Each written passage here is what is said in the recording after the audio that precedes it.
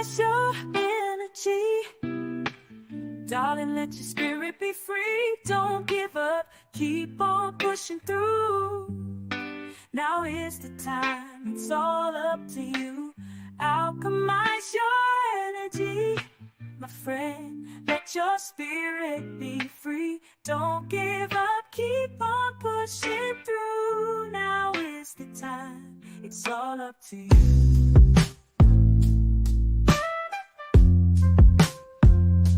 No matter the storm, but over tragedy. No matter the storm, but over tragedy. No matter the storm, we will always take flight. Keep on pushing through the darkness of night. There's no limit, let's reach for the sky. Shine so bright, from darkness to light. I love who I am. I'm loving me. Look in the mirror, unapologetically. Love what I see.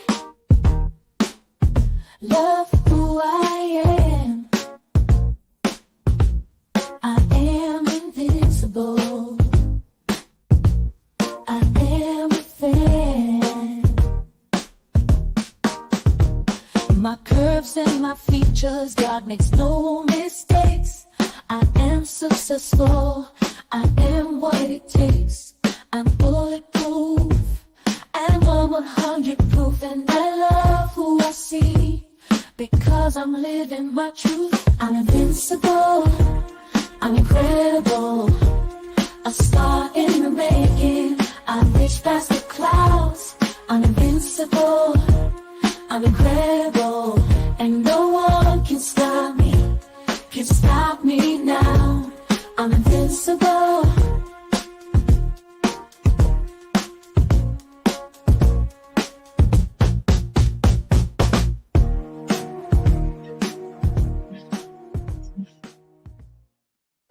Hey, what's up, everybody? We want to acknowledge the people in the chat first and foremost. Thank you, Project Management Office, Jackie Gaines, our mod, Nicole Thompson, Angela Reddick.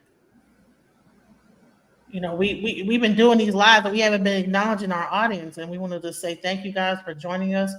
Who else is in the audience? A copyright claimer also. About we're going to be showing some things that some of the video that some previous video. Spice is nice. Hey, and you better not go back in the bushes, Nicole. You better not. Spice it's the closet. Don't go back in the closet. Don't go back in the closet.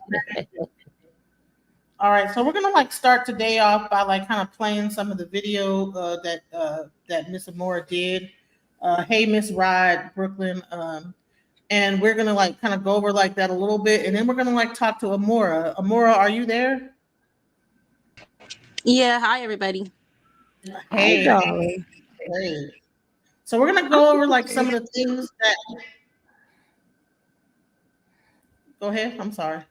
Okay. She said you're here. Okay. So we're going to go a little bit over. Let's go over this. Okay. Don't have kids at all. Just don't have kids at all. Just don't have no kids. If you just run. Make sure you're stable, so you don't look like me. 27, 5 kids and nothing to show for it except for heartache and pain. Or actually, don't have kids at all. Just don't have kids. I called the cops on myself. I literally tried to call children. No, I didn't try. I did. I did call the cops on myself. I did call children's services on myself. I tried to open up. I literally was trying to tell them lies to open a case on myself just to get some help. And it still didn't work because they already had record of me calling 2 weeks prior. So I literally for so long tried to do so many I literally started doing stupid shit. When I called the cops on myself, he was I was just telling him I need help and I don't know what to do. So he was okay, well, pretty much literally verbatimly what he said out of his mouth was, in order for me to get some help or anybody to help get the kids or anything, he said I would literally have to be trying to kill them. So I'm like, so you mean to tell me I literally have to? Because like I'm like, okay, look, for one, I don't want to do that, because then not only is it going to traumatize them, I'm gonna never fucking get them back. Like I'm not trying to do that. But then it was like, even if I do try to fake it or whatever, everybody got to play the part. So I'm gonna be like, hey y'all, like I don't. That's just not a conversation I want to have. No, because then you'll probably go to jail. Exactly. It just, I don't want to traumatize them, for one. I mean, I think it's a little bit too late for that. I called the cops. You see what I'm saying? I'm sorry. This interview, it irked my nerve. Like, It just, I don't want to traumatize them, for one. I mean, I think it's a little bit too late for that, because you did put out a video saying you don't want your kids anymore, and that's kind of fucked up because they're gonna see that. Yeah, to be my baby dad. I just got fucking stuck and I couldn't abort the motherfucker. So it just, I don't want to traumatize them, for one. I mean, I think it's a little bit too late for that. I mean, this interview. Lord, aren't you worried about what's happening to your kids when you're not, like, do you know what happens to kids at foster care? Yeah, I do, but no, I'm not worried, because my kids aren't in foster care. Like where I've placed them, like I know like the people they're with, like family and people I've known since 6th grade. They're your family? So yeah, like one of them is one of my family who was able to step up, who didn't, who was able to step up. So one is with family, the other one is with, I'm not trying to put no names out there. So he's with a married couple. They own a couple businesses, actually. They own a couple businesses. And they found you on the internet? Well, aren't you worried about what's happening to your kids? man, this, okay. There's actually an interesting story that I saw on Instagram, like, I would say, when did you put it out? Like a week ago or 2 weeks ago? Yeah, about 2 weeks ago. 2 weeks ago. So I think I saw it about a week ago. This is Lex. She's from Ohio. What do you go by? Lamborghini Lex or just Lex or what? Lex, but Lamborghini Lex or Amora Lexx. Okay. So I saw 2 weeks ago or a week ago, I saw she had a video. We're going to post it below.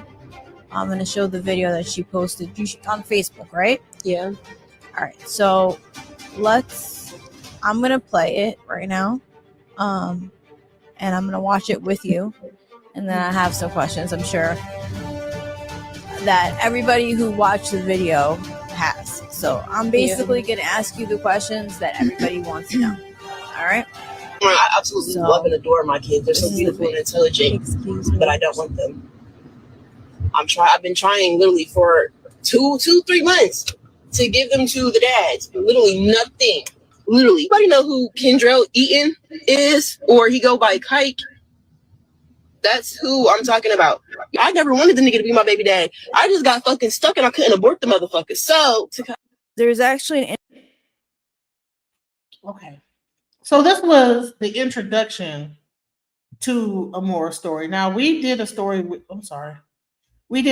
Amora before this whole thing, and we got the true story about what happened. Now she went on to do other interviews, and and I really believe this is there is a certain level of exploitation going on here, and I think it kind of took away from what we really was trying to do. Yeah, she made clips, girl, and first of all, let's Amora, are you there? Let's talk about this interview, because I really believe that this was an unfair situation, and how you were treated on this interview. Can we even get to even how you were brought to do the interview? yeah, and I'm here. So she hit me up on, I think it was Instagram, and she's like, hey, I'm in California. I want you to come out here and do this interview. You'll get a lot of opportunities. There's going to be, some people that'll want to help you, give you some opportunities and a chance, and, all like things like that. And then, so I went out there. Well, let me not get too ahead. So that was the answer for that one. I'm sorry. Right. So you felt like, okay, this would be a good opportunity. Like, okay, I'm going to do this interview. She's saying that she'll be able to help me in other ways. Did she pay you? No, I wasn't. So I have not got paid from that interview. And yeah, because like well, everybody's like, she's doing interviews and things like that, but it's more so of a business mindset. Get the message out there, get the story out there, get the awareness out there, but change it into a positive. The story itself is just a negative situation.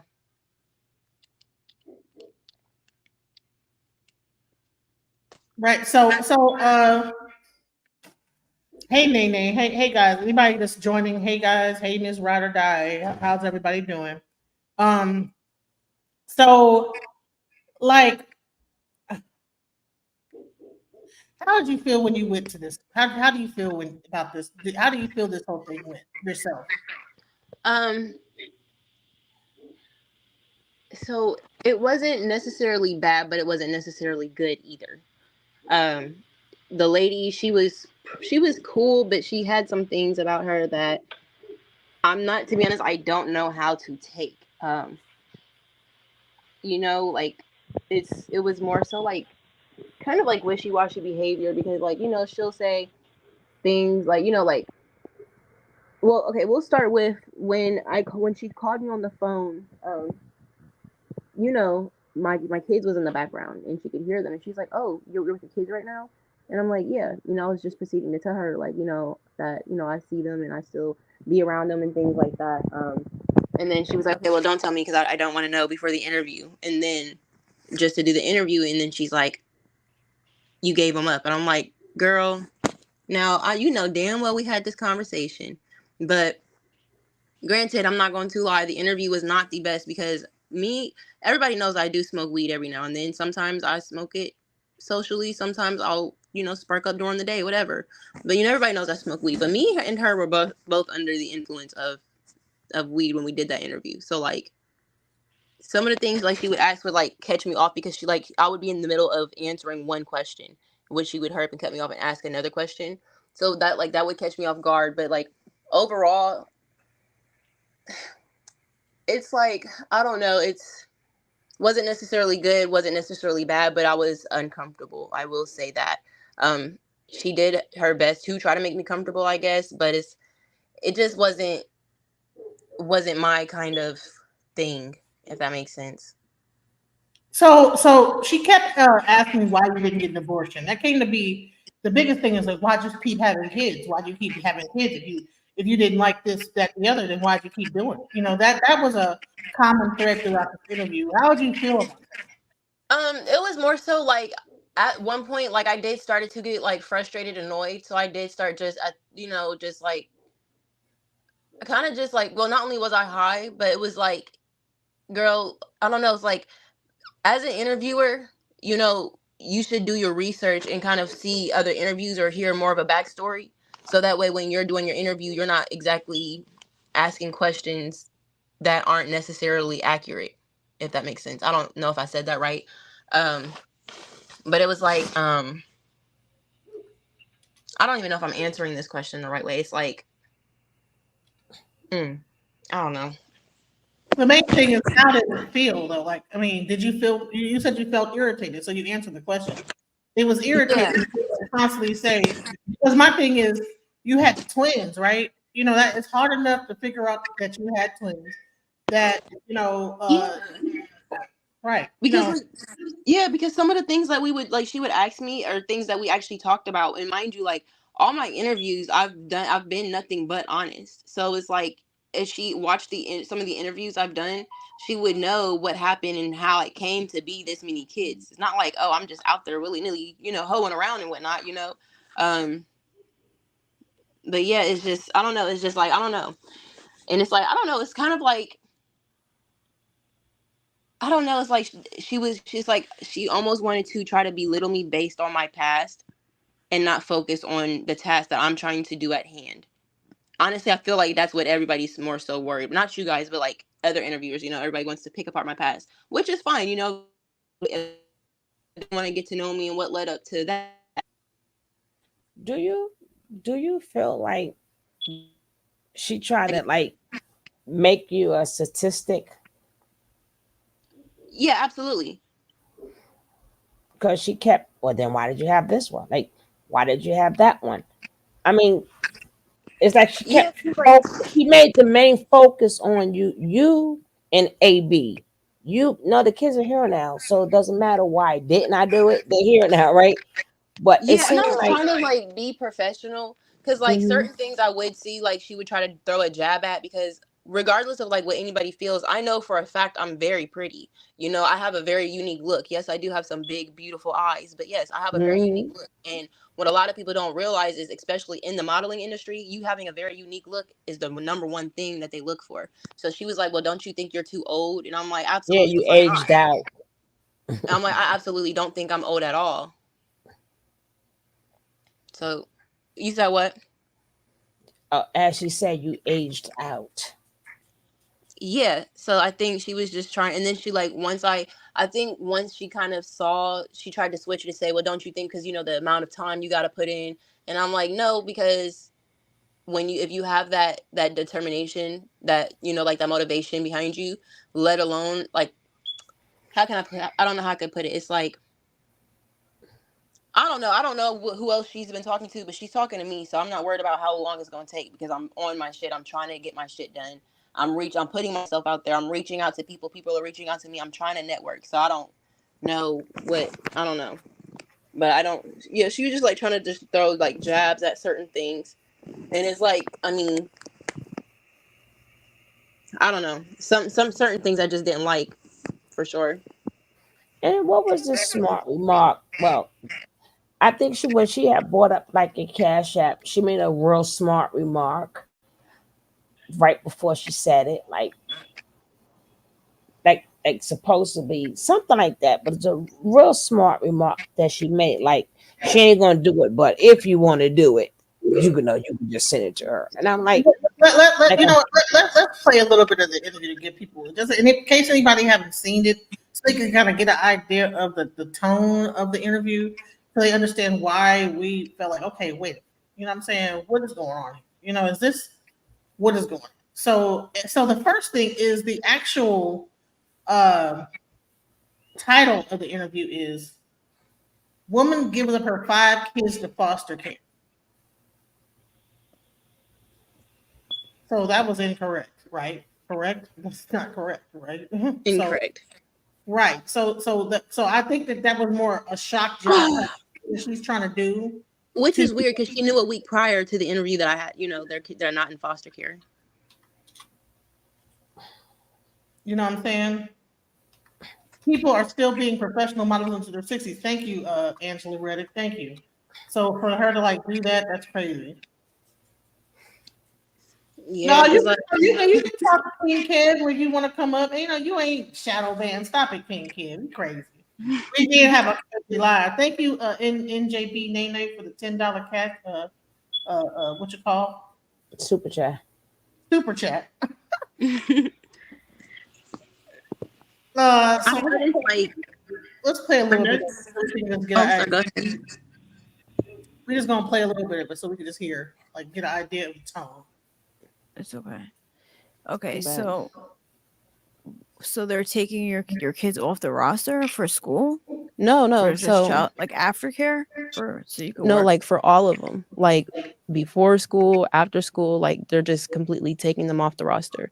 So I'll be like, okay, if you try to call up there, they're not gonna get a hold of nobody. It's so hard to get a hold of somebody. Before it used to be kind of easy, like you could like before. Okay, we'll say before COVID, because we'll say COVID like literally just came and fucked it up, and it's like even still now they're still using COVID as a an excuse for everything, and it's like okay, I get COVID and came and went, but it's like But okay, so mm, Right. Look, hi. what about That's the so dads embarrassing. when I you have told them you hiccups were all the giving them that time. you told the dads you were giving them to foster care? you know what? Yeah, I did. I called. Well, actually, no, not both of them, because the statutory rape one, I don't have a phone number for him. But I was like, from past experiences and things we did go through with like court and stuff like that, I did have an email. So I did try to reach out to him because honestly, I really didn't want to reach out to him at all for obvious reasons. Like that was like my last resort, but I was like desperate type thing. So thank God, like he still never reached out because, like I said, I found somewhere else for them to go. But Where are they now? So I mean, I'm not gonna put like names out there because they don't want nobody to know. Yeah. But they're pretty close to me. No, like, but you gave them to the state. no. Oh no. I still have legal custody. Did you explain this to her already, or is she just now finding this out? No, I've already explained it. But I didn't like some things I did explain already, which that's why I was like getting irritated. But some things she didn't know. Because she did say for sure that she doesn't want to know everything beforehand. She wants her reactions or whatever to be,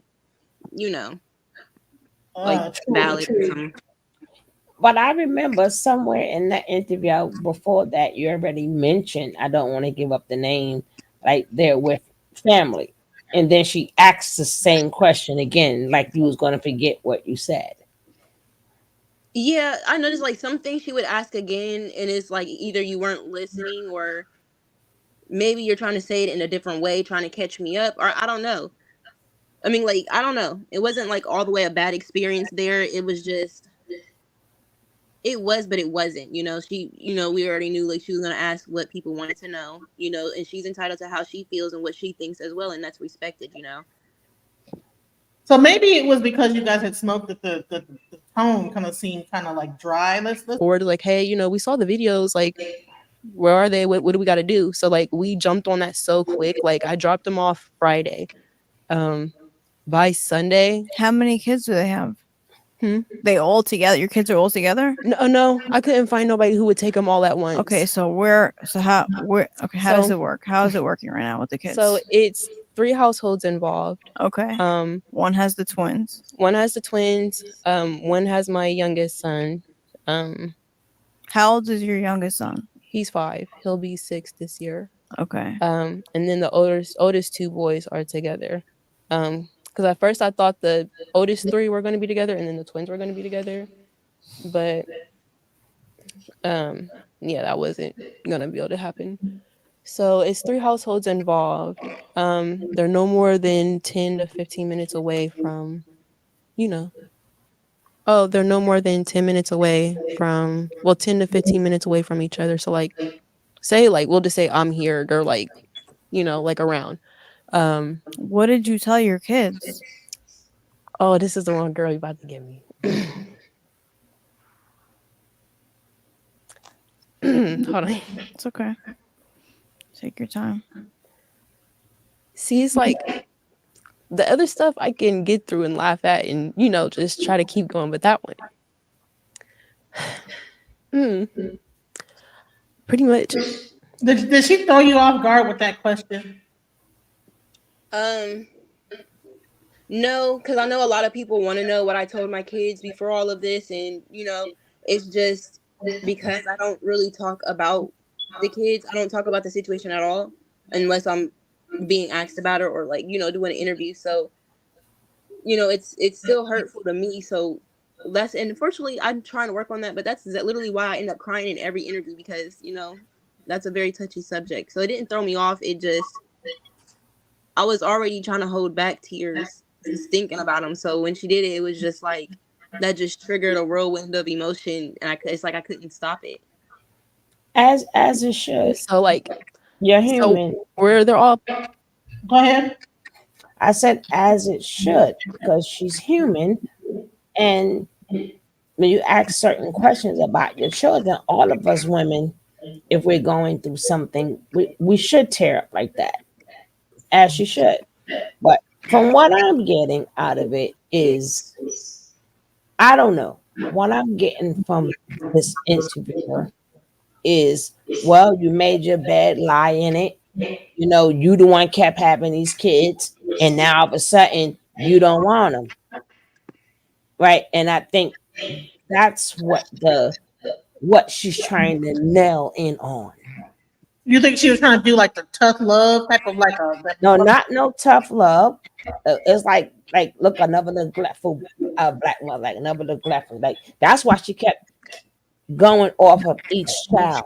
Well, you had the first 2, but then why would you have the next one, right? Then why would you have the next one, right? And then each one she speaks upon AB, right? And even with the twins, so why didn't AB the twins? Like, I've never heard nobody say that ever. Maybe to one child, but not to somebody who's having twins. I've never heard nobody say ever, "We'll go get why you didn't get AB for the twins." Like, who says that? Yeah, it is weird because like not only not only do I not believe in abortion, but I'm not gonna lie, I've already came out and I did consider abortion with my twins, but I was already too late when I found out. Like, like we had the bill I think it's called like the heartbeat bill that passed during COVID. So by the time I found out that I was pregnant with twins, they already had a heartbeat because just the whole scenario on how I found out, you know, kind of was, I feel like Loki was a setup. But anyway, um it was just like, I don't know. And there's like everybody, like, yes, just like every parent, I did struggle. I'm still struggling, but I don't know why everybody, not like y'all, but everybody else, especially her as well. But it's like, I don't know why everybody acts like there wasn't a time in my life or a couple times in my life where I actually was stable. It's just And then things happen. that would have been the equivalent to you asking her why you didn't AB your child. You say you're a single parent too. Why you didn't AB your child? That'd have been an equivalent if you would have asked her that. Yep. And then whatever her response would have been, right? I mean, she could have hit you with, well, I got mine or whatever, but it doesn't matter. You have yours too. They're just not living with you right now, but you still have them. Yeah, and I'm literally not doing anything that nobody hasn't done before.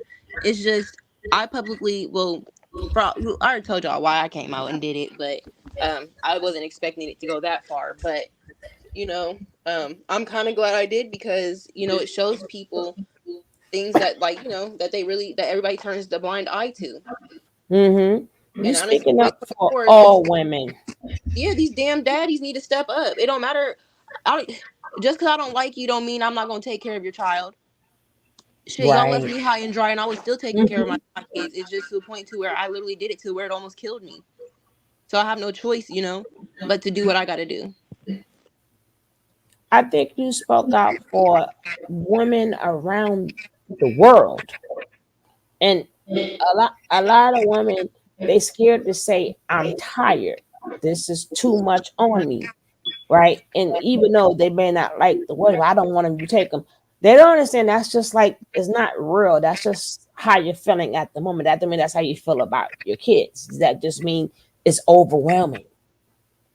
Yeah, and then like they say, oh, my kids are traumatized. My kids aren't traumatized because for one, they haven't seen anything that's going on social media. But I already told them as things were happening. Like when I woke up the next day and then I saw the message talking about I was on World Star Hip Hop and all this other stuff.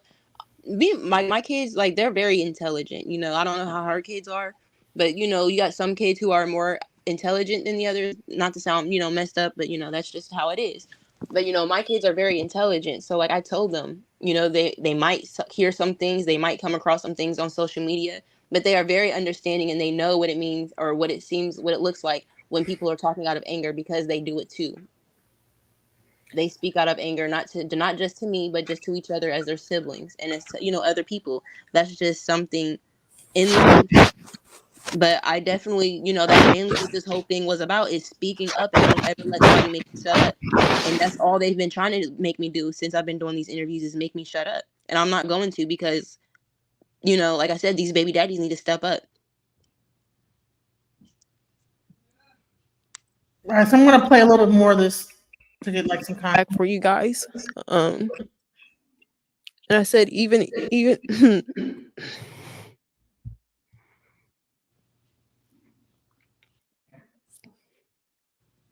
I'm sorry. It's okay. Do you have a napkin you can bring or tissue? So anyway, I told them, like, no matter what what's going on when I go to sleep and when I wake up, you guys are the first thing I'm thinking of, and that even though it hurts and it's just for a little while, thank you. Even though that is just for a little while, I'm doing this to better us. Like, I'm gonna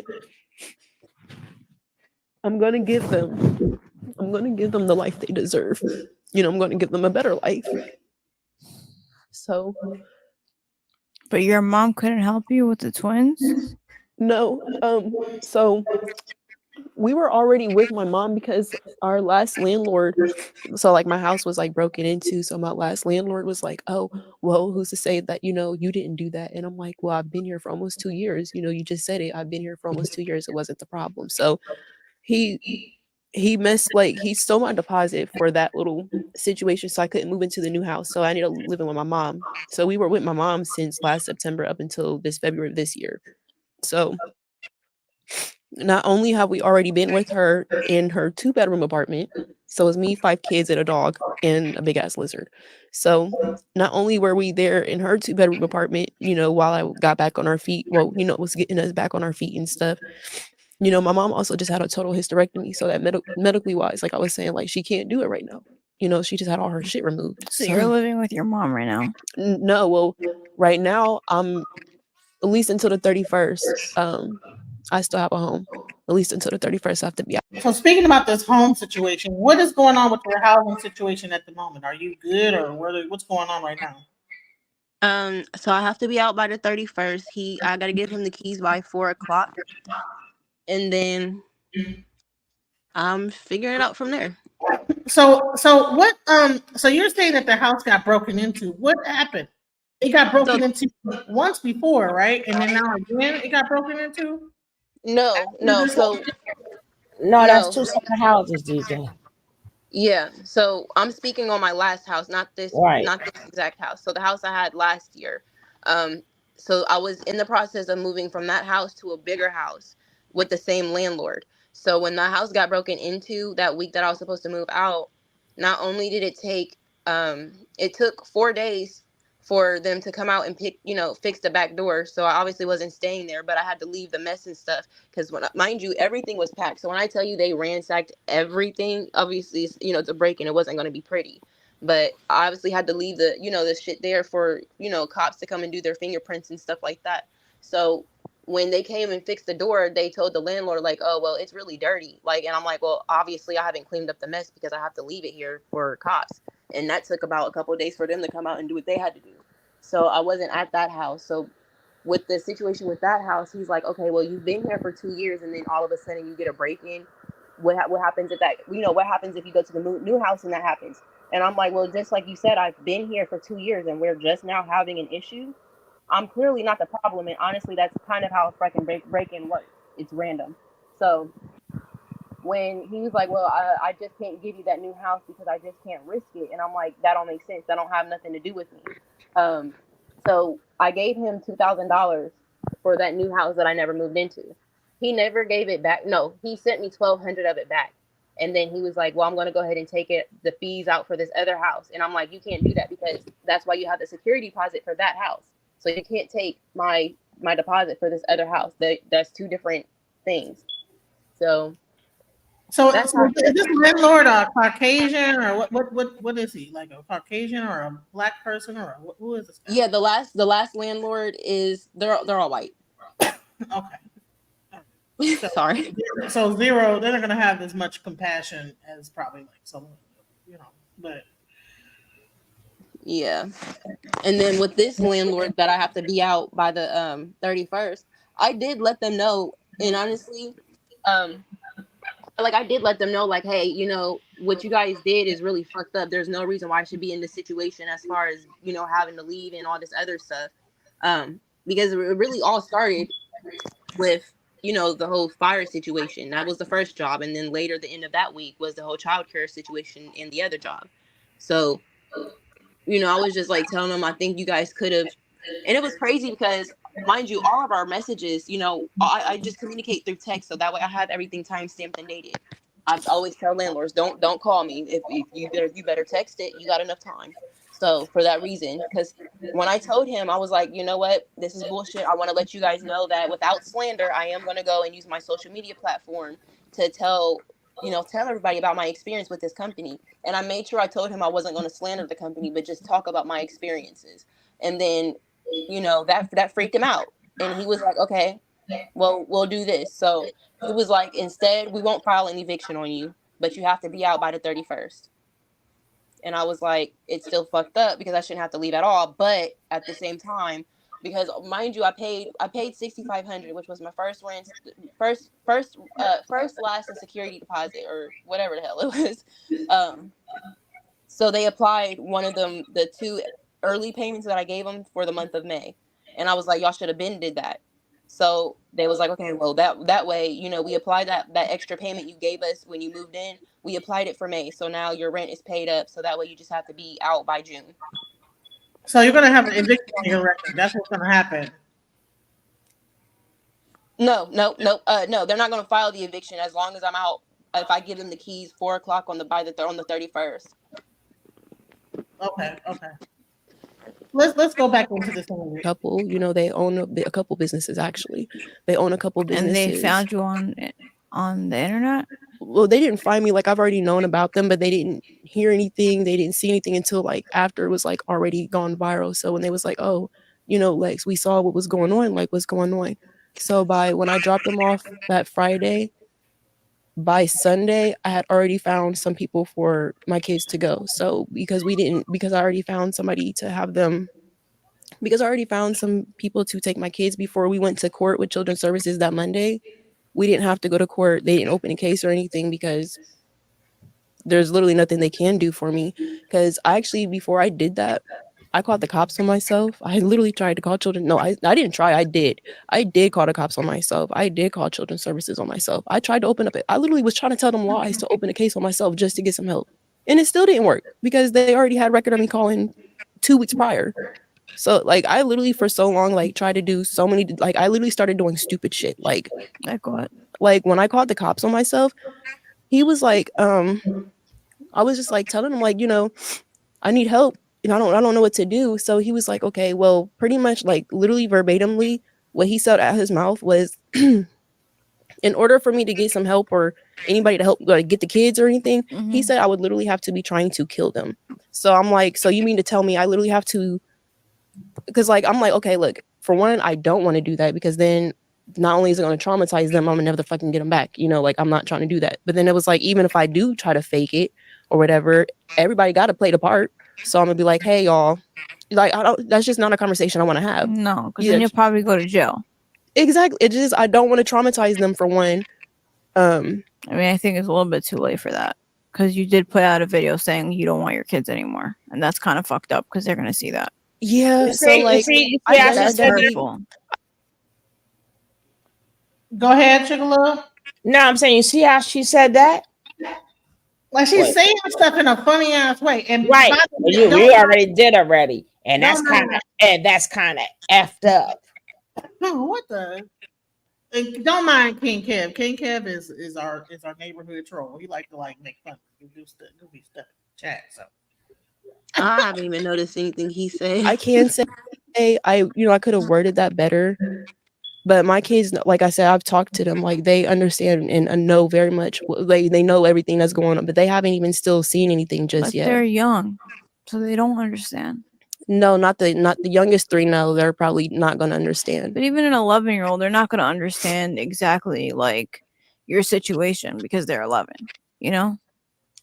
Yeah, I mean, I don't know, because like it depends, because not every 11-year-old is the same. Like mine are like a little mature. Yeah, like they're really but mature. Still, they don't understand I know like responsibilities of life. Just like even at you had a kid at 15, you were really young and you didn't understand a lot of things. I damn sure didn't. Right. And so you can't expect an 11-year-old to understand what you're saying, even though they're trying to be supportive of you because they love you and you're their mom. You know what I mean? So they're gonna tell you they just want to be with you. Exactly. You know what I mean? Like they just want to be with you. Like they don't care if they're in a tent with you. It's better than being with strangers in a mansion, I'm sorry, really quick. I don't understand every interview I've done or even just random people I've seen comments on. Why does everybody want me to be in a tent with my damn kids? I've been in abandoned places with my kids. I've been in fucked up situations with my kids. And it's crazy. Because had I went viral saying, hey, I live in an abandoned house with my kids, I would have been getting dragged just as much. Like, everybody wants to find something to be mad at, but nobody's actually seeing that I took a serious risk for my kids that nobody else would take. Was Right. that one of the times in the interview where you felt like she was talking over you and you like not let you speak? Yeah, like honestly, if she would let me speak, she would her and her audience probably would have had more than enough answers. Or actually if they watched any of the other interviews before they did this interview, they would have a lot more answers Right, and not so much animosity. But like I said, at some point everybody kind of just going to try to find things to poke at or you know, cuz honestly I don't think she understood completely everything I was saying at all. Go on. You know what I'm saying? Yeah. Because at least with you, like you're their mom, Yeah. and kids Like, want their mom. yeah, They because like need their when I mom. when I see them, like I be asking them, like, how do y'all feel? But like, like even though like I already said like it sucks or whatever, they said it sucks. Like, yeah, like they miss me, and because I miss them too. But I do see them like if it's not every day, then it's like every couple days. So like But what's your plan? build a better stable life for them. How? Um, Because you have to leave where you're staying, right? Soon. mhm. Okay, where are you gonna go? And that's I don't know. I'm kind of just gonna wing it. I'm gonna figure it out. But What do you need? What do you need? What would fix your life? I mean, obviously, That's another thing. Like this whole time. So what's inside this vape pen that she keep hitting? Because she hitting it, blowing it out her nose. She getting fucked up the whole time. Like by the end of the interview, I'm like, bro, what is going on? And then she get to advertising shrooms. I'm like, what is going on? I'm not going to lie. I wasn't expecting that one. But it was like, hey, do what you gotta do. Who am I to knock somebody's hustle? Shit, get your hustle on, girl. I'm trying to do mine. Shit, I'm trying to learn. Maybe not with all of that, but you know what I mean. Hey, what's up, Riddler? How you doing? But yeah, she's just vaping and I'm like, wow, like bro, like that's not the time to vape. Somebody crying. You probably should have held that vape for a little bit later. You know what I'm saying? So let's go a little bit further. So she get to explaining her facts situation. and stuff. And Mm-mm. then outside of that, Mm. How old are you? I'm 27, but also You're probably too old to have a modeling contract, to be honest with you. no, absolutely not. But also outside of that, a lot of people don't know is not this Friday, but last Friday, I just finished my last medical class for my national medical assistant license, so I can take that license and go anywhere. So outside of modeling, which I am going to do regardless of how anybody feels, outside of the modeling, outside of the music, No, I'm just saying outside of it's a my two hard job jobs. to break into. You know what I'm saying? Like you I don't make don't money right away. no, absolutely not. I don't think I want to do like, Tyra Banks modeling, but some gigs here and there, like really I know, multiple but streams of that's not income the is what I'm after at the end of the day. right. So however it comes, like I said, I didn't had different things, I didn't plan different things out. Nothing ain't nothing worked for me. So it's like I'm damned if I do, I'm damned if I don't. So I might as well take the risk now. Cause just nothing is working out. So it's like Yeah, but modeling is like it's more like Didn't yeah, like you gotta be it's like not a safe job. You know what I'm saying? It's not like yeah, you're you like gotta I be want to like go to school Gigi to be Hadid type shit. a Yeah. nurse, and then you're gonna make $100,000 a year, and then you could really get your kids back. You know what I'm saying? Yeah, yeah, that's that is my plan because I did already get my what's your name. So I'm just getting my national outside of the two licenses, I have to get my state license. My national license because it's my national test through the NHA. So I have to do all that. And I'm not going to lie. I feel like I can't effectively study. It's like I've asked like, social media for help, like, hey, y'all got any studying tips? I've looked on YouTube, I've gotten hella books from. I don't know if it's just maybe I actually don't know how to study or I'm just like so nervous that I'm like pushing the test back. I don't know which one it is. Bro, we're gonna have a serious interview. King Kim, you killing me with this stuff. You killing me with your comments.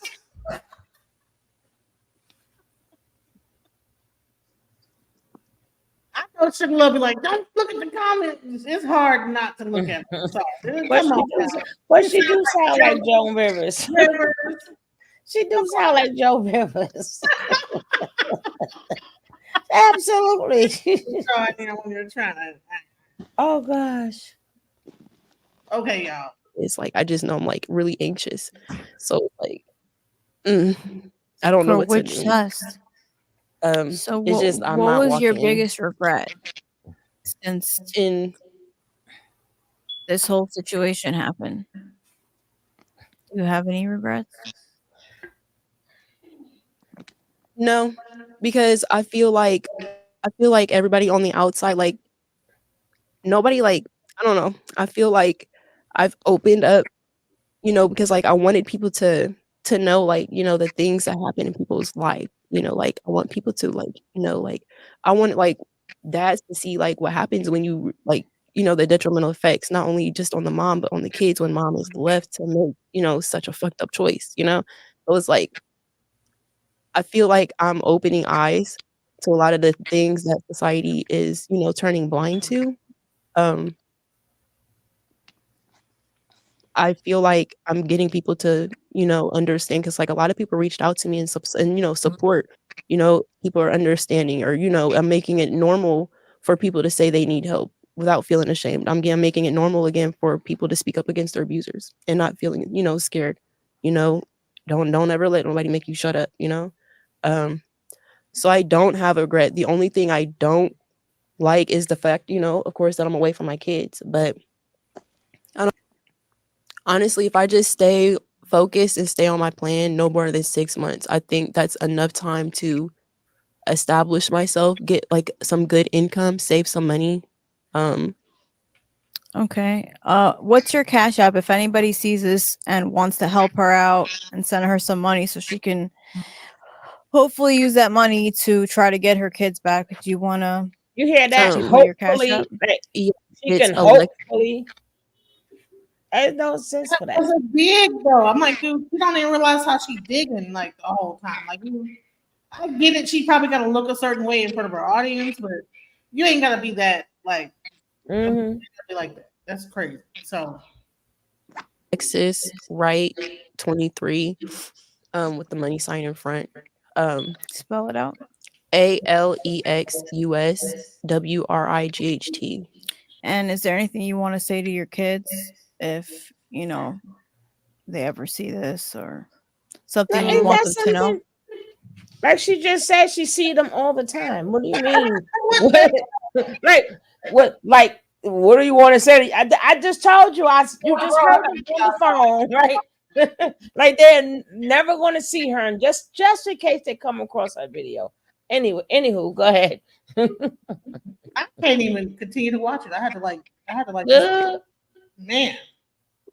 I've never felt so irritated in my life watching something like, oh my God. Greetings, everyone. Imagine sitting there like I was getting very annoyed, but I tried to just be professional and just get through it. Girl, you should be given a saint thing, because I probably would have jumped up and left. Like, man, you know what? I'm done. Goodbye. Took the mic off, everything. You know what? I'm done with this. And gave her back her vape pen, which she gave to you too.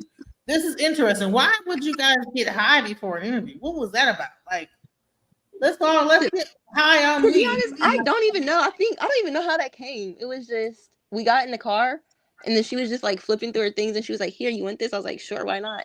And it was just like, she was hitting hers, and I hit mine, and I was like, "Oh, this is okay."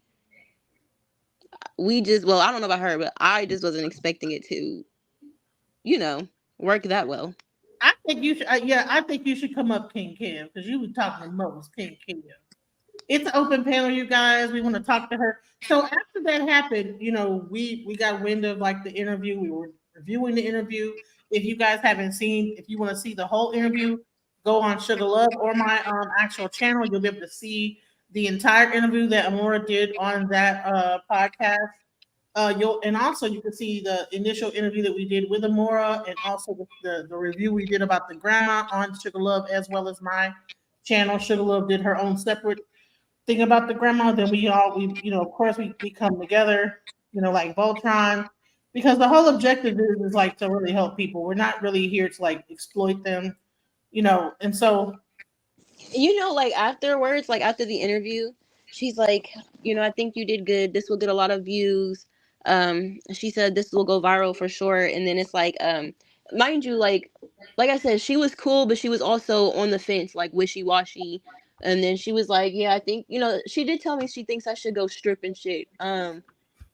she told you should go Are strip. you serious? Are you Yeah, serious? She told she you was like, because I mean, I told, like, just like I told everybody, like, I haven't done it yet, but I have been thinking about maybe doing it again because, I need fast cash now to try to fund my businesses and shit. So, like, she was like, I do think, you do need to go strip and, work and things like that. And it was weird because, she like, was not for you. and it was weird because when I was talking about multiple streams of income, you were trying to do everything you could to shut it down. But behind the scenes, you're telling me different things. But she does actually talk like that off camera too. That's just how she talks. Like Oh, Joan Rivers. Them shrooms done went to her head. That's why she talk like that. Cause she can't. She done took too much shrooms. yeah. At the end, she was promoting shrooms and all types of stuff. Like, yeah, this is the best shrooms you can get, and blah blah blah. And I'm like, girl, like, wait a minute, why we promoting drugs and stuff? I'm like, I don't know, like, Yeah, I maybe think like, that I like think I that's smoke weed. who sponsors her channel.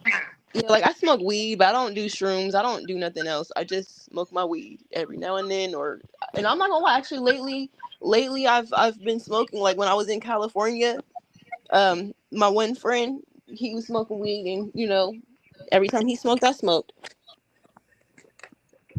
and that California weed is no joke. That's not like no normal stuff. You know what I'm saying? So let's really talk about it. So after you did this interview, what was the series of events that brought you? Because we actually had to, once we reviewed the interview, we found out that you were kind of stuck on Hollywood Boulevard after like missing your flight. So what happened with the whole situation? What was the catalyst to that? Yes. Wait, So Kevin did it. obviously I can't call the man my friend now because so mind you when I went up there okay how it was is I was like okay I'm gonna kill two birds with one stone going up here because he's telling me he was like showing me some of his work and he's like sometimes I shoot with different artists and things like that. There's things going on down here. I want to connect you with some people and I'm I'm in my business mind. I'm like hell yeah shit I'll meet whoever I don't mind. I'm not lazy. I definitely want to get out there to work. I don't want no handouts, I just want somebody to help me put me in that position where I can show them I can work and whatever, So after we did the interview, we went back to her place, but I didn't really like the setup. Like it wasn't ugly, it just wasn't a comfortable situation because it was like a room in her garage with like a bed and a bathroom. Wait, And so that she brought you out to her show. She pay you? She didn't pay you to be on the show. Then she didn't get you a hotel. She offered you her garage to sleep in. yeah, in the garage, like so like you go in the garage, you got like the garage door. Like in order like okay, the garage isn't like necessarily it's attached to the house, but you can't get into the house. You can't get inside the house from the garage. You have to go out the garage. So if she shuts the door, so like the little room that I'm sleeping in, it has a little door. Of course, she did not lock that. So I'm gonna definitely make that part clear. She did not lock the little door. But if she if she shuts her garage, there's no way I can get out of that garage even if I wanted to. So because I wasn't really necessarily okay with that. And she's like, if you do leave, just let me know and I'll open the garage. And I don't know, it's just I didn't really like that. Not necessarily like like because I got rules or anything. I got people got rules and shit. Like that wasn't the problem. The problem was that if there was an emergency or if there was something going on, I wouldn't there wouldn't be no way out for me. And if I did happen to get out of the garage, there would have been no way for me to go except for left or right because it's nothing but hills and like you can't get to nowhere from her house. So it was like it wasn't What area necessarily did she live in? she lived in a decent area. So I'm not gonna say like she didn't live in a horrible place. It just the setup wasn't the best, but it wasn't in a bad area. Um it was like I don't know, it's just like a lot of hills. Like a lot of hills, a lot of the houses are stacked on top of each other on the hill. I don't know if Is it anybody's been to near Hollywood? California. How times have you been to California before this interview? That was my first time. Okay. So So is her place near Hollywood? No, yeah. So her place is like 30 or 40 minutes maybe, from Hollywood. Cause no, I'm trying to think. We were in Wonderland or something like that. Wonderland Avenue or something like that. No, I don't think we have a Wonder. Well, I don't know about a Wonderland Avenue, but is it closer? Is she closer to LAX or is she closer to Hollywood? She's decently like 30, 40 minutes from both. Okay. right. See, this is the danger, right? That you could put yourself into by like kind of taking an interview. You never know who this woman is and what her intentions are. And it's dangerous as a woman to go by yourself to an interview. And then I'd be like, no, give me a hotel. But don't ever stay in nobody's house, first of all. If you get an Yeah, interview, and honestly, yeah, and usually I wouldn't even do that, but I was like, okay, because like, you know, she didn't tell me it was like in her garage. She was like, she told me she had a spare apartment, and then she was like, well, first she said she had a spare apartment that her friend was sleeping in, but he would be gone for a couple days, so I could crash there, and I'm like, okay. So I don't know what happened with that, but then she was like, you could just stay at my apartment with me, and I'm like, okay, it's her and her child, you know. And usually I don't do things like that because people be crazy out here. Hi, everybody. Hey, Hey, Nay. Hey, hey, Nay. Shook. Hey, Lakeisha. Hey, Genesis. What's up? hey man, Mr. King, Kev. It's been a minute since I've been on the panel with you, Kev. What's What's up? up? How you doing? Good, good, good. What's up, chat? Y'all hit that like if y'all haven't already. I was just thinking, right? First of all, Amore, am I pronouncing it right? Yeah. Okay. Well, thank you for sharing your story. And for spending some time over here at the Sugar Love Train. I was first thinking that I was gonna share some suggestions with you, but I think instead of doing that, I'm gonna just say my piece to the general public. And if you can glean something from what I have to say, and you want to use it, great. And if not, great. That way, I'm not participating in giving you unwarranted advice or advice that you didn't ask for. So for anyone watching this video or joining the live right now, if you find yourself in a situation like this, whether you're facing homelessness as a parent or just homelessness on your own, um, there are a couple of resources that may or may not be helpful. It's kind of a gamble, especially with the high rate of homelessness that we have throughout this country. But United Way 211 is a 24/7, always available referral service. You can access that by dialing 211 in most states, 811 in some states, and it's always accessible online 24/7. And that is a referral service to get you any kind of help. And I do mean any kind of help, 24 hours a day. It is a situation where you have to kind of um, jump through you got to follow the instructions. It's a lot of calling around, but that resource is something that is available to us. And also for single women in particular, um, I would suggest going into a temporary shelter if at all possible. And the reason I say that is because in most states, if you end up staying at a temporary shelter for 30 days or more, they then transition from helping you with short-term housing to looking for some long-term solutions for you. And to be quite honest, I feel like that is a safer bet versus leaning on strangers to give you housing, because that is a gamble with your life, and I wouldn't want anyone to gamble with their safety in their life. So yeah, that's just my 2 cents. I'll shut up. all right, King Kev, you came up here, and Thank you for Lakeisha, sharing that. Lakeisha, did you have something to say, or because you've been up here for a minute? Child, I was ready to ride at dawn, and get out to Hollywood to pick her up need be because we don't play that. We make sure the people are safe. because I live out here and I know it's not a safe place out here. It's not a safe place anywhere when you don't know where you are. So So explain I'm how you glad. got to Hollywood Boulevard. Explain that situation. And what? Well, wait, King Kev, do you have something to say about this situation first?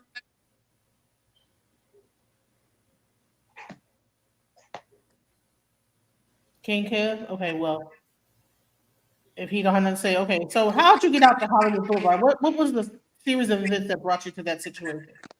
Well, so the other person at that time who I thought was my friend, so we're actually from the same hometown. So, you know, at first I'm like, okay, obviously I don't know the interview lady, but I'm like, you know what, I do have somebody here from a hometown. It's all good, and he's connected. Well, we can network, and he does like photography and stuff. So we also talked about he wanted to do a couple photo shoots with me, and I'm like, okay, cool. So I catch the Uber from hers because, like I said, I was not feeling that. So I catch the Uber out there. Um, when I get there, he's like, "Yeah, I got my place and all this other good stuff." Uh,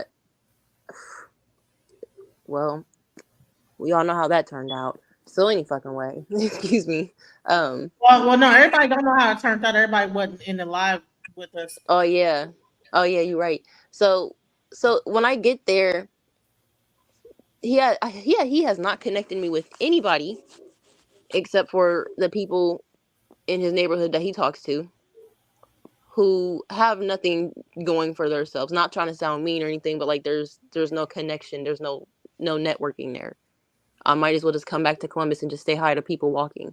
So anyway, um, no photo shoots got done, no connecting happened.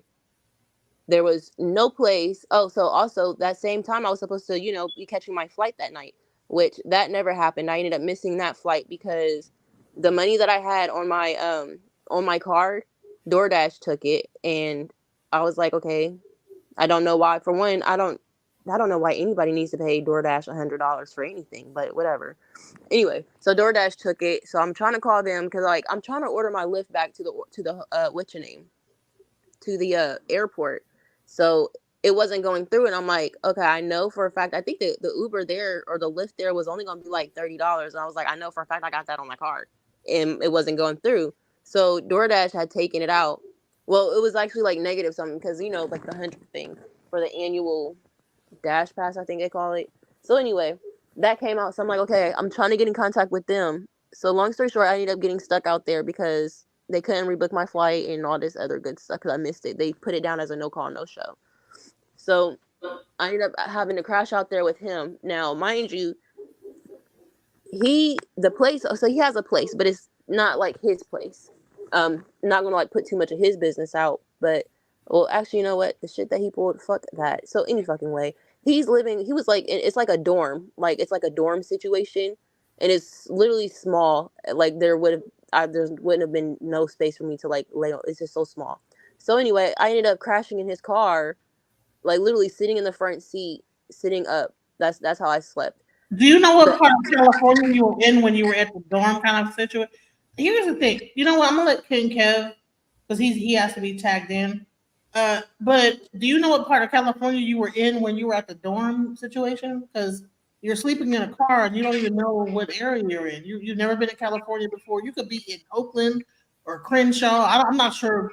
I've never been in deep into California. I've only been to LA and Hollywood, but I couldn't imagine if I'm in a random place in California, not knowing where I'm at and sleeping in a Genesis, car. ain't no way she would have been in no Oakland, because Oakland takes at least 5 to 6 hours or more to drive to. Oh, yeah, no, I okay. wasn't in Oakland. So on the night I did officially leave, I did find out because I had to keep, because like the street that I was on is like I knew it, but for some reason like I don't know why, it's just like I just kept forgetting it. So I have to keep walking to different streets trying to figure out which one it is, and it's a little distance between each street, so it was kind of taking a little minute. But the street that I was in like North Hollywood, I think it is North Hollywood, on Hollywood Boulevard, and there's a street off of it called Whitley, and that's where I was, right there on that street. And the dorm is like I guess it's like an old Motel 6 that they tore down and turned into like a dorm residential or something like that. So although like I didn't have nowhere to sleep, I definitely used the showers every damn day in that dorm because I gotta wash my ass. I have to. So what do they have So, like one single shower per like everybody, or like did the rooms have individual showers or what? oh, so like yeah, you go in and there's like I think there was 3 stalls, like 3 toilets and 3 showers. So there's one on each floor. So I wore Wow. my Crocs in the shower. So it's like also like almost like a hostel situation, like a hostel. All right, I King don't Kid, know. I just know I had the car to sleep in, and I was able to at least go in there and shower and use the restrooms. wow. Okay, Is King it Kid. like a big apartment building, Huh? a big apartment complex? No, it looked like I'm almost sure it was the Motel 6 that they tore down and redid and turned it into that. Because the Motel 6 sign is still out there, but there's no motel out there. All right, go ahead, King Kid. Go ahead. Yeah, no, I know. I think I know exactly where you were. You were in West Hollywood, not North Hollywood, you were actually, you said it right earlier when you said Wonderland Avenue. That's actually a famous street because it was a big mass unaliving that happened on that street way back in the day. But anyway, yeah, so the houses are kind of like on hills. It's all hilly and they got little short driveways, and it's kind of looks like the garage. You can walk into that first, which probably was where you slept, and then you go up steps to the houses. So I think I kind of know where you, and that old hotel, that was an old Motel 6. That's exactly what it was. But and just to tell you that when you started to subscribe and you were about, if you would have walked 5 minutes the other way from Whitney, you would have been on the La Brea Host Road. Just to let you know the area. Now it's not a bad area, but again, that's I would have been and a what? that was you were about a 2.5 minute walk from the street called La Brea, which is a famous host road in LA. And not that it's a bad area, but you have that element there because you have a little money over there in the hills. A lot of people, like you'll find like C-list celebrities, content creators, they live in that area. And it's a lot that's going on over there. You really didn't have any idea where you were at, but you were probably, besides being in one of the actual hoods in South Central, you was probably in one of the sketchiest places in LA. Oh wow. When you're a person in need of help and you're in a place like LA, every predator that's awake will see you and will gravitate towards you. I just have to be honest with you, like this trying to connect you with people so you can network and all that stuff. I'm not saying people shouldn't have dreams, but in your situation. Hold on, you're cutting out really, really bad. Can you hear me? Try to like try to speak slower. It seems like if you get faster, it starts to cut out or something. Okay, let me know if my sound is bad. Can you hear me now? You're good. It's still doing it. It's I don't know. It sounds like an interference. We can hear you clearly, Kev. It might be on her end. Okay, if y'all can hear me, that's yeah. I'm gonna be short though, but what I want to tell you, like, I don't know how many men you have in your life that you can talk to, men that are not trying to be involved with you or that you're not involved with. But I think if you do have a man in your life that you can speak to, they would speak to you in different terms than, these people who are trying to interview you. You have to understand,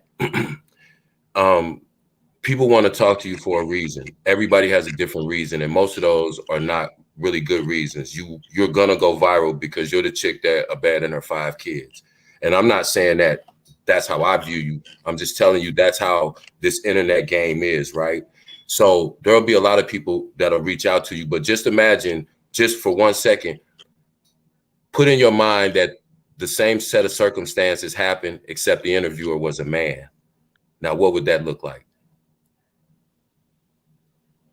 Come on out to LA. I'm gonna fly you out to LA. I'll throw you in this little spot, but then it wasn't really what it was expected. It looked like Lex ain't coming back. I would probably never fly out with unless like I'm put up somewhere, and I wouldn't even want them to book a hotel in their name. Like, I need to be there. That shit has to go in my name. I'm only getting that room key. Like, I've learned so much. My point was your mind frame has to change because you will always be victimized by people because, unfortunately, because you were victimized so young, you wear that. You understand what I'm saying? And people who are predators, they will pounce on you, especially in a place like LA. Your hometown is your comfort zone. That's where you have the most support and security. As a man, I would tell you, get a regular job so that you can get on your feet, because as long as you need a place to lay your head and you're relying on people to help feed you, you're going to be in the most vulnerable state that you could Hold on, you possibly said be what? in. I'm sorry? You just started cutting up again. No, I was saying to you, the best and most efficient and fastest way to get stable is to just get a job so that you don't depend on someone to give you a place to lay your head, because that puts you in such a vulnerable position that you may very well compromise a lot of things because of those essential needs. If you're hungry and you need somewhere to stay, or you're sleeping in a car and you don't feel safe, that's a recipe for you to be exploited, for you to be taken advantage of. You could have literally got trafficked on that trip out there to do that interview, because that's how easy it is. I'm not putting anything Hold on on. that lady.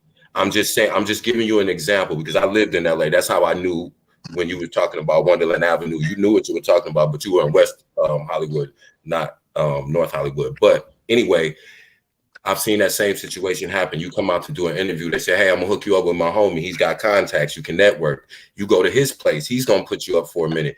Next thing you know, he locks the door. You can't get out, like the garage situation. And he say, hey, this is what you're getting ready to do. Then what would you do if you can't get out of somewhere? Nobody really knows where you are. And those are recipes for disaster. So you have to be, first and foremost, you have to work on changing your mindset. Victims, early victims of abuse, are usually still surprisingly very trusting of people. I see that in your nature. You can't trust people, even if it's a woman. You don't know that lady. And like you said, as soon as you got out there, you saw that it wasn't what it was supposed to be. Again, now, if that had been a man, or if she'd have got you out there and lured you out there, and whoever picked you up from the airport was a man, and then things could have went left. Just like that. You have to think like that.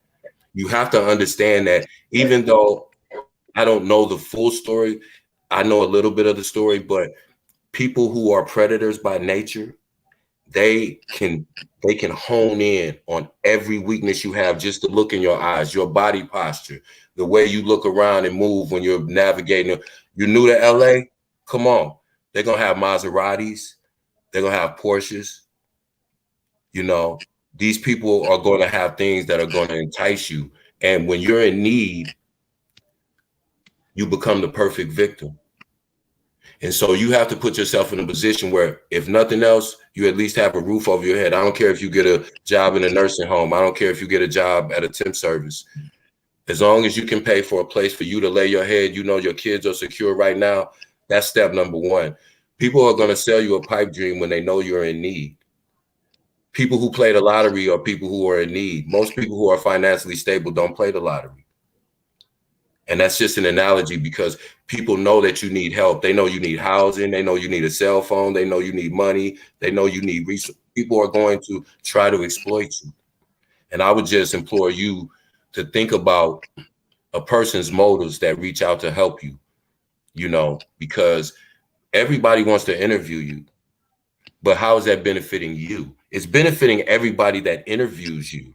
Trust me, because that girl, that lady's video went viral. She told you, yeah, you're going to get opportunities from this. That was an exploitation move from the gate. That's the bait to get you to come. Hey, you're going to blow up. This is going to go viral. You're going to get all kind of different opportunities from this. Oh, you model too, girl? Come on out to LA. I got people you see how people can weave a story when they know what you need. Put yourself in a position where you don't need the basic essentials, and try to work on talking to somebody to change your mindset. You have to heal your mind as well as your body and as well as your spirit. Exactly. Yes, I do. Yep. And that's all. I don't want to preach to you, but that's all I wanted to say to you. You ain't saying nothing I didn't need to hear. You told me everything I needed to hear, and some things I already put together for sure. But I needed to hear again to make sure that shit stuck. Thank you. Hey, Amari, can I ask a question? Yeah. And forgive me if you already answered this question, or if you Wait, addressed it your another way. phone sounds But muffled. Can you step away from it? I think you're too close to the mic. yeah, is that better? Yeah, better. Yeah. Okay. So, Amari, what I was wondering is, what are you hoping to gain or get from?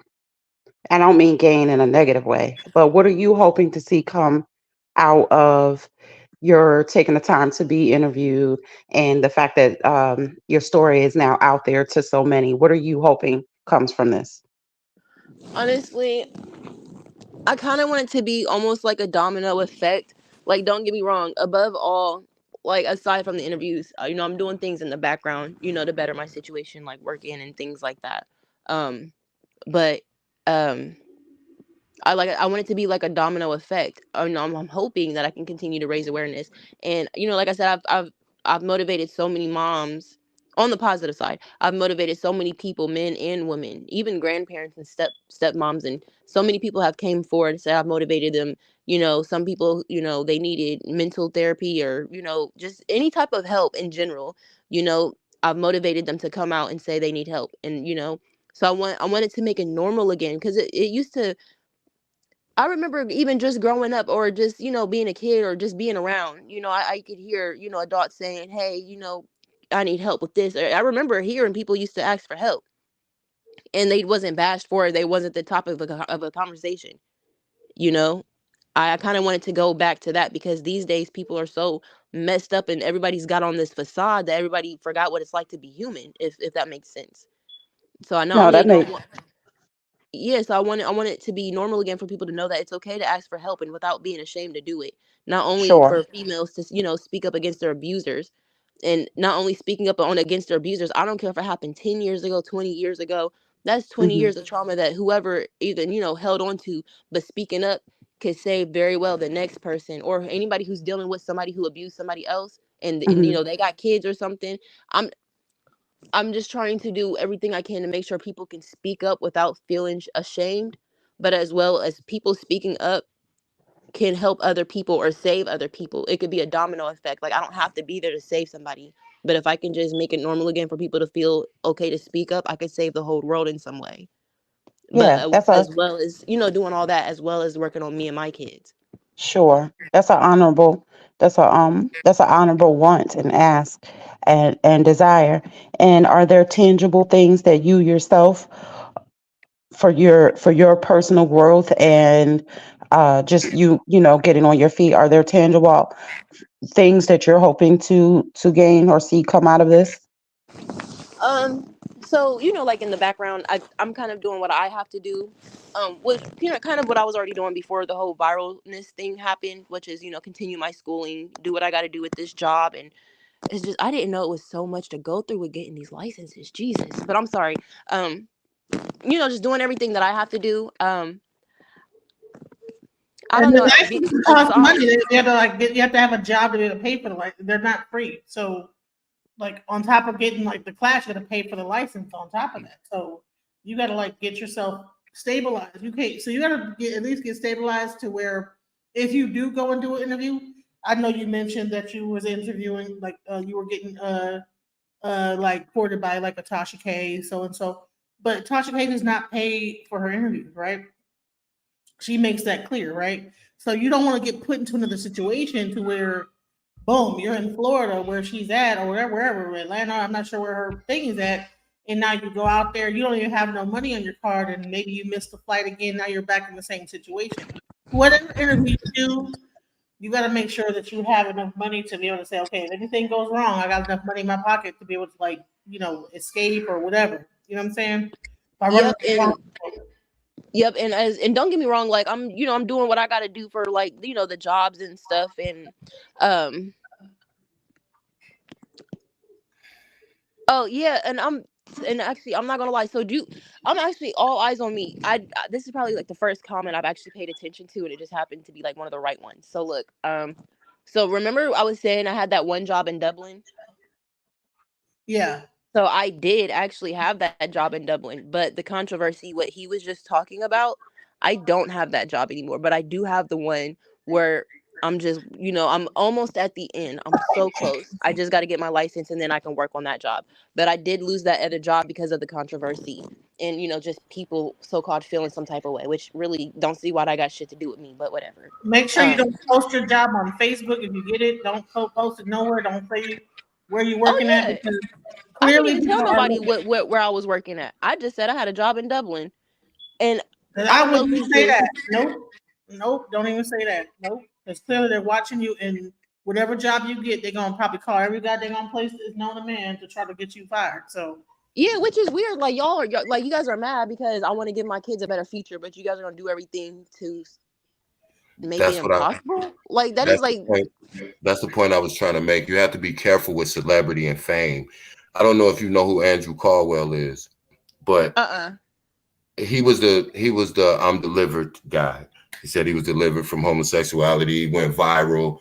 He ended up getting a local radio show here. He was a co-host on a radio show here. They Wait, canceled I'm it. sorry not to cut you off. Is that the one dude that was like, I don't like men's no more? Yes, exactly. Now, Okay.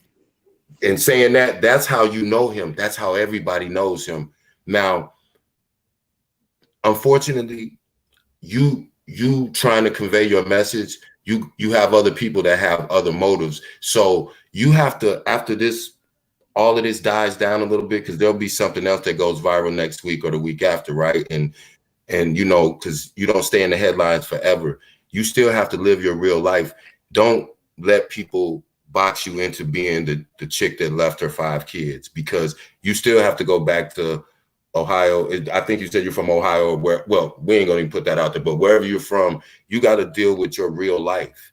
Your family has to deal with that. And you're gonna go on job interviews and people are gonna go, oh, you're the chick that left her 5 kids. That's how people will describe you.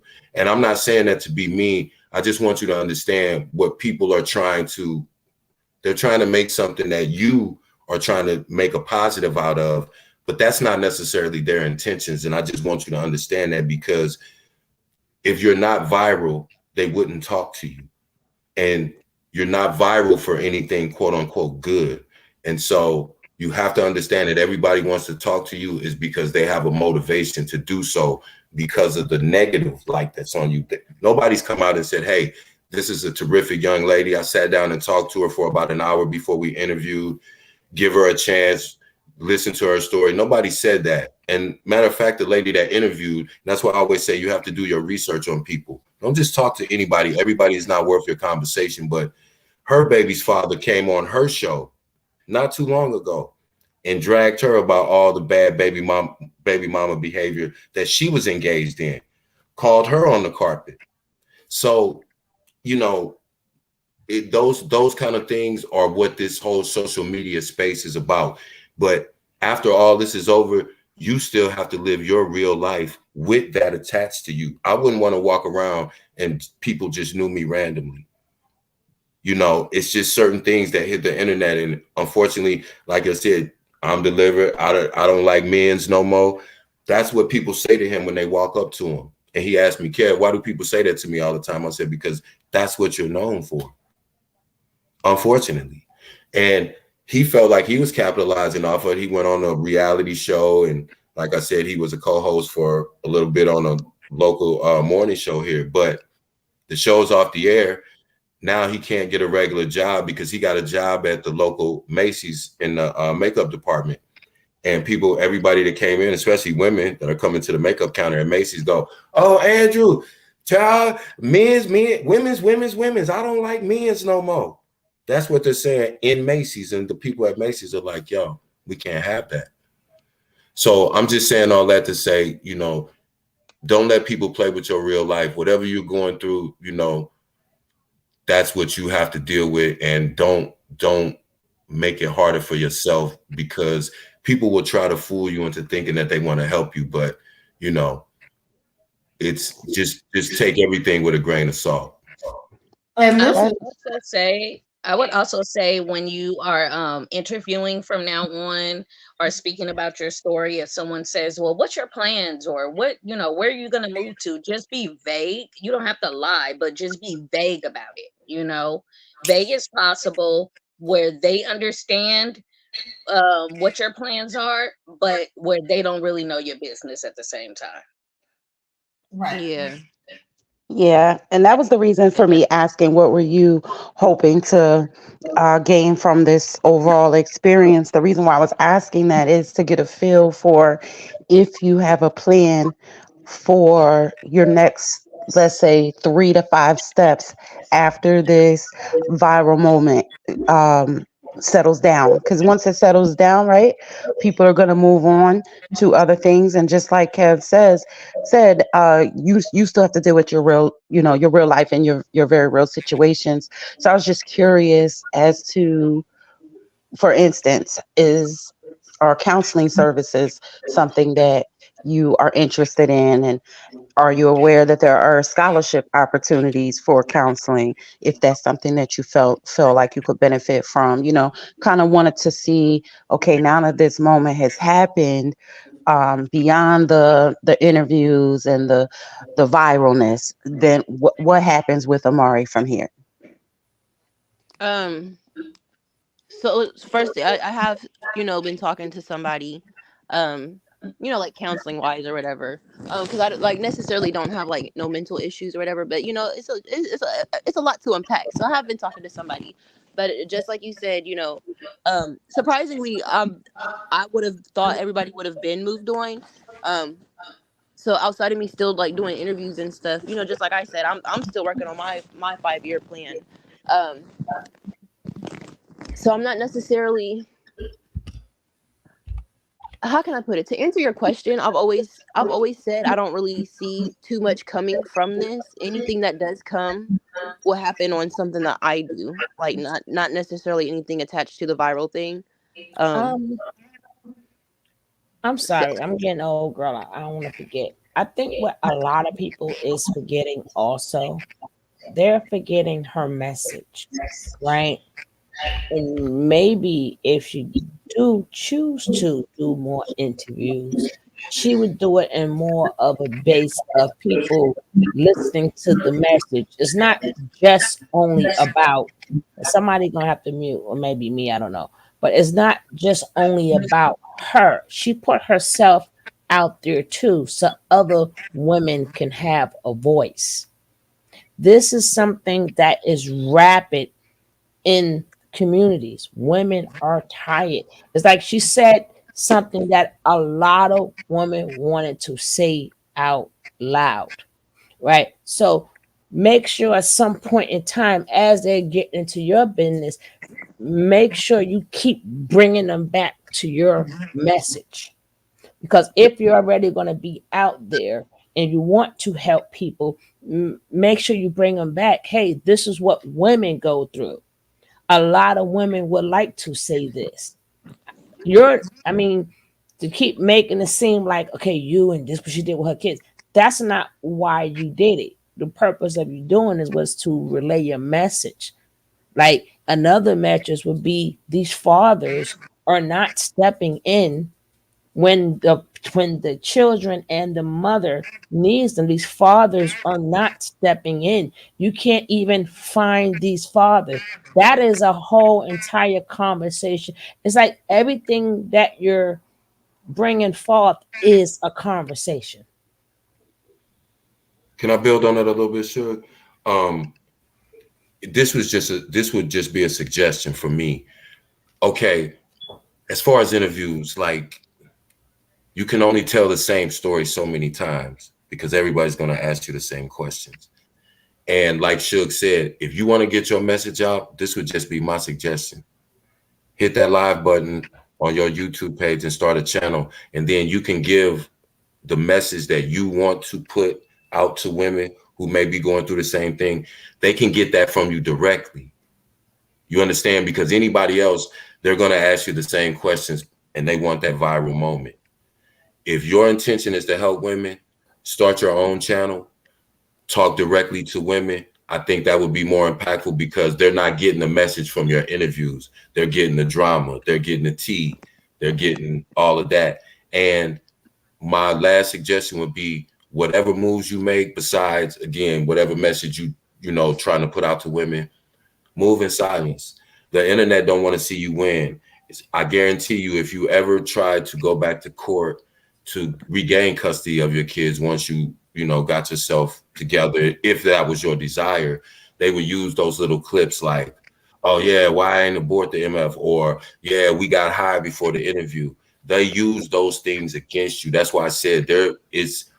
It's almost, you know, it's almost as worse as the people who abused you. These people are doing it in a different way, and just be aware of that because you don't need anybody to get your message out. We all have that same button on when we go on YouTube. We can go live, we can get our message out, we can talk directly to people who are trying to hear us, you know. And if they want to see your message in it, that's how you'll know who's truly interested in you. They'll come to your channel if they want to hear what you got to say. But yeah, they'll go to some other big channel because it's a viral moment because again they got the infamous girl, you know, that did X, Y, and Z. But that's it.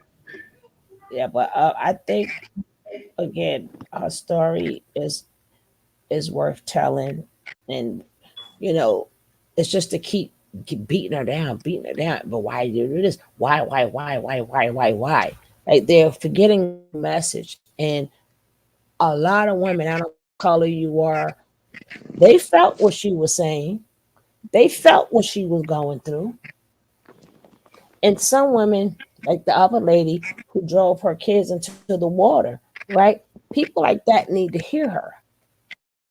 A lot of people is missing the biggest point. Yes, she needs help, but also that'll make other women step up and go get the help that they need. And we got to start putting some flame fire to these men out here. Anytime somebody has to, if I'm viral because of I'm a single mother and I'm at my wits, we need to start putting some fire to these men. Like, how do you hear? How do you hear? I need you. Your kids need you. Oh, I'm having 2 other babies, or, well, I don't. I mean, You it's know why it's easy? It's easy for men to get out of it because as soon as they hear, listen, this is how people are. This is us, black people who claim we love each other and blah blah blah. As soon as they hear some chick, she ain't but 27 years old, laid up and had 5 kids, that takes the responsibility off the man because he gonna say, "Man, I tried to get my kid, man. You see, this chick don't care. She just keep having babies and blah blah blah. I don't know where she at. She keep that." This is how our community is set up. I just want you to be aware that all of them questions that they asked you, if you ever think one time when you're doing an interview, say, "Hey, have you ever thought about interviewing?" Because this is went viral. So obviously the fathers of my children have seen this also. You ever wonder why none of them have stepped forward to give an interview or give their side of the story? Because we're set up to blame you. You got 5 kids. They ain't gonna even ask what the father's doing because they've already cast a negative light on you. You set up, had 5 kids, you 27 years old, blah, blah, blah, blah, blah. That's the narrative. That's how they're gonna push it. So the men, they have absolutely no responsibility whatsoever. Yeah, but these are the things being that is brought to light. We You have want to to know stop. something? We have to stop this as a community. Go ahead, baby. So, no, not to cut you guys off. So, you know how and I've been very blatant. The dads have not reached out to me or anything like that, but I'm hearing. You know how I told you when one of my friends had called me and they was like, "Hey, I just ran into your baby daddy," but he at the store telling people, "Hey, you know my baby mom Lex? You know she viral right now." Da da da da da. And I'm like, "Well, damn, that's crazy." So I Exactly. called him. I'm like, "Shit, maybe he'll probably want to probably fucking help." So I just wanted to see what his mind was. You know where his mind was at. So I called him and I said, "Hey, um, you trying to see the girls? Can you trying to watch the girls?" You know, this man proceeded to tell me, "Well, what do you need me to help for? What do you need me to help you for? Didn't you just get famous? Didn't you just get rich? Didn't you just get $6,000?" And I'm like, "Well, where the fuck did I get $6,000 from?" So I was like, "Okay, you're talking about once again, and I've literally said this in all my interviews. Every time I call him, he talks about stuff that has nothing to do with what I called him for. That's why I don't call him.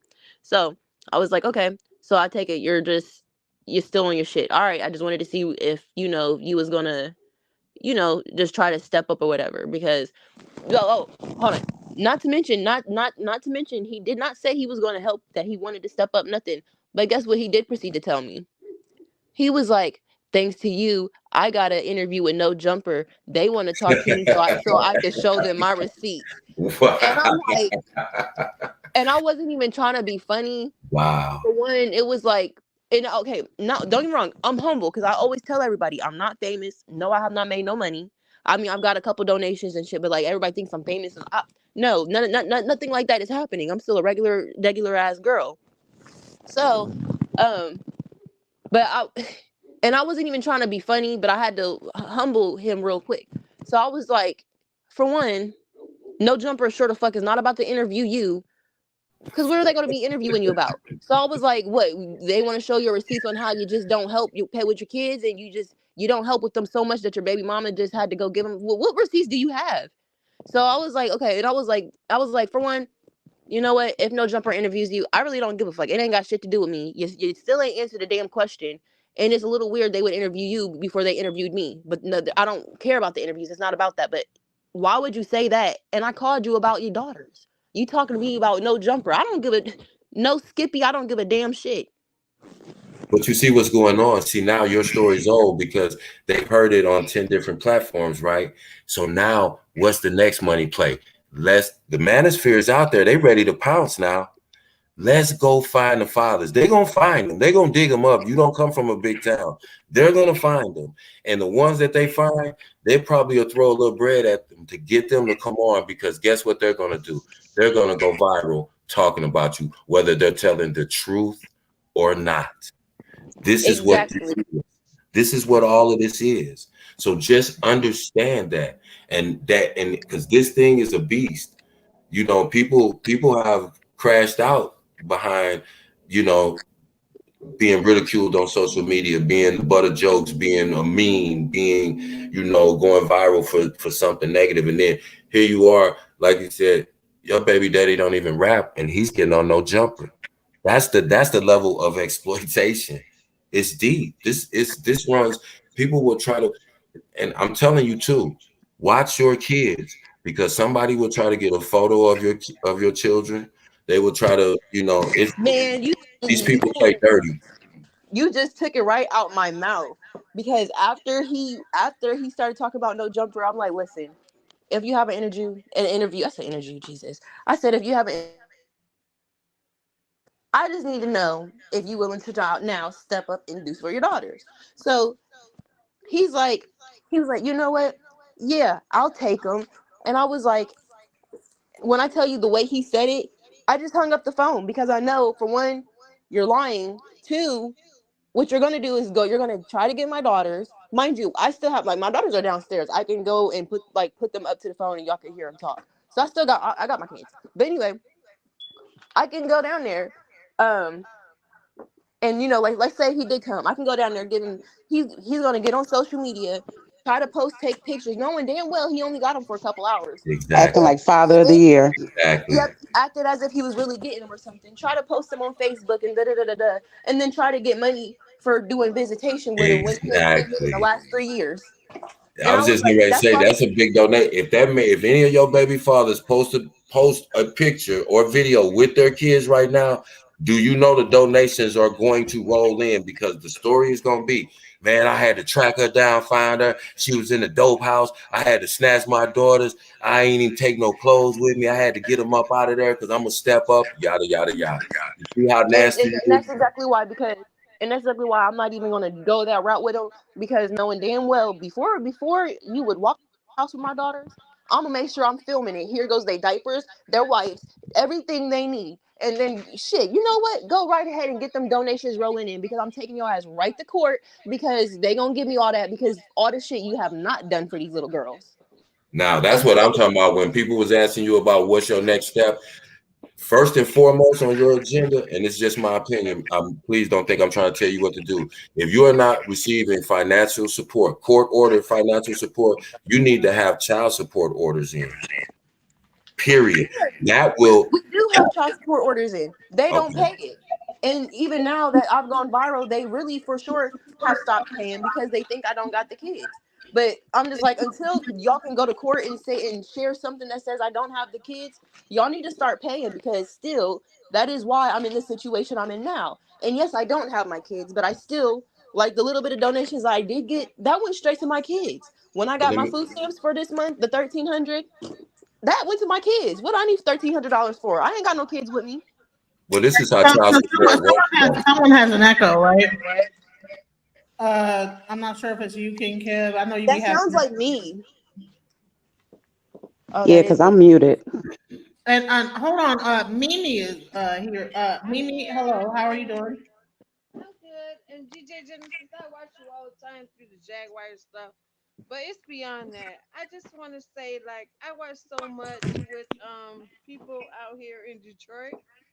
Like, you can help them get to a better place, but there's no help. So for this girl, this woman, not a girl, this woman to help herself to try to, you know what I mean? Like, okay, before you call the HRS on me or the DSS, here is DSS in Florida, it's HRS. So before you call them on me, I'm gonna call them on myself to get my own help. And I seen that with like a lot of addicts here, because I work with a lot of people to try to help them in them situations, even myself, because I'm a full blown beer drinker. I love to drink my beer. I don't know how to live without beer. I will not touch like far as like liquor at all. Don't smoke no weed. Don't do no drug. No nothing. But they don't help you. They say call 211. Call 211. It doesn't work.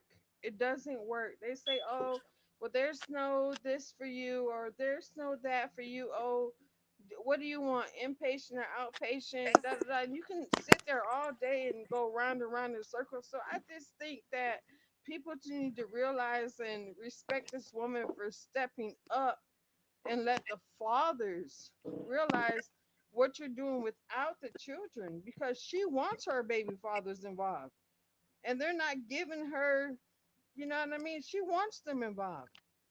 But at the same time, it's like nobody's stepping up. My mother, personally, 8 kids, one baby father. My dad committed suicide in Michigan, and it was hell for us as children because as I'm sorry children, to my hear that. mom I'm was, sorry you went through that. but my mom was always traumatized, so I always forgave my mom. But one thing about a mother's love is it's a mother's love, man. You gonna forgive your mother no matter what she do. But my mother never smoked a cigarette, never drank a beer, no nothing. I get this beer drinking stuff from my father.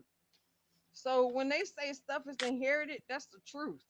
It's inherited, and I get that from my father.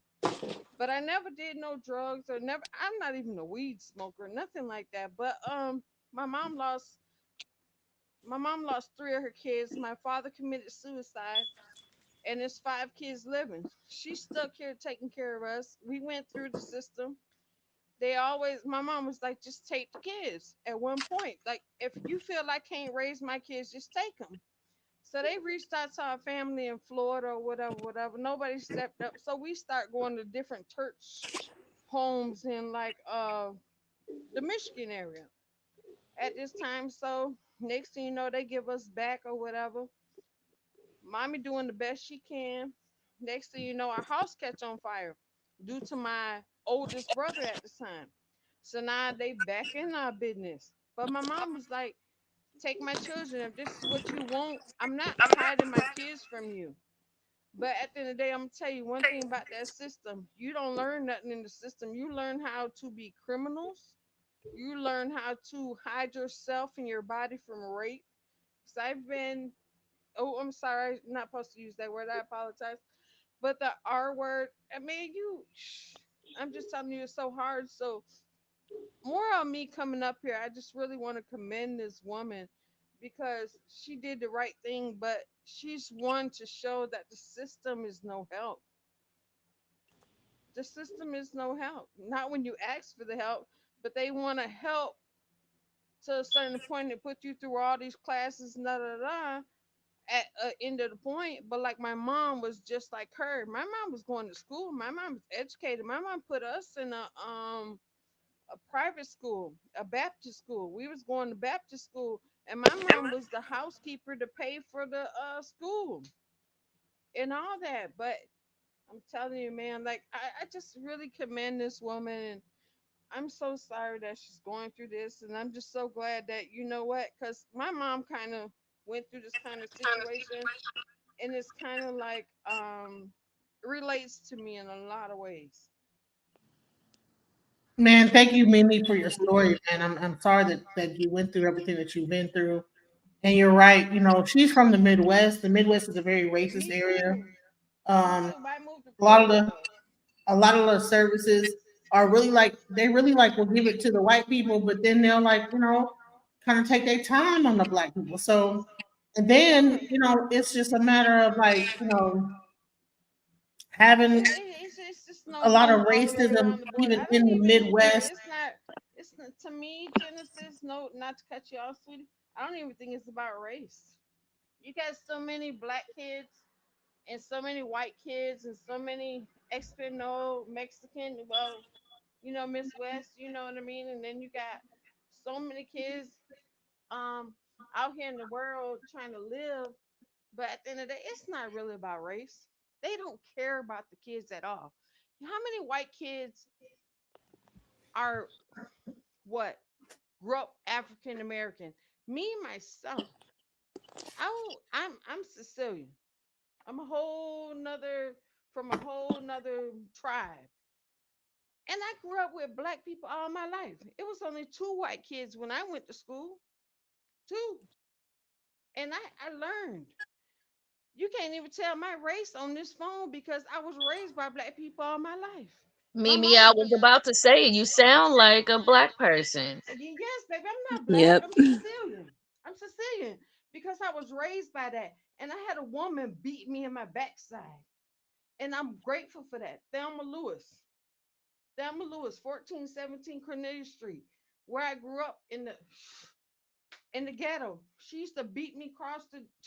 Don't you play about that. You better get that schoolhouse. You better get that schoolhouse. I grew up a whole nother way. So it's not about what you raised. I ain't never slept with a white man in my life, but I'm a Sicilian woman. And both of my parents Sicilian, out of the state of Detroit. I moved to Florida and I took myself away from this hellhole because it's broke down in Michigan. There's nothing here. What's here? There's nothing here. Chicago, there's nothing there. Indiana, nothing there. It's not about the race. It's about the community that you bring up in and whatever it is or whatever it is. I can go live in Florida. I can go live in this town, but no matter what it is, every town gonna have their ghetto. And they're gonna have their situations. But it's just how you choose to live within you and what you stand up for. Like me, man, I just, I stopped saving people and I started saving animals. I'd rather live with an animal than I live with people. I'd rather be around animals be with people any day of my life. Amen. Me too. I just can't deal with You ain't people by that got so yourself. many personalities. You know what I mean? I can't deal with that this, and drugs. I don't understand because I'm an 80s baby. I was born in 81. And so I knew what drugs did to me. So that Kensington stuff that they got going on in Kensington, it's a lot of them people that grew up in them 80s, like me, like you, like everybody else. That was a no-no. You knew your mama smoked crack rock, your mama smoked. You didn't want to go through that. So you stayed away from that. So why would you put yourself in that situation? That's why I kill myself sometimes when I drink this beer. But sometimes I'd be like, you know what? I'm just drinking beer. I'm not driving my car. I'm not doing nothing. I'm just enjoying myself at home. You know what I mean? I get out there and I feed the cows and the animals and all that good stuff. You know what I mean? I'd rather take care of the animals than I deal with people. Sometimes you see little people on the street and they ask you for, you know, with the little signs and stuff. So I give them a couple, whatever I got, a little change. I ain't giving nothing much more. I got the animals to feed. So I'm just saying, man, I understand this female story, this beautiful woman's story, because of my mom raised 5 kids, lost 3 kids in one day, and one of them old ass refrigerator. Excuse me for cussing. I don't know if I can cuss. And one of them old refrigerators. You remember the refrigerators that used to lock? So Hmm. my mother lost 3 children, Jimmy, Shannon, and Kelly. And my mom ain't been the right since. And then my dad messed around and committed suicide. Then my grandma, oh God, I miss mama. But she passed away, and then we went from home to home to home to home. But one thing about it, mommy not the same to this day. She think it's like everybody's stealing the stuff or everybody's something da da da. So one thing I can say, mental health is real, and that's why I Hmm. just try to keep myself around. Like a part of me just want to run from my mom. Like I can't deal with that, mom. You acting crazy and you doing this. I can't deal with that. Ain't nobody taking nothing from you. You ain't got. My mama wear 14 pair of pants and about 15 shirts, and I keep telling her, mom, ain't nobody taking nothing from you. And it's hard for me as a child. And my sister ran.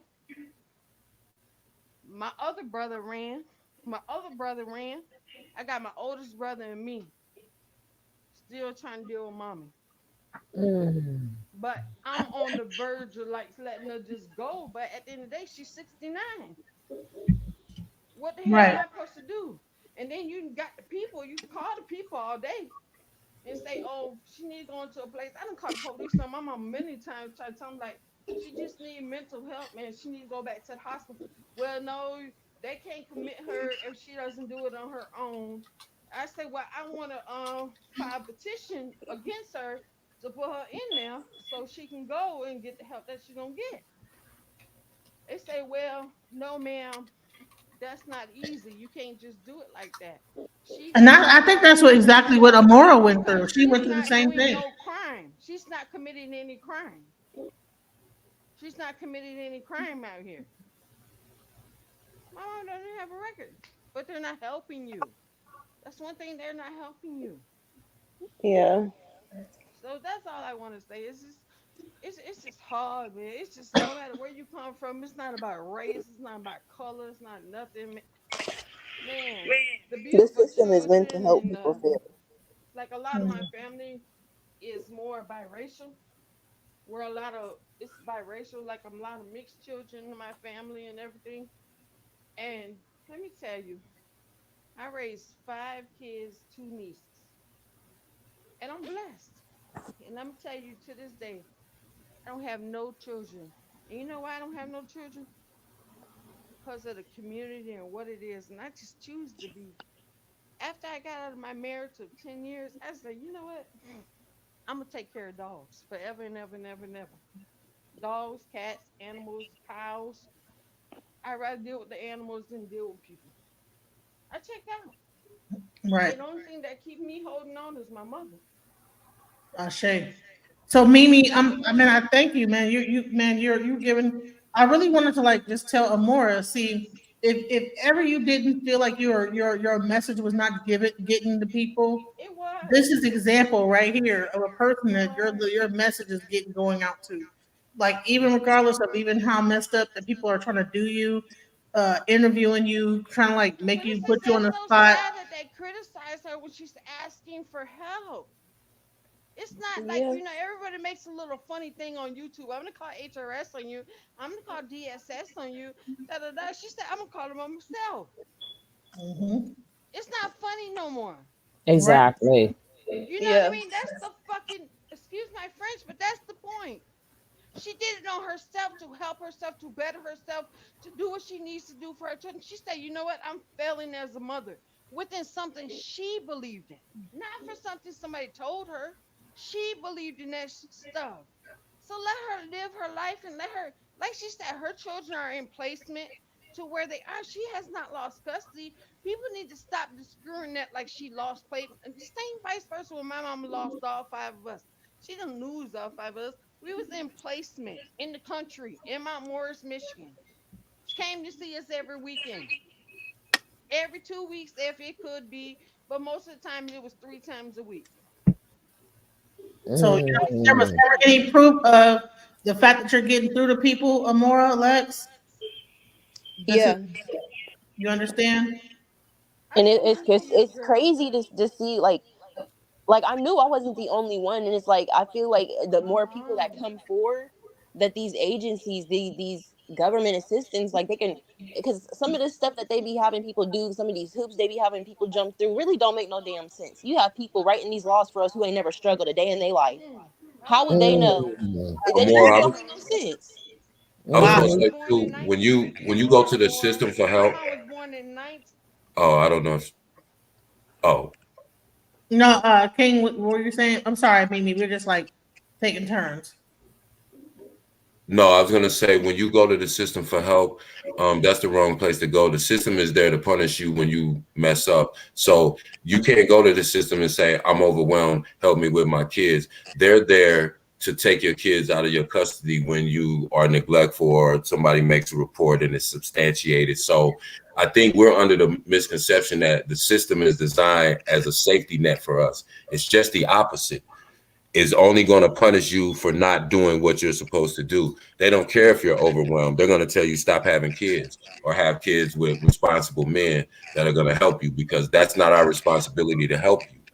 Our responsibility is to make sure that those kids are safe. And if you're doing something or you're living in a way that is not a safe and healthy environment for those kids, we are here to punish you for those things. So the system is not there to help you. So I wouldn't look for too many resources in that aspect.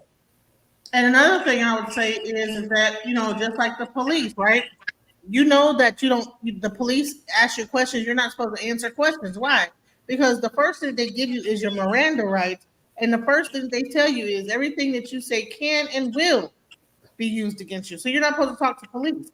So the last thing you want to do is call the police and tell them that I'm not doing this and I'm doing that, blah blah blah, because they're not set in place to help you. They're really set. They said they protect and serve, but the actual Miranda itself tell you that whatever you tell this officer will and can be used against you. But So see, this is how new laws are created, though, right? We could talk about we could talk about how things are not set up, but new laws are proposed every single day. That this is how we find other mothers who's going through this, and this is how new laws are set up, right? Because just like Mimi said, and I said that from the beginning. This goes for every single mother who's going through something that has no color to it. I said that earlier.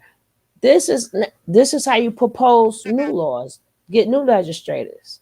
Like what do women do? We have to set up some laws. Like when the same way they set the law up, like if you don't want your child, you can leave it at a church, or you can leave it. Okay, nothing will happen to you. Okay, now what about the ones who don't want to leave their kids? They can say 50 million times all they want. Um, well, stop having baby. Well, the babies are here now, so you can't say stop. They're here, right? What do we do as a people? Yeah, and that's really what it. I always been told. Woulda, shoulda, coulda. What about now? Is I be, and that's why, like, I don't know, but I be like I told. Well, I don't think not the last one, but the last interview I did before the last one. I told her, I said shoulda, woulda, coulda. They here now. We trying to pick through my past. What can we do now? And I was telling her, I said everybody's trying to go through pick through my past, but yet nobody's offered a solution. I've only seen resources, which I've called out to some of those resources, and still nothing. Well, you make sure that when they ask you about your kids, just remind them all my kids are a blessing. They are a blessing, right? Let them Yeah. know they are a blessing, and make sure you call them your blessings. Because I don't know, what it was with that last, and it just keeps sticking with me. Why does she keep going in on the twins, right? Like she said, the other kid, but kept the twins. Oh yeah, and I just wanted to say too, it is not unusual. I know women who went through them type of pregnancies, right? The same pregnancy you went through, right? It is not uncommon. I don't know the exact name for it, but there is a name for it when the baby is not in the sack. I know numerous of women when they figuring they're not pregnant, but then they go by the numbers in your blood, right? But well, hey, we these hormone levels is up, but we can't find the baby, and then they keep sending you back. Some women end up having they end up miscarrying, and then some women luckily have the baby. Well, more. This is why I say them twins are a blessing, because more than less they end up having a miscarriage. So them twins were definitely meant to be here because a lot of women who told that story, their babies are not here. But it is definitely a term for when Yeah, I I. think because when it happened to me, I think they called it a cryptic pregnancy. But I know a lot of women who go through that and they sit up there and all they see is a sack. But there is, and they'll tell you to come back next week. We'll see the numbers go up, or we'll see the numbers go down. We'll see the numbers go up. So that part is absolutely true. That is not made up. I just wanted to get that straight. People probably hearing it. People probably hearing it and who never heard of it before. I couldn't find the baby. Nah, that is true. Me personally, I'm just more so surprised because I'm not that big. So it was like for two of them to be hiding like that, like Mhm. where, where can they We go? don't know where they. My mom was Nobody know pregnant. where they be at, but they just wasn't there. But They was hiding because they didn't want to be aborted. Bottom line, so they was like, no, no, no. but She going Can they I was also hiding in your no, womb. but the flip thing to that is the babies I were mean, I'm meant sorry, I'm to silly. be here because a lot of people who go through that, they end up the baby end up um the baby's not alive in their stomach. So wherever it hit at, the baby's not alive. Only some make it. So them twins are a blessing. Mm-hmm. can I ask a question? Can I go back a little bit? I don't know. Like I said, I didn't see all the interviews, but Amora, was your father in your life growing up? Not really, no. So my dad was shot 3 times in his head and twice in his chest, so he wasn't always really there, like mentally. Okay.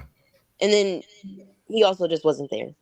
I'd probably see him like once every couple years. Like, I think the longest I've ever seen my dad is when I was like maybe one or two, and I think we lived with him for a couple months. And his girlfriend, who at that time who is now my stepmom, or I still call her my stepmom. They've been split up for like over 20 years now, but Yeah. yeah. Um. Okay. And the next question: do you have any sort of relationship with the families of any of your children, like their father's side of the families? Um, I know with the one situation with the grandmother who came on, so we can skip her, obviously. But are any of the other family members, grandparents, cousins, uncles, or do you have any kind of relationship with any of the family of the other fathers besides the mother that we saw, the deceased? um, Yeah, no, I don't. I mean, every now and then, the brother on the grandma's side, the one who's been saying I killed her son and shit, yeah, the yeah. We don't brother have on to talk that side, he'll hit me up every now and then. Like, I didn't hear anything from him this year until I went viral, and I think he reached out to me the year prior, like 2 years ago, asking how my son was doing. Um, and then as far as anybody else, I don't have contact with nobody. And But none then of don't them. the but twin. don't forget Wow. the first two babies were by Yeah, baby. yeah, yeah, yeah. I didn't want to get too much in detail, but Right. So she I don't, wouldn't have Yeah, I I don't right. don't talk include, to. yeah, Yeah, I don't. I don't And one include the older children, but I didn't want to say it like that. But I know the circumstances, so not asking about them. I know that your son's father is passed away, and I was thinking about the twins' father. So I was just, wondering if there were any relationships, maybe just because sometimes even when in those situations, and I know possibly You know, sometimes the family will say, hey, I know my brother did wrong, but hey, I know this is his child, and I still want to be in that life. So that's very Yeah, no, unfortunate though that you have 5 children and don't have a relationship with not only the fathers, but not even anybody in their family. yeah, Um, I've tried. Like as far as like the other ones, like I've tried to put my differences aside and try to forget and forgive about everything, and literally just really try to turn over that new leaf. When I did that, they literally took off of my kids. Like they literally kidnapped my kids. Um, and then as far as like on the twins, like on their dad, I don't talk to nobody. But I want to say, I believe last year I had just talked to the aunt for the first time, and then I spoke to her, um, maybe a month or no, yeah, probably about a month or a couple weeks prior to me going up to children's services. And she was saying, well, last year I reached out because I needed help with somebody watching them, because they were in 3 different type of therapies a week and shit like that. And I was trying. She said she would watch them, and then something happened where she didn't watch them. So that was the only time I talked to her last year. And then this year, I reached out to her to see if she could try to reach out to the dad to see if she could try to get him to step up or whatever. And the last thing I talked to her, or the last thing from that conversation is he pretty much told her to stop calling him. He don't want the kids, and then he blocked her. And I haven't talked to her since. I was going to tell you one more thing too before I forgot. If you have child support cases on them, even if they're not paying, what's going to happen is you'll have a good address on them. You'll have at least a current address on them. Also, I don't know how it is in your state. I know where I'm at. I am in the state of Missouri. If you're more than 3 months or $1,000, whichever one's first, they will lock you up. You And want to know something? since they're not paying or helping anyway, maybe that would be a little motivation. And I'm not saying that because I'm a hater or all these things Black people try to say. We need to, if men won't step up and be responsible for their children, you can't let them slide either and say, oh, well, they ain't doing nothing. You have a responsibility to those children, and you have to force them to take care of their children, however that is that you have to do that. And I'm Yeah, not you want to know attacking you. something crazy? I'm just So, telling you, if all men had baby mamas that said, well, you know what, I can't find him, I called him, he don't want to be involved, and they just left it alone, most dudes would love that. But that's why men get off so easy. Force the issue, because you'll have an address on them, and if they don't pay, if they don't get a job, because they give you a limited amount of time, that, oh, well, I don't have a job. Well, you got 30 days to get a job and submit a pay stub to this court. If not, you're going to jail for 5 years. Why not? They're not helping anyway. And it's more than one way to get to where you're trying to go, is what I'm saying to you. And so just think about all your options, because the thing that I'm concerned about is you've been through so much. Not only been through so much, you're still going through it, and you're going to go through it in the near future. But you can't, and I don't want to say it and try to sound that way, but it's almost impossible for you to help your kids until you get all the proper help that you need, because you need a lot of help. And I'm not just talking about financially or housing or any of that. You need real help so that you can go down, so that you're in a position where nobody decides what your fate is. You have that in your own control. And that's it. I like I said, I don't want to ramble on and on because everybody want to talk, but I just wanted to say that before I forgot. no, yeah, you're fine. And no, as far as like the dads, so the one for the oldest two, um the state did make, they opened up a case on him, and they did, pretty much like, well, you done did this bullshit, you at least about to pay for him or whatever.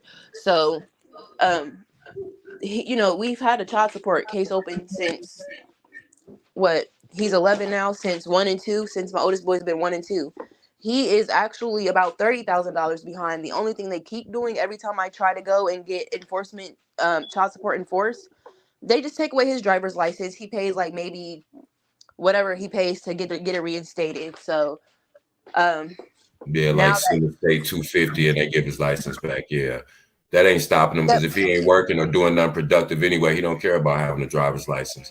See, here they'll lock you up. They started the driver's license thing, but when they saw that wasn't getting them to pay, they was like, oh, you ain't doing nothing anyway. You just hustling. You ain't worried about it. You gonna drive anyway without oh no yeah, license. no, Yeah. They filed contempt of court, and I already told Right. her, like, because I told the caseworker I've been trying to get to a hold of you since the case opened. This is my first time talking to you, and I pretty much told her, I said, I want to talk to you, I want to talk to your supervisor, and I want to talk to your your supervisor, and then I need to take y'all to court as well because y'all have been neglecting my case since it opened. So now they're trying to file a felony contempt of a court order on the first one, and then the other one just a contempt of a court order because they filed it earlier this year because he just started paying this like earlier this year, and it's not. I'm not gonna make it seem like it's consistent. It's every now and then. Um, so he just started paying because he thought he was about to go to jail. So now that he's Right. not going to jail or whatever, Right. it's he ain't doing Yeah. nothing. Yeah, you got to, like I said, you got to force the hand because the state is not going to help you. They're not going to push the issue. They'll have them, right now they cut back on caseworkers. You know how you used to could go into the welfare office and talk to your caseworker about your food stamps or whatever. They don't even have workers anymore. All of it is virtual because what they really figured out and realized that it's a revenue stream for them. They don't care. It's a file a mile high sitting on people's desks of back child support cases. But when you actually call, that's what activates everything. And I'm telling you, I know most states, especially Michigan, Missouri, there's No, several not states that are Michigan. very, Michigan, you very can go into the court system in Michigan. You can say, I don't have no job, I don't have nothing, and I want to pay $5. And you can pay $5. Your little I league know child them support stories is too. $3, yeah. $5. But That's let me That's Yep, all let you me have and to he'll. pay That's is exactly what they'll be $5. like. let me just They'll. add on to what Kevin is saying. Now, is this the same? The last one is the same one as having two more kids, correct? You said what? The last one is the one that's having two more kids, correct? Yeah. You better get yours before they get theirs, because the most money go for whoever files first. And if he's not right. going to take care of yours, he might not take care of theirs. And That's if they beat you to the punch, you're going to get less money. Oh yeah. Do Well, luckily for me, his child support case been almost open for two. Well, it'll be almost 3 years because, well, no, almost 2 years because I didn't file until my daughter's was a year old. I tried to give him a year to get his shit together, so I filed after a year. They'll be 3 this year. well, you stay on top of that, because them two new mouths are coming, and even though the judge is not going to care about that, he's going to try to sit up there and say, "Well, I got two more kids." The judge don't care about that. That's They only But care about the case you had two that's kids in you wasn't front of them. taking care of before you went and had two more. The judge ain't gonna care about that. They only gonna care about the case that's right in front of them, right? That'll be up to their mamas to go handle. She's not worried about that. But if they go through before you, and if you don't make sure that they get on top of it, and them other girls beat you to the punch, then that will make you have less money. I know in the Midwest, like, say if Yeah. your kids go, like, they got to pay child support to 18 years old, but say your kids choose to go to college, right? After 18 years old, once they're 18. So they got to pay child support till 21 years old. When New York was 25. Michigan is 21. In New York was 25 if your child stay at college. Yeah. And I will say this too. They also passed a So I'm law grateful for nationwide us to come together in and do that. 2018. Even up to 25, they have to keep them on their insurance. But if your child's father owes back child support, you still can get child support for another additional 10 years because it will move into the civil court, and the civil court will issue a garnishment on their wages to pay back a portion of the arrears. That's a Mm. law now. So Oh yep. just put that out there. Yeah, because the state, as far as like garnishing wages and stuff, the state, as far as the first baby dad, the one from Grape or whatever, they I don't know what it's called, but I think it offset, they offset his taxes. So what he did is not even file taxes. So he's not even filing taxes. So he's literally trying so hard not to do anything for them. Not only is he literally making himself, because they're already trying to file a felony on him because it's literally almost 11 years and you're still paying. I got $50 last month, $25 2 months prior, and then nothing for the last couple years.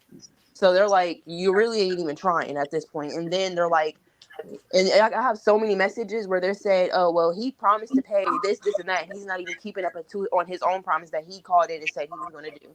So it's like, okay, well, obviously, I was just like, okay, you guys keep, you know, letting him slide, and he gonna keep trying to do everything he can to slide. You know, like I said, he making himself a felon, and he's just putting himself deeper in the hole because now you're not filing taxes, so now the IRS is on your ass. And it's like, y'all hate me so much. Mind you, I obviously have a clear reason to hate the first one. And obviously I have a clear reason not to dislike the last one. But I'm not sitting here doing all this extra shit. You see, I can still take care of my kids, whether I like them or not. So why the fuck they can't do the same?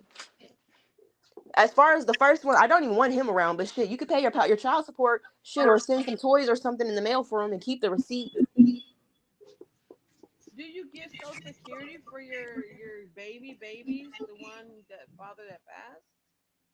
Has the No, government so even helping you in that way? So I tried to so I didn't file.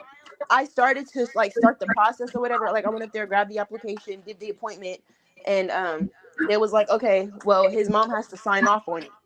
And No, his mom already no. made it very his mom already made it very clear on Facebook that when he around the time that he died, like I'm pretty sure the post is still up there. She was like, make sure that he wasn't signing off on nothing, so my son wouldn't get survivor's benefits. But she did say that she would sign off on the other baby mama's survivor's benefits when once they got the DNA test results. Wow, because I know when my father committed suicide, my mom was getting money from us from my father or whatnot. And then my mom, like, she lost the three kids prior to us or whatnot. But my mom was mean. When I tell you that woman was mean, it was a whole another type of person. That's why I commend you for what you're doing. Because my mom, she was like, "You're not Jimmy and Shannon Kelly. You're not Jimmy, Shannon Kelly." It was like my mom went through a breakthrough. You know what I mean? But she was getting like, I think it was like 120 something thousand, $128 or something like. This was back in the 90s though, because I'm an 81 baby, so this had to be in the 90s. Like, and we was living in Detroit at the time, so yeah. But you should be able to get that regardless of the thing. I think it was like $127 she was getting for five living children or whatever. But yeah, you should be able to at least get, which it ain't much money. And then when my dad, as far as child support, it was like $5, $3. If he wasn't working and he went to the court and we told him he wasn't working, it was like $5. My mom gave up. And my mom didn't even get food stamps no more. My mom started working for the people in like the churches and stuff. So man, I'm sorry, man. This is sad. And people that put you down, Lex, is wrong. They're wrong. Because everybody goes through a issue in life. I can barely hear Mimi. I don't know if it's everybody or just me, but I can barely hear you. Okay, no, I thought it was just me. It's the same. I'm No, we can sorry. Can all you hear barely me hear her. now? Can you hear No, me what I now? think it is, a lot of people is not used to somebody coming up there and being completely unapologetically open and honest about real life. I haven't gone up there and put on a facade about nothing. I went up there and genuinely went and said everything truthful from my past down to my future up until now. Yeah, yeah. I was just saying that, like, my mom, when she went through that, she got the Social Security or whatever it was like $127 at the time. But my dad, when he was living, he didn't pay nothing but $5 a month for five living kids. Somebody's My talking and we can't hear nothing. Or is it just me? I think that's Mimi talking, but we can't. That's We why I can, was saying right, people. we can, Yeah. right. We can't hear nothing. Tell her to come back in. Tell her to click the link and come back in. Yeah, she's too far from her phone, so she can't really hear her. But she really feels like very heartfelt about what's going on, and she's talking about her own family and what they've been going through, and how and it really. I'm glad that Amora has been able to touch people like Mimi. Oh, Mm-hmm. oh man, this Oh yeah. I oh forgot to send you that screenshot too. I'm so sorry. I just now thought about that. 1 second. yeah. Please send me that because I want to show an example of what's really going on. You know what I'm saying? Because we can like talk about, oh well, you have this girl sitting up here with dead eyes, talking about some. So why didn't you talk to the bro? What the Her fuck, new name is Shroom City. bro? So let me get this straight. She got you high first, and then she kept getting high vaping while she was interviewing you. Yeah, Okay. throughout the interview, she backed Oh, her Yes, perfect. she was on shrooms and she was vaping, so her speech was just slow. Like, her I baby mean, daddy said it. yeah. Y'all need to go back and watch her channel. Her baby daddy just recently came on there and dragged her. He's like, "How you on here? First of all, you give the worst advice in the world to other women. That's number one. Two, you can't give them no advice because you don't even follow it."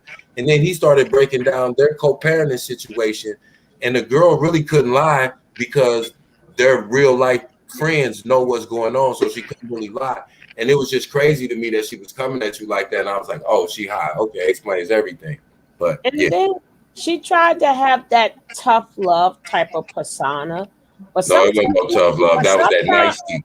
That but was that nice, sometimes nasty. Yeah. people don't realize you Hi, don't need that I'm at a Al. I have a very special Yeah, guest but today. I thank You you want to for introduce saying that yourself? because she was very nice, nasty. I mean, you can introduce me if you want. There So we go. we're doing something new today. Peep this. I had to change sweaters because I got makeup on my other sweater, but my kid's father is here. I wanted to Yeah, let kiss father. my child's father is here. I wanted to kind of give you guys an insight into they want to know why I'm so arrogant and all that shit, and why I am the way I am, and a lot of the things I've said in the past. Things evolve and change, and we wanted to be mature adults, and come together and show people that even though parents can have differences in their own personal relationships, they can still get along in the sake of their child. So You've been on this show lying to people. I've been lying to people Lying to people. about what did I lie That's about? what this show is about. Okay, what am I lying to people about? he look like Kevin Gates or whatever his name is. Single mother. I'm not a single mother. No, yeah, you're not. give it to Yeah, her. he does look like Kevin Gates. Single mothers don't experience fathers that have photo shoots with their son at the age of 1 and get them shooting with brands and hold on, let's just fly start. Hold on, what's a fly single them to mother? Philly and spend $3,000, Who did $4,000 you on fly a. to Philly? I'm My talking. son's That's great. I'm saying, but he's never been to Philly in his life. he hasn't. Hold on. No. So he didn't go to Philly for a birthday party at my aunt Kathy's house.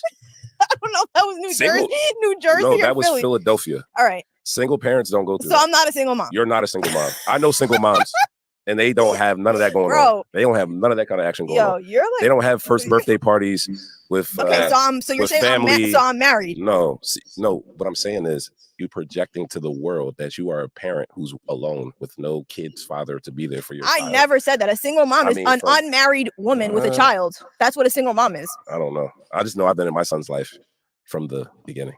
Wow. That's what I'm saying. I didn't say you weren't in his life. Okay. I'm just saying. Oh, I need my lip gloss. Hold on. What the? I forgot about it. Why? She wouldn't pop the shroom. Definitely know why though. But why? Tell me why. Because you can't dominate this shit over here. Mm. You can't dominate a 6'7", nigga like me. You can't do it. You wouldn't be able to do it. All that shit would be out. That would be over. I really can't. You would be. I really can't. To be honest with you, I really can't. It's too much. You're too big. Yeah, I mean, it's not even about being too big. It's just you can't fuck with me on that level. But I'm smarter than you. You can fuck with everybody else on that level, but you can't fuck with me on that level. So that's really what's that's. But you can't lead us anywhere. You can't lead me anywhere. How I can't lead you anywhere? Because you're selfish. I came out here with nothing. I got my own house. You came out here. I got my with own nothing, business. And then you met me. I own my own business. Right? And now I'm running another business with you. And I led you to the lake. So what are you saying? Right? I led you to water. Right? I helped you. My car cost $100,000. Don't brag. It's not. We don't got it. We're not bragging, but where I can't lead us to. You don't want to follow. You want to go your way. So, but even right now, I'm back here. I have my own podcast. I have my own situations. I'm here right now because you asked me to be here. So where I can't lead us to. You don't want to follow. That's the problem. You want me to follow you? Where would I want you to keep following yourself. I told you from the rip. I'm letting you do your thing, tell your story, tell your narrative. Right. Act like this person who you trying to act like. I'm not trying and to I'm falling back. I've been this way since I was born. You feel what I'm saying? I don't have to try. I don't have to talk. I don't have to do nothing. I think less talking for you is better. Nah. Why would you say that? I don't know. I just think you're just, some people are just better when they don't talk that much. The loudest one in the room is the weakest one. I'm not the loudest one in the room. I'm just saying. I'm not the loudest one in the room. I'm a teacher. You're a teacher? I'm a teacher. And when you're able to be taught, what do you want to teach me? You're gonna have a great. What do you might actually find a man when you want. So if I found a man, you humble yourself to be able to be taught. So when you're a know-it-all. If I found a man, you'd be accepting of it. I mean, you wouldn't. You don't even have enough balls to even let me know you had a man. Whenever you do get a man, you would never let me know. So I can't answer that question because it would never happen. You'll never have a man. I'll never have a man. Not publicly. Why? You don't got enough balls for that. I don't have balls for it? No. You heard that? You don't have enough balls to have a man. Why? Because you think I'm scared? You gotta play with these niggas you gotta play with these niggas in the dark, man. In the dark? You gotta play with them in the dark. I would have to disagree. Well, make me a liar, get a man. I mean, who? I don't know who. when I come across them. The fucking guy, what the fuck is his name? What's the dude's name? I don't know. What's the guy? Andrew Tate. Oh. Come on. Relax. You'll be taught by that motherfucking maniac, but you can't be taught by, you know what I'm saying? Like, what do you want to teach me? Bro, how to certain things that I tried to teach you that you didn't even want to learn because you feel like money makes you unteachable. I don't feel like that. I think I feel like I got more money than a lot of motherfuckers right now. I'm not talking about money. I'm just saying, what do you want? What could you really when money teach means me? something to somebody, it's a dangerous thing, man. I mean, money means a lot to you. He a little manosphere-ish. I hear that too. So can I get some? An emotional state. I mean, anytime you ask for money, you get it. That's definitely sugar. What? That's not true. You know it's not true. When? Do you want me to? When do you ask me for money or ask me for something and I don't do it? When? I don't really want to talk about it. I want to talk about it. You do? Yeah. You pay me child support? I don't have to pay you child. Do you know what child support? I'm asking you a simple question. Do you give me money I'm asking for you the a kid? simple question. What? Yes, I do. You if do? if you say my son needs Pampers, he needs clothes, he needs sneakers, you need money. I don't do that. I mean, you buy yes him. Or no. No. You don't send me money. You buy him stuff. I don't send you money. Maybe like $50 here and there, $100 here and there, 200, whatever it's called. Whatever your hand calls for is what I said. It's like a scratch-off ticket. Sometimes you win and sometimes you don't. Man, we're not gonna do that. I know. I said I don't really want to get into it. We don't have to talk anytime about my it. son needs anything, okay. God has got me.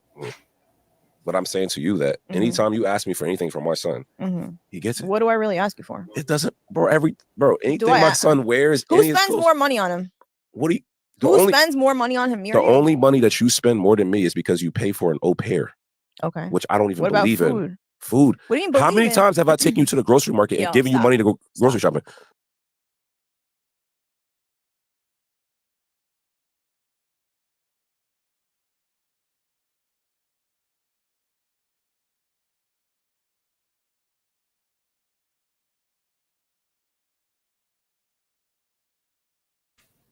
What happened? I was running my mouth. She pays for an au pair. I thought my phone froze. An au pair. This is a lady who has an au pair telling you about you. See what I'm saying? You gotta research the people that's be talking to you and giving you advice. What the hell is an au pair? An au pair is a nanny. It's a nanny. It's a nanny. She paid for an au pair. It's a foreign nanny at that, so she ain't even paying full price. And the au pair is a live-in nanny that comes from overseas to stay with the person and take care of their kids. Word.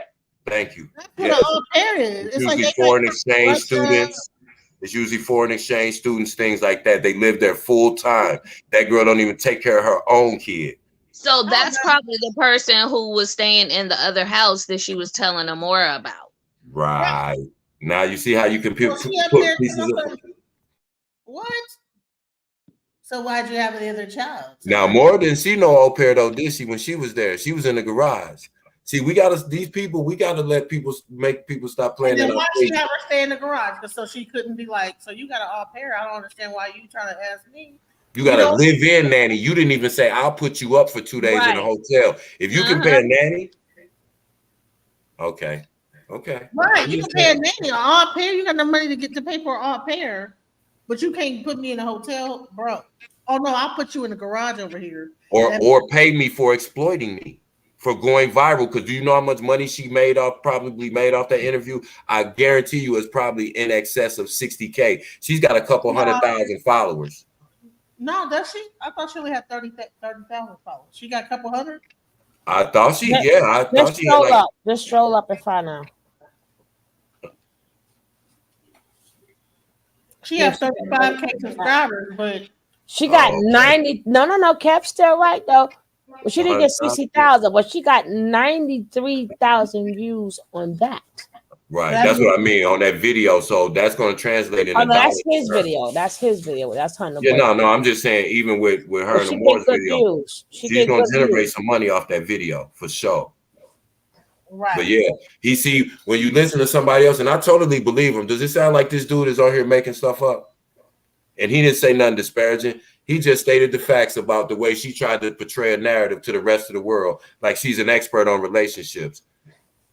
And you have a very successful, down-to-earth, seems to be reasonable guy that's in his child's life.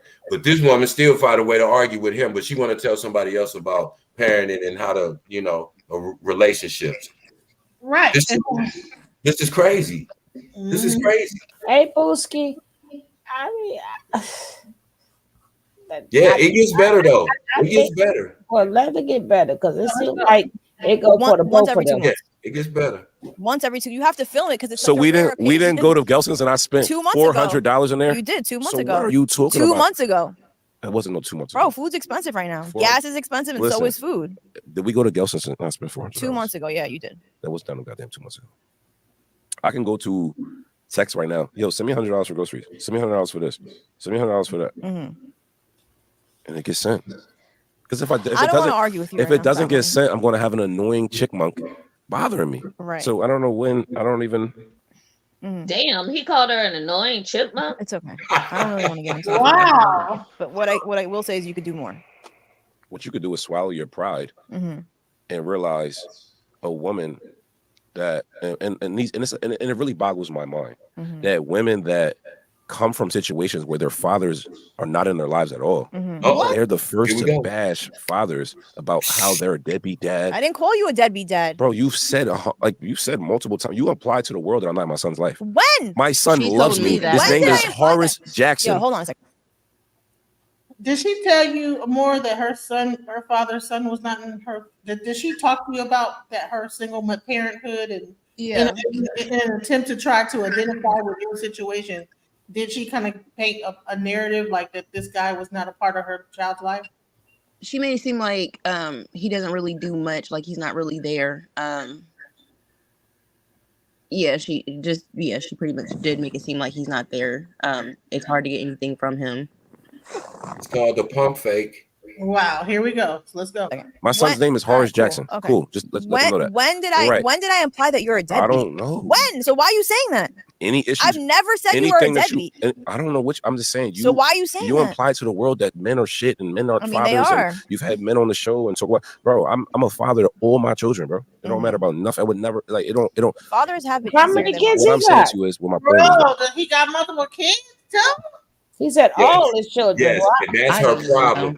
That's what she's angry about. She said he doesn't do enough because she feels like because he does for his other kids, it takes away from her child. That's what I'm saying. See, let her talk. It gets better. She's salty. It gets better. Man, bro, hold on. Let's go. Right here is that women that don't have fathers at all are the first ones to bash men about the measuring bar of being a good father or a bad father. Shorty, how do you even know what a good father or a bad father? I'm just saying though. I'm just saying there's no measuring bar as long as a man is trying to be a father. But why do women have to do everything? And the man does 10%. Because that's mother nature. That's another thing you try to do. You try to stop the way of the world. You can't do that. You're not it's not happening for you. He's still a man is yes, you are condoned to wipe his ass. Yeah, you are condoned to breastfeed him milk. You are condoned to wake up with him and go to sleep with him. You hate that. I don't hate it. Yeah, he manospheres too. Yeah, see that laugh? You see what I'm trying to say? That you proceed to this world in this podcast that you don't like. I get both points of view. He is manospheres. Right. He like because it's not he's basically you supposed to do this, you supposed to do that. Okay, I get a couple thousand, but I hear the manosphere in him. You know, but he was kind of saying it in a sense where I know I understand very clearly. I hear it. I hear it loud and clear. You But listen Exactly. what he said. He's telling truth. Don't kill a messenger. Listen to the message. No. Every day I pick him up every day. Wait, pause it. Every night. You It's take not him about once the a week. messenger. It's about your Stop. delivery. It's over. Like nobody wants You to didn't hear want to about learn how from me. this, I that, can't teach you. how you're complaining about these things. Like stop complaining about something that you accepted and signed up for. Who am I complaining to? To you? You complain to me. I mean, Who else am I going to complain to?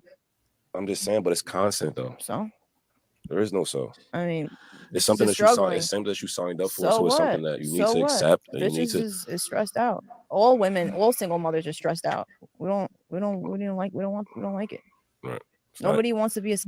So if all single mothers are stressed out, why so much anger and hatred toward Amora? That's why I said, why you hear what he said though? You just need to accept it. I'm not accepting you talking shitty to me. I'm not accepting you handing money over to me shitty. I'm not accepting anything that you do shitty. If you can't do it with a smile on your face because I didn't make this baby by myself, then you're gonna have another thing coming. And we're gonna have so she clearly got a guy over here that's telling her to accept it is what it is. But you're gonna tell somebody why. But the thing, why did you get abortion? And the same rule applies. She should ask her own self that goddamn question because that ain't the exactly. Only child. If you knew he had more kids, why you ain't get an AB? So now you stuck like the rest of us. Shit. Right. The hell. I don't know whether that weed was too strong or maybe she just. Oh, she gonna shoot. She shroomed out after this. She shroomed out. I am a single mom. I take him to school every day. I pick him up every day. I go to sleep with him every night. You take him once a week if I'm lucky. Once a week. If you have shit to do, bro, stop lying. You don't take him for the whole weekend. You take him. For how many times have you been to the McDonald's? A bunch, because I take him to you every week. Why the fuck are they talking about the McDonald's, bro? Girl, no, that's a meetup spot. Let it play, y'all. Let's get better. That's why I said let it play. Wait. Rewind that. How about many 10 times have you seconds. driven Look your how she car just to McDonald's to meet me? I don't fucking know. What's the point? But how many? The point, so then that's going to take him enough. That's going to tell you that I have my son a lot. Not enough. How many times have you driven to the park over there on Coldwater? Because I have to pick him up and drop him off. How many times? You're just missing the point. You could take him more, is what I'm saying. You could take him more. Oh, that's like my dog looking at me after they had puppies and telling me, like, speaking and speaking, like, you're comparing your kid to a dog. I have these puppies way too much. Yo, are you dumb? That's the way of the world. You're going to have. What are you talking about? I'm saying you would take him. Wait, hold on. He is so managerial. Are you talking? No, see, hold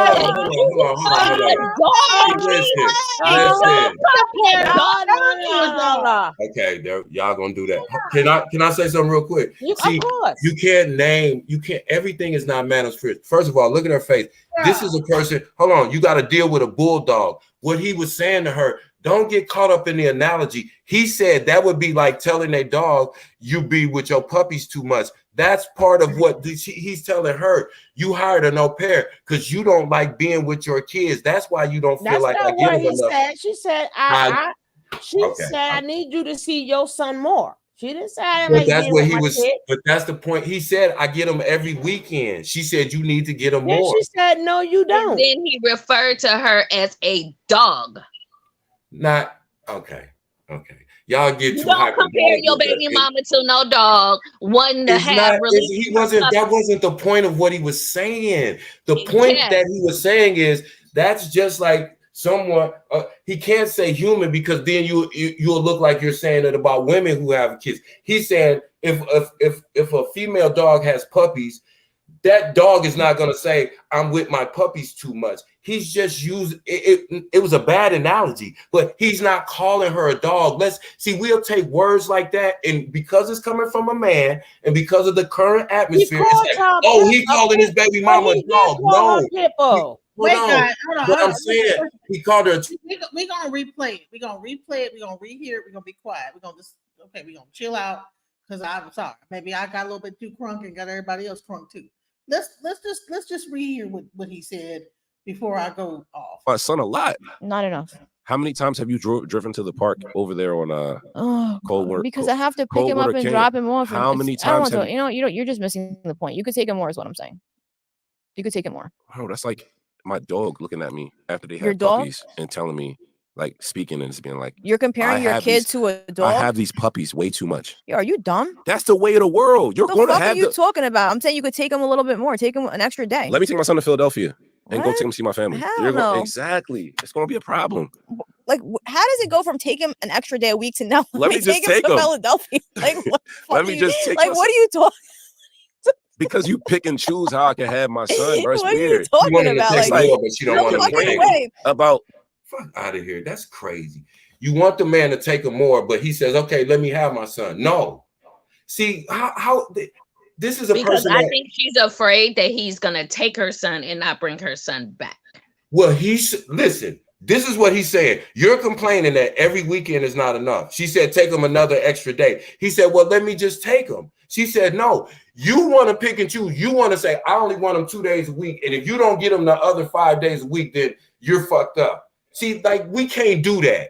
He's making a point to her. He didn't say her. He said, it's like my dog looking at me and saying, I don't want the. He's just trying to make a point to her. Like, if you think that he doesn't have his son enough, when he says, okay, not only will I take him the time that you want, I'll take him full time. And she goes, no.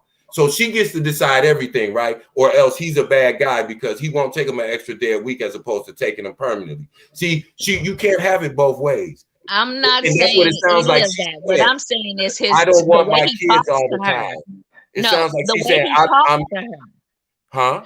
The way he talks to her and his delivery of how we're not taking away. No. We ain't taking nothing away from her. He's still man is fairish. I get it. I'm gonna just listen. I'm listening to the talking point. About her. I can't teach you. I'm just trying you don't want to learn from me. You want to make your own money. And it doesn't take away she playing games too. They both playing games. I'm not on nobody's side. They probably finished this whole interview and I'm not on nobody's side. They got done with this interview and banged out when they got done. Get out of here. Yeah, because she look at that smile. They was banging. Stick at that smile. But this is the problem. Okay, let's take him out of the conversation.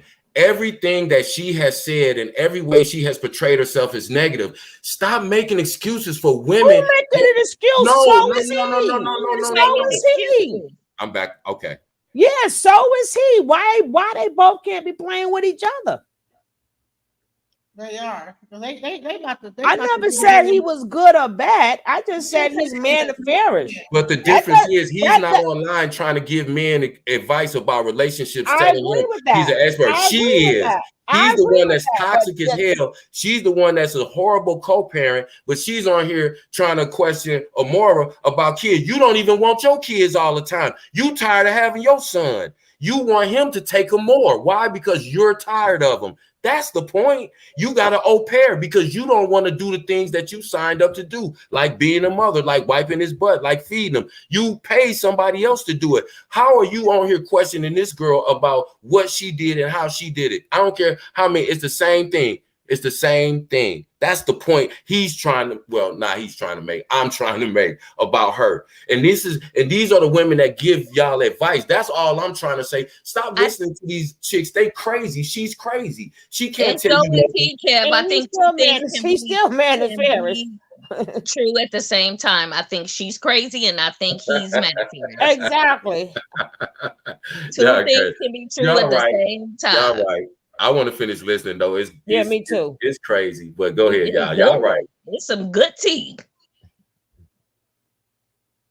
There's being no fucking with a child, we're not together. We don't live together. Right. If we were together, so I'm saying just take him an extra day. If we were together when he was born, you weren't really doing much. I was still doing went a at lot. him. You weren't doing shit. I was doing a lot, you bro. weren't You're doing shit. wild. You weren't doing shit, bro. You were snoring. You weren't doing shit. The nanny had him. Yo, the nanny came from 7 to 1. Stop lying. Stop it. You need to stop it. He was with me, chilling. He was not. Where were you at? Around every fucking day. Around where? Where was I then? I don't even go out. Chilling in the bed.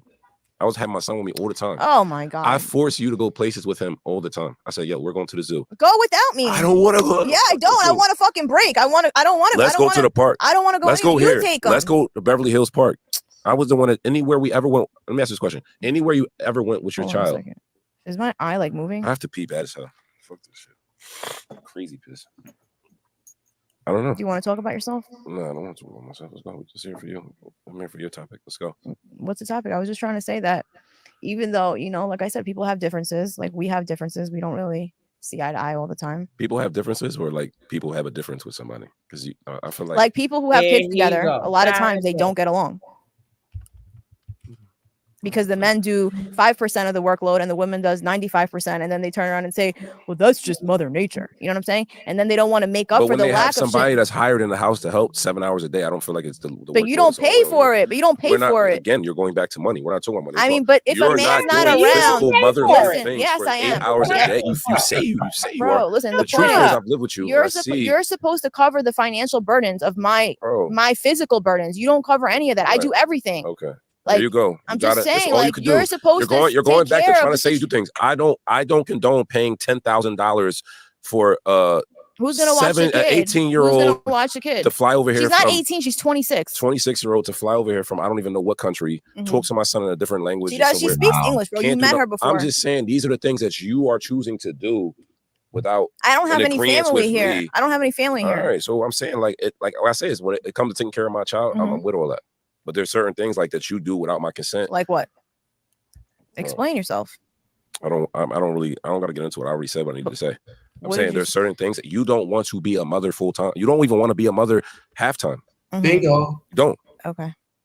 That's just the natural fact of it. I do want to be a mother. No, you don't. I just need to you be get upset supported. about a kid trying to play with you. You get upset about my son, the baby crying. I mean, yeah, you just don't want. It's overwhelming. You're just so masculine that you don't even like. You don't like the femininity man is fair, of being a masculine, mother, nurturing. I know man is fair. All that, you don't do that. That's not you. Really. Right, so why were you with someone so masculine for 2 years and decided to have a baby? I'm just saying because our relationship was cool. It was cool. Do you like masculine women? He just mad because she had a baby. In a he certain didn't extent, want that. Well, I just never saw. I just never you. He want that coming. He wants her in her place. Us having a child because you always told me that you never wanted a child. Right, I didn't. So why didn't you pull out? Right. What? I'm saying, like, if you don't have a kid with somebody, you should just pull out, right? No. So you're irresponsible. I mean, like I said, that would make you irresponsible, girl. I don't think no. You're not. We're living together for 2.5 years. It's the gaslight. So then what? But if you don't want a kid with somebody, you should. I never pull said out. I didn't want a kid. That would be his gaslight. That you always said that you didn't never want to be a mother. Right. So why would you have a kid with someone who didn't want to be a mother? Even when it happened, I said it's not right. Like, hey, you said what you said. You feel what I'm saying? So that's just where it went. You know what I mean? All right. So you're saying I'm a bad mother? I mean, you love my son, though. I mean, you definitely love my child, but I don't. You're not mother material. I'm not mother material. No. Ain't that some shit? She pay all the bills, but she ain't mother material. You had a kid with me, so I mean, I love my son to death. So So take him more often then. If you're such fatherly material. I'm working on that. Right. I have him. You know what I'm saying? When? Why do you keep saying that? Bro, you have I'm gonna just fall back for like a whole 2 months and just nothing. Because you're tripping right now. You keep saying I don't have my son. I'm saying you don't have him enough. You have him like once a week. I meet you even when I meet you multiple times. I have to drive all the way to Van Nuys, and then I have to pick him. I have to pick him up. I have to drive back and forth. Like gas is mad. Like it's a whole ordeal just to drop him off and pick him up. Bro, that just started literally. So I just moved into a new house. Yeah, and it's far. Okay, I want to be all the way in the cut. But that's neither here or there. I'm saying that stop saying that I don't have my child. We don't live together. I'm saying you don't have him enough. We don't live if you're together. saying that I'm not motherly material, you should step in and make up for that. You should be like, yo, she can't handle it. Right? I'm doing it. That's what we've been saying. Your fathers don't like we want to see you more. Concerned. You're concerned? Yeah, concerned. Well, then do something about it. I am. Okay. I have him. Okay. There's a reason why he wakes up and gets excited and says my name. Mm-hmm. I don't know. We'll see in the count. I don't know. I just feel like you perceive to the world that you don't have a father in your son's life. No, the fuck I don't. I just said we can see what your fan base or your whatever you got going on. Right. We'll just see what they say. Because what I'm saying from what I've seen people say, is that you portray that you don't have a kid's father. Bro, you could be a single just because you're just single. No, that just means you're a mother and you're single. Say that like because a single mother where I'm from means like I'm a single mom. Like I did it and I did it. Like, it means like the dad's not around. Like you're a single parent means that you're just a parent alone. That's it. That's what it means where I'm from. I don't know. Like it could mean somewhere else. What you saying? But a single parent to me means like single parent. Like There's nothing going because you don't see dads walking around. Yo, I'm a single father, bro. I'm a single father. Well, I mean, if the kid lives with you full time, that's what a single father is, bro. Not if you have the kid once a week. You're not. What are you father. talking about? The kid's going to live with you full time. Yeah, so that's why I'm a single mom because I don't have a husband. That's what a single mother is. Well, we gotta specify that because I don't think that's what people are perceiving. I think they're perceiving that you have no baby dad. You have no. So I'm like the Mother Mary or whatever. I just got pregnant. You're walking around with a kid who has my name and screams my name and loves me. I didn't say he doesn't love you. Okay, I'm glad we set that straight then. You know, that's cool. That's cool with me. Mm-hmm. You know, because I feel like a lot of your thing is just bitterness towards the world and men and this, that, and the third. And you don't think you have anything to do with that? You could never, ever say that you have there's so many women out here that would like scream and cry for they child that had a dad. You know what I'm saying? And like you had it. Like I wouldn't even play the gaslighting and manipulation this man is doing is crazy. There's always room for more. I'm not saying you have anything to do with my bonus. I am not saying you were a good. I'm not taking nothing off of her. Hold it, mute. So you're not going to take any accountability for any of your actions. Mute this. I'm not saying her giving advice or whatever, but what was the purpose? Well, you're masculine. Like if you're gonna talk about the child, talk about the child. He's focused on her because she don't know her place. She don't know her role, and he want the world to know that. That is straight up manosphere. He gave every manosphere point there is. What does her being masculine have anything? What does you're not teachable? No, teach your son. You ain't got to teach me nothing. How about teach your son? What do you got to teach me? We ain't together. Teach your son. Hey, Genesis. You need to get this lady on. I have to talk to this lady. I want to talk to this lady, Genesis. You need to have to get her on. I don't know what we got to do to make it happen. The gaslighting there is unbelievable, and that's what plenty of women go through all the time.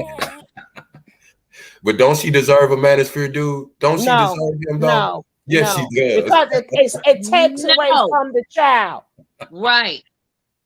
How can you sit up there and be like, I really love my child, and you're tearing the mother down? And if he's tearing her down like this in public, he's definitely saying something to that child or saying something on the phone with her where that child is in ear. You're not teachable. Who the fuck? Wait, hold on. Seriously, y'all think he was tearing her down? No, he lifted her all the way up, Kat. He lifted her all the way up to the sky.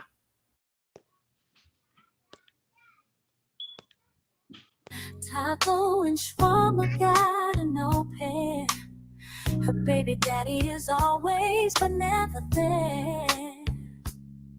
She trying to give Amora advice, looking at her with dead eyes, asking about why didn't she get rid of her child. She needs to stop smoking them vape pens, them black and miles, taking the mushrooms.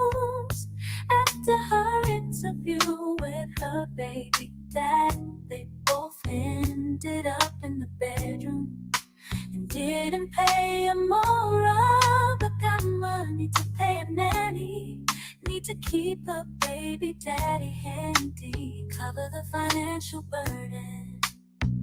Don't be judging.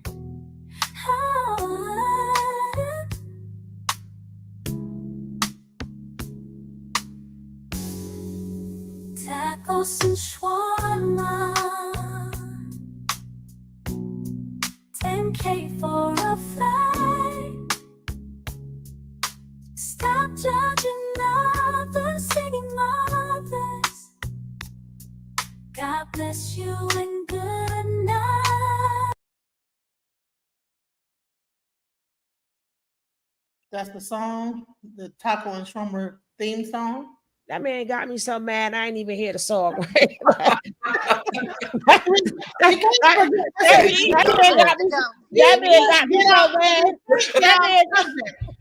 can't, listen. That man got me so mad. Listen, we can't forget the subject here. I know the subject, We're so but focused no, hold up.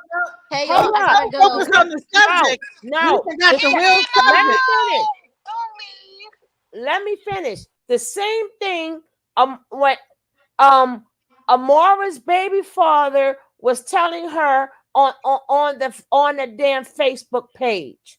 He was gaslighting her the same freaking way. Because the mother put it on the page. You guys, Amora says she has to go. Hold All on. right, baby. Okay, It was the same type of gaslighting. He put her on the spot. If you go on the mother's page, and was gaslighting her the same fucking way, making himself look like the good guy. And then she kept saying, "Just leave me alone. Just leave me alone. Close the door. Close the door. Just leave me alone." The gaslighting is gaslighting. That will include her, because I sat there and watched her get gaslight and manipulated. Can I ask a question? But hold on. The problem of the situation is that she getting gaslighted, but then trying to go against another single mother. Fuck all that. We want to like sit up there and get in her corner, but fuck all that, because you sit there getting gaslighted by your baby daddy, but then want to go against another single mother who got 5 kids, been abused, been through this, and sit there with dead eyes and say, "Why didn't you have one, AB, but you didn't have one?" And this nigga sound like he gaslight you just like any other man. Exactly. That is exactly what, We're not taking away from that point. No, it is taken away from that point, because we just had Amora here. Now I know where Amora is. Paco and Sharma. No, it's that treating this young lady after she knows goddamn well that she getting treated the same way by these men. Exactly. That's why I suggested the video. I was being messy, but that's why I told y'all to go pull it up, because she can't tell nobody nothing. That was my point. Now that I think I think Amora had to go, because Lady Love coming here with a million questions and stuff, right? We ain't about that, Lady Love. No, and no. You don't had, I guess, had to go with your million questions. She done answered them all already. Sorry if you don't like them. That man made sure, man. Hey, they be so calm with it though. They and you know what? He knows how to push her buttons too. I could tell. He knows. I'm like, you got a whole son, and but here you are. I'm like, you got 50 kids. I know it's funny because she's being a hypocrite at the same time. Like, I literally stopped before me and my ex-husband got married. He used to trip me up in these debates. I said, I got you one. I fasted. I stopped smoking Zaza, and he was coming for me, and he was like, damn, what happened? I said, because I stopped smoking. I got your ass. If she would have been sober doing that debate with him, she probably would have been one up on him. Yes, she was not going to be. She was going to be none up on them. I'm saying yes. What he was saying was the only way with a narcissistic I'm saying person, her composure and how she talked to him. I would have told him to leave. The only way you're gonna one up a narc. Only way you're gonna one up a narc is let them talk to themselves. That's true, sugar. Thank you, guys, love.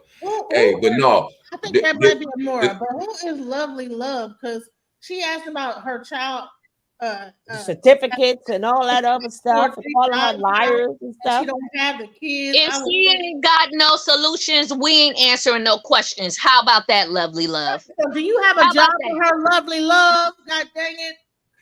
Listen, can I just say this real quick? The comment you just had up there, I don't know if this is offensive, but I didn't read it that way. Y'all tell me where I missed it. She said, asking why she was going to school, but her kids. Oh, have we asked her if she has got 2 or 3 jobs now that she doesn't have her kids? I would think that's the first thing anyone would do to prove her point. I don't think that's a mean statement. First of all, 2 or 3 jobs. She don't even have a car. She don't know where to get to the job. And on top of that, she is dealing with homelessness and all type of other stuff. Listen to the whole interview, and then you'll have the answer to your question. Of course, she don't have 2 or 3 jobs now. Of course, she said she feels distracted trying to get her degree at the nursing thing. She's going through a lot of bullshit. She's dealing with like her place over her head, her shelter. She's here and there. What the fuck are you talking about? Get a job? You can't. You don't even know where you're gonna stay the next night. She's getting kicked out of her house. She's getting robbed. She's going through all this stuff, and you're saying how she got a job. You don't even. You can't get a place to live without a job first. Well, you can't. Yeah, you can. How you gonna keep it? On a shelter. You know what? And can I say this? Y'all, please y'all don't drag me because if she's couch surfing, still trying to be around her kids on this whole thing with this interview and all this stuff. That's what she's trying to do. Survive at this point. She's still trying to keep her existing apartment, but then she's got this going on. She's got that going on. Can I say this? And I'm not trying to be sarcastic at all. I just want y'all to understand this. Everybody doesn't think the same way. So that being said, what Lovely Love said and what other people would say, who I know, and they're not mean people trying to be mean, they would say, wait a minute, every time you suggest something to this girl, she's got an excuse for something else happening. This is happening. Her car's out, her phone's gone, her apartment, she finna lose her apartment. This, to other people, it looks like somebody who is making excuses. And that's all I'm saying to y'all. So when people ask, listen, just let me say, when people, where your car's gone, your apartment's gone, I'm saying, listen, when people ask those questions, it's not because they're being ignorant. Everybody doesn't think like you, DJ Genesis. You got to understand. Hold on. Some people may. Okay, go ahead. I'm going to say like this. If people don't realize she's having a nervous breakdown, I don't know what to tell them. Thank you. But everybody's not. That's what I'm saying. But they don't have. They don't have. And you know what? I was just about to say that she sounds depressed, manic depressive right now. They don't have to. They don't have to. They could be loud. They could be whatever they want to be. They could sound how they want to sound. But what they saying is not going to reach her right now. So if they're saying it, and if I'm having a mental breakdown, whatever you say, is it going to reach me? Right. I got to get my mind right. That's when women turn into the mother that drowned her kids. Exactly. Kids far away from her. So you need to drive me. I can't get my damn mind ain't right. I hear you, but no, I don't hear you. Out here, her to harm herself and her kids and her boyfriend. Getting fired from jobs. Getting fired from jobs because she can't get her mind straight. Man, this girl is going through a lot. We need to support her rather than saying, well, why don't you got 2-3 jobs? You ain't had your kids in 2 weeks. Well, hell, she's trying to get just through the week, the day. Listen, I'm still stuck by what I said because the facts are the facts. She's gonna have to get a job and she's gonna have to get a stable place to live. Whether she's manic depressive, whether she's suicidal or suicidal, excuse me. But it's the truth. I'm not gonna shove that in her face, but the facts still remain. And there's steps to get into that. There's steps to getting to that. No, let me tell you something. You know what? Or she could just sit there and wallow. Let me tell you why that's not true. Okay, because I just had Regina in my house, right? And it didn't take her a job to actually get the support that she needed to get into an apartment. Now, Regina is diagnosed SSI receiving and has been mentally ill since high school. She was on disability. Like, she already has the steps in motion. This woman clearly doesn't. If somebody mind is not right, they ain't gonna be able to hold a job. Yeah, you can get a job. You can be able to hold it. The moment you get a job. Okay. Hold on. That's what Sue said. Let's stay right there for a minute. She said if somebody's mind is not mentally right, they won't be able to hold a job. If somebody's mind is not mentally right, they will not use money in the proper way to get them out of that situation if their mind is not right either. If she didn't ask for any money. I'm not saying that, but I'm just saying that's what some of the point that people are making is not about sending her money, because if she's not in the right mental state to work, then she's not in the right mental state to handle money. People still with a nanny.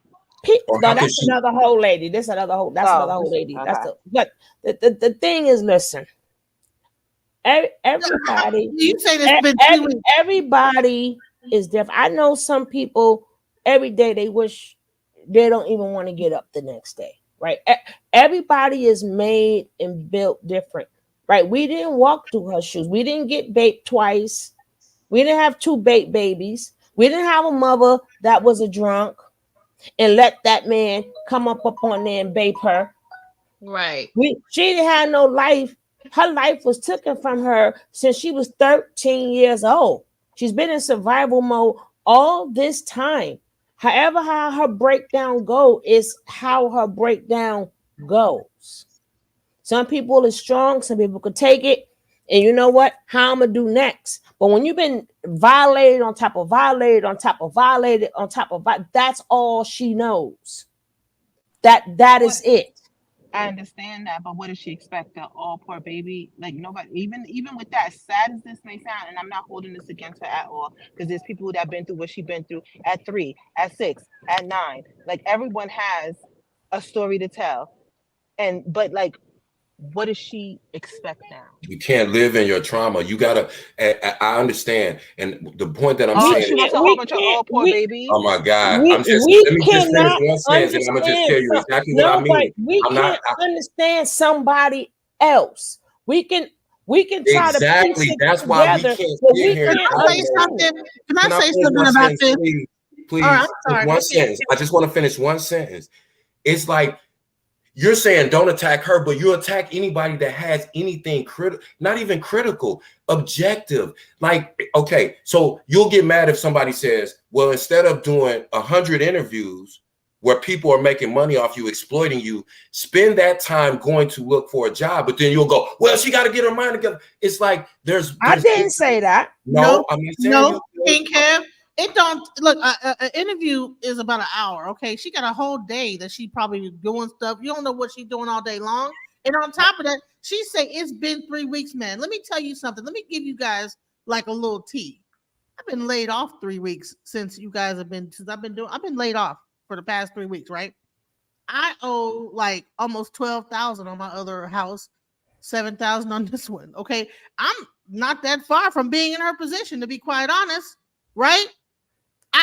I mean, the only reason why I'm not is because I own the house I'm in and shit. I'm not that far from where she could be. That's why I'm like fucking like what the fuck do you mean? Realistically, we're all two paychecks and then on top of that, I'm a software engineer. And all of us in are my two position, paychecks. hold on. My position is in demand. Now, could you imagine, right? If you're going through something mentally, you're trying to find a job, you're trying to keep it together with 5 kids. You went through this whole viral thing. People are attacking her as she walks down the street. We didn't even get to ask her that stuff because we kind of got into this other thing with Taco and Shawarma, her baby dad. But she's getting attacked. People know her now. So what jobs now? So now people. You think she's the first one for this to happen to? She's not the first, and she won't be the last. Everyone has a tough. That's why I suggest. I'm telling you what my situation is. Exactly. I could be in her situation. But Genesis, everybody in America except the top 10%, all of us are 2 paychecks away from being homeless. Most of us, if we miss 2 consecutive paychecks, we would be facing homelessness because we could not catch back up on our rent. But what we're saying is we have to look at things logically. These people are telling they're going all these interviews. This is going to create all these opportunities. And other people are trying to say, be more realistic. Just get a job. Get 2 jobs if you have to make sure that you can provide a roof for yourself and that you can sustain yourself on the most basic level. That way, a lot of other stuff will not happen. But when you tell a person that their only way out is for somebody to help them. Nobody is coming to save this young lady. Nobody is coming to save her. We have to encourage her and show her how to do it for herself, because you've seen since she's been viral, who has helped her? How much? I mean, people might have sent her donations, but I'm saying if she's still homeless, she still doesn't have a stable place to live. She still doesn't know where her next meal is coming from.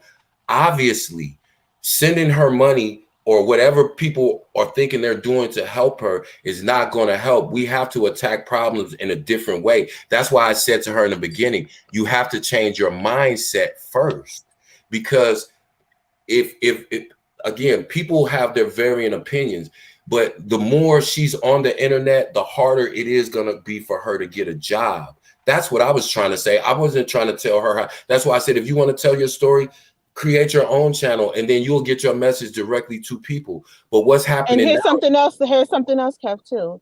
Cash App and the other sources are gonna start taxing people real soon for receiving under $1,000. So what's she gonna do then? She got a business plan set up? They're already doing it. Yeah, honey, If they've you go been to doing that. DHS, if you go, They've been doing if that you since go, last tax year. I okay, so now she got another bill coming to her. If you go and IRS, she's about to get audited then. If you go into social service, no matter what your medical condition is, you're going to have to give them some paperwork of some type of footsteps, whether it's you applying for jobs, getting a job, going to school, getting mental care from your medical professionals. Either way, apply. They're going to want to see some action. She already said she's been in school, but she's having a hard time taking the test because she's going through so much stress. She said Wait a she's minute, she's at Genesis. the point of going through the school, the testing phase of the medical thing. Who has not found school stressful? Name one person that has a college degree right now that has not found getting a college degree stressful at some point. I'm sorry. Your phone sounds like a walkie-talkie. Genesis, Lovely Love said, we baby her. Why was she looking dressed the way she was and looking like that and her chest all out on camera? First of all, she is a grown adult. She's a young lady, but she's a grown adult. What she wears should not have any bearing. And what should she have on, rags? Should she be looking disheveled and distressed? People just want people to just look their worst when they're going through their worst. Why? Do you get a kick out of that? Yeah, that's dangerous. Like, that's the problem. That's called being prejudiced. What she has on has nothing to do with anything. I'm really disappointed in whoever this Lovely Oh Love my is. God, she's married to a minister. Lovely Love, What how many kids do you got? How many kids do you got, Lovely Love? Can you get her a job? Can you help her get a job though? I mean, are you in Ohio? Can you help her, or are you just asking questions and don't have no resources to be able to give and help? Are you just going to ask a question and not give a resource? Because that's what we do here. We don't just ask questions and not give resources. When she was going through the things she did, she got a resource to get out of it. We're not over here just asking questions and not being able to offer resources. Everybody that came here and gave 211, 811. Okay, this resource, that resource. If you're not trying to give a resource, you're just over here asking questions and trying to piss everybody the fuck off because you're really pissing me off and it's really getting on my goddamn nerves. Ditto.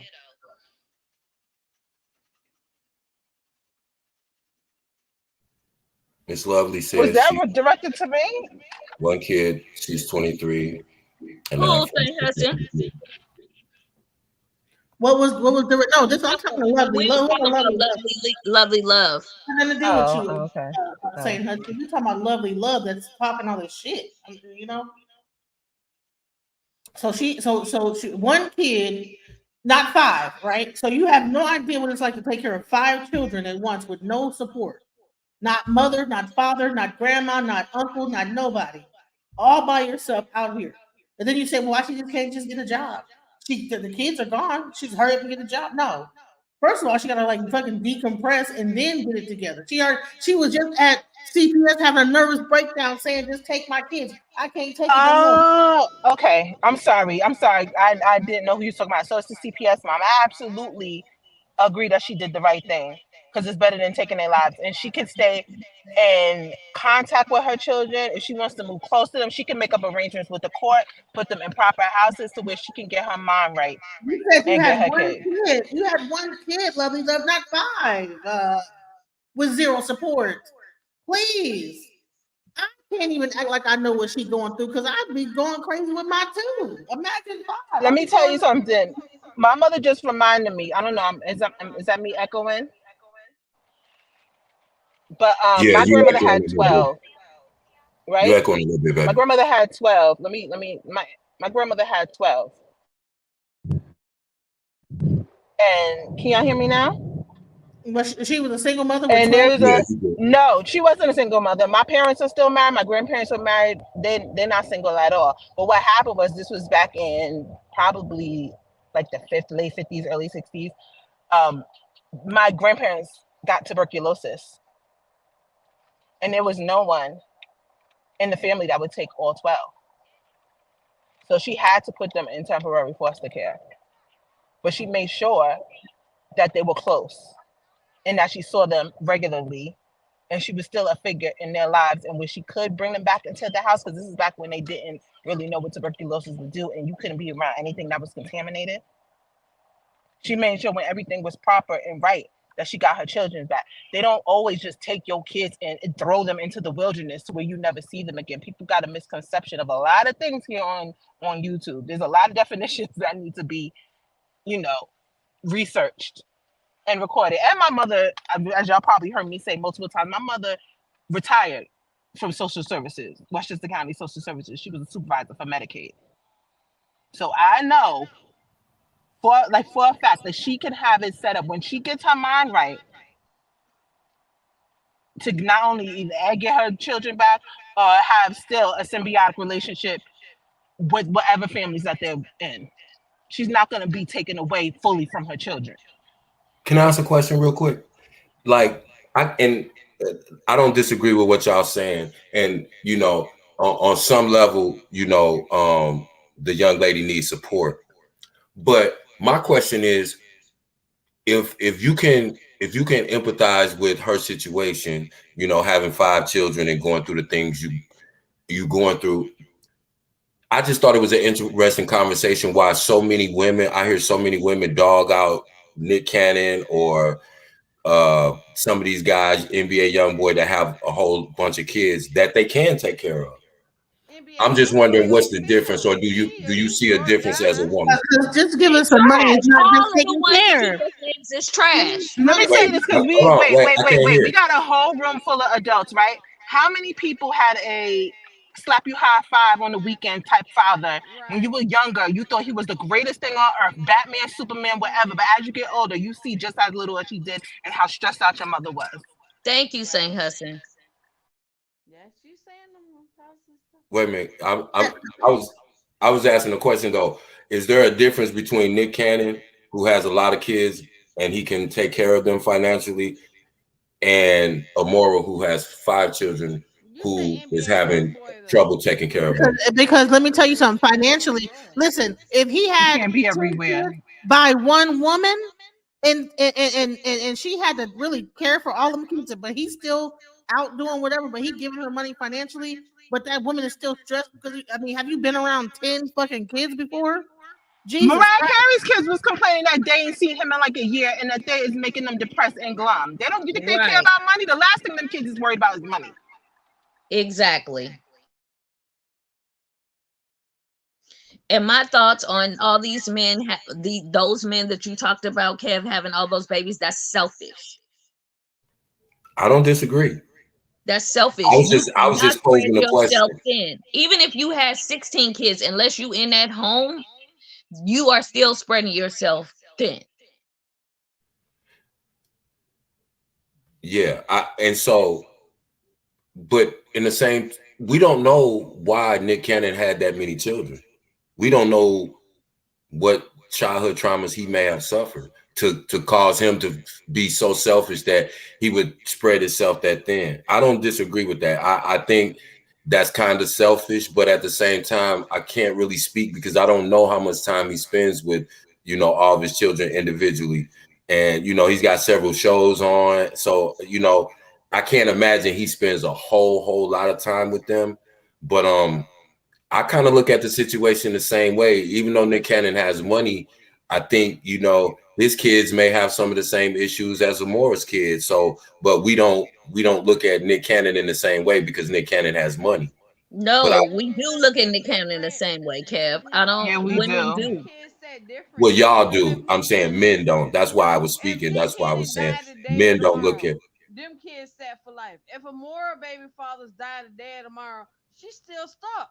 Hey, Mimi, we can barely hear you. I don't want to talk over you because you were saying something. What did you say at the very beginning of your statement? I'm sorry, sweetie. Can you hear me? No, we can barely hear you. All right, let me go back out and come back in. I apologize, y'all. No, I just wanted to hear everything you were saying because I couldn't. When I stopped talking, I noticed she was talking. Let me go back out. I don't know what it is, but let me go back out. I'm sorry, y'all. But we have to be able to talk to the other side too. Like when we advocating for this young lady and trying to be supportive, you have to understand kind of the other side too. That's why I said, no. I'm not supportive. What I'm saying is, I'm not supportive. Don't put that on me because I'm not. I'm not not you, unsupportive. I'm not you, either. not you individually. I'm saying those people who are supportive, they have to understand that there are St. Hudsons, that there are Lovely Loves. There's always a other side of that coin. And I think that as opposed to arguing our specific point to the other side, because you're not going to change my mind. You're not going to change Hudson's mind. You're not going to change Suge's mind. People think the way that they think for a reason. And so I think that what we should try to do is understand like the best way. If you support her, and this is just my opinion again, if you're supportive of her and you're trying to help her, I would encourage her as somebody that's supporting her to stay off social media. But I see a lot of people still encouraging her to do interviews, and they go, well, she's trying to get her message out. But the people who are interviewing her are not interviewing her for her to get her message out. They're getting her on there to do what old girl did to her. So, yeah, go ahead. So what happened when Shannon passed away? Well, what's gonna happen then? He got lupus, right? He's been sickly, right? What happens if he passed away? He got like how many baby mothers? I think he got sickle cell. I don't think he has lupus, or does he have lupus? Yeah, I think he got lupus. Yeah. Okay. Some type of autoimmune disease. They all are very similar. Yeah. But it's a thing where, again, I think that's part of the reason. I think he wanted to leave a legacy because he doesn't feel like he's gonna. It doesn't really matter why he had that many kids, but I wonder what the conversations would be like with his children's mothers as far as what kind of father he was. I would be interested to hear that. But you know why they'll never come out and say nothing? Because whatever money they're getting from him is more than they would probably be getting themselves. And so they go, they speak out. They speak out. Do they? Oh, okay. See, I didn't know that. I've never heard any of them say anything. He'll turn around and have one. He'll have a baby, and then it'll be another one getting ready to come out the chute, and then that one be pregnant across town and across the state. So, well, yeah, no, I know he had them back to back, but I've never heard any of them specifically come out and say, hey, he doesn't spend a lot of time with his kid, or, I hadn't heard Mariah did a whole statement, and she never talked. Mariah did a whole statement. But that money keeps them quiet too. And that's why men, as a group, tend to look at these situations in a cynical way, because they like, yeah, she wasn't complaining while the money was coming in, or she had a baby because she was trying to secure a bag. And I think we got to elevate the conversation a little further and kind of be like, I can see why people think that way on that side of the fence, but I can also see why y'all want to be supportive and help her. I get both sides. And I think, and not because I'm on the fence, I feel the way I feel, but I understand the way I feel is not how everybody's going to feel. So if we're working as a group, we have to kind of come to a consensus as a unit. And I believe like Huddy is, I believe she's a very passionate person. I believe she's a very caring person. I believe because she said, no, we shouldn't baby her. We need to tell her the things that she really needs to do. I don't think that makes her against Amora. I just think that that's the other side of the coin, and we have to acknowledge that. But she's saying, I don't need to be in her shoes to understand. But at this point, if it's about solutions, why y'all wouldn't support her to work or to get an apartment and better herself? That's the solution. Who said that I don't? Lovely Love. We've already done that. Lovely Love, you've come late to the party. You're late to class. Everything that you've been asking, you would have known that if you would have been here from the beginning. You're on other people's channels and other podcasts, and you're judging her from that. And all you're doing is coming in with questions, but you're not coming in with a solution. Do you know the area that she lives in where she can get a job?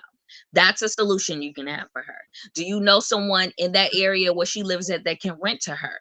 That's a solution for her. But asking all these questions, discombobulating everybody and saying that you don't have to be in her shoes. Sometimes if you don't know what a person's been through, you can't understand anything beyond the scope of the questions that you're asking. Those are surface levels.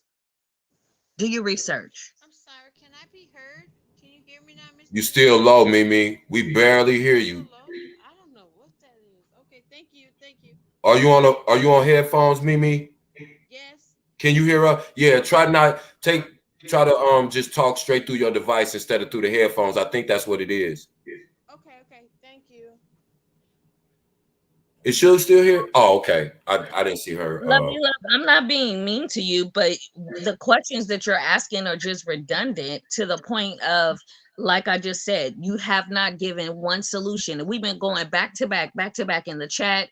Didn't DJ has said something to you? I've said something to you. No solutions from your mouth at all. So it's not about being mean. It's just about letting you know, because this is not about not about tearing her down or you down or me down.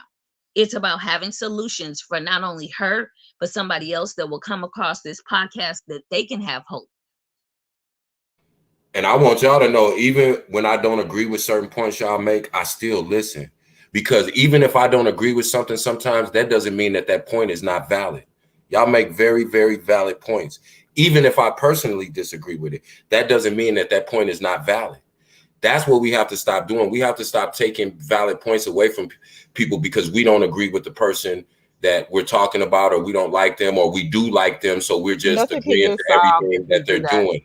We have to be able to still recognize a valid point. So I want y'all to know, even when I don't agree, when I debate a point with y'all, I still hear what you're saying because you make valid points. I don't have to agree with it to make it valid. That's real. And it's important that everyone express how they truly feel, their true feelings, and not just try to say things to appease people, because nothing gets solved that way.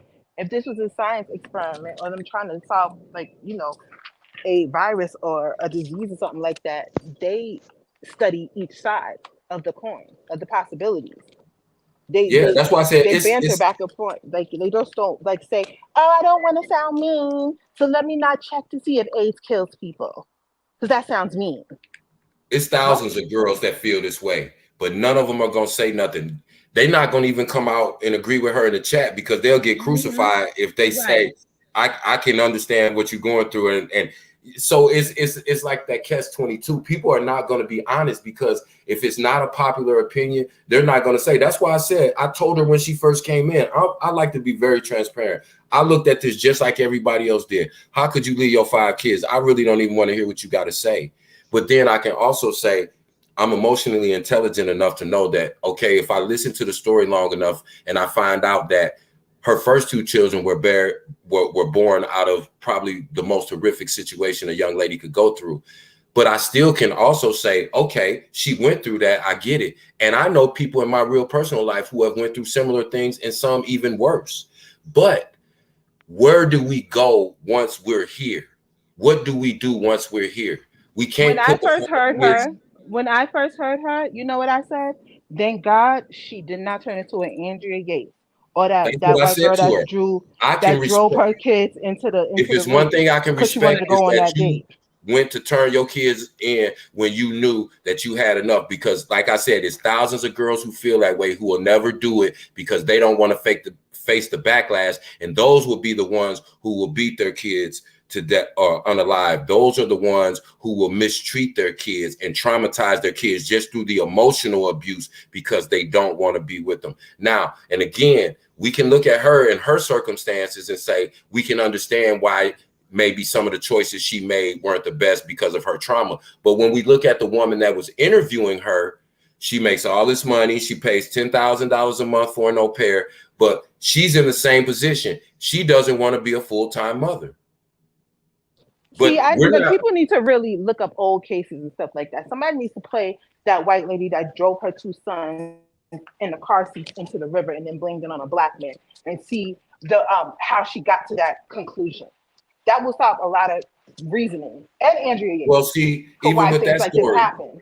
But a it lot of wasn't these from her Gen trauma. Z, but listen, Kev, a lot of these Gen Zers don't even know why Tupac or how Tupac got unalive. Like, they don't know these stories. They don't know why OJ was running down the highway. I'm driving down the highway. They don't know these stories, and then they come on YouTube and they have these big aggrandized ideas of how people are being mean. It's like, no, you don't. Like, in the '90s, this shit was real. What y'all living through now is light work. Okay. No disrespect. Can you guys hear me now?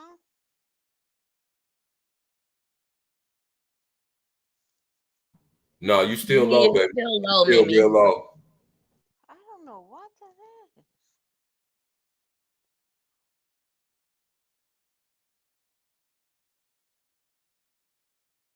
They don't even know why Selena's assistant and the runner of her fan, the number one runner of her fan club, unalived her, and they running around here barbed and rockheads and beehives. Hey, let me ask y'all a These question. kids don't Teddy bear know. floats in the water, where police say a mother did the unthinkable. Mother LaShonda Armstrong apparently drove her minivan down this boat ramp and into the Hudson River, killing 3 of her 4 children. It happened after she got into a fight with the children's father Tuesday night. The vehicle was towed out of the water. The mother and 3 of the children were located inside the vehicle and were deceased. The dead children are 5-year-old Landon Pierre, 2-year-old Lance Pierre, and 11-month-old Leona Pierre. LaShonda Armstrong's oldest child, 10-year-old LaShawn Armstrong, was also in the car, but managed to escape. He managed to hit the power windows and opened up one of the windows and climbed out of the vehicle before the vehicle sunk. The vehicle was out in the river at that time, and he swam to shore. Made his way to the fire department. Police say had the boy not escaped, this would be a missing persons case. The vehicle was completely submerged. The 10-year-old boy is now staying with a relative, the suspect's aunt, Angela Gilliam.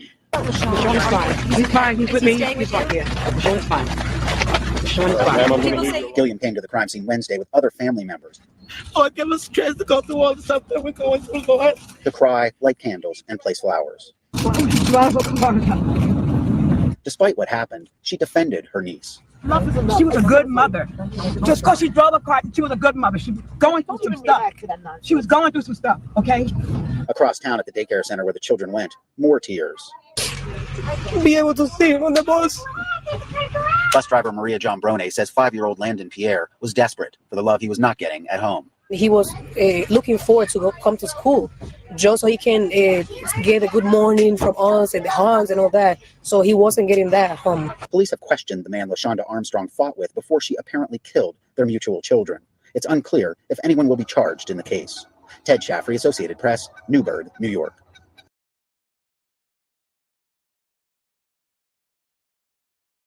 My.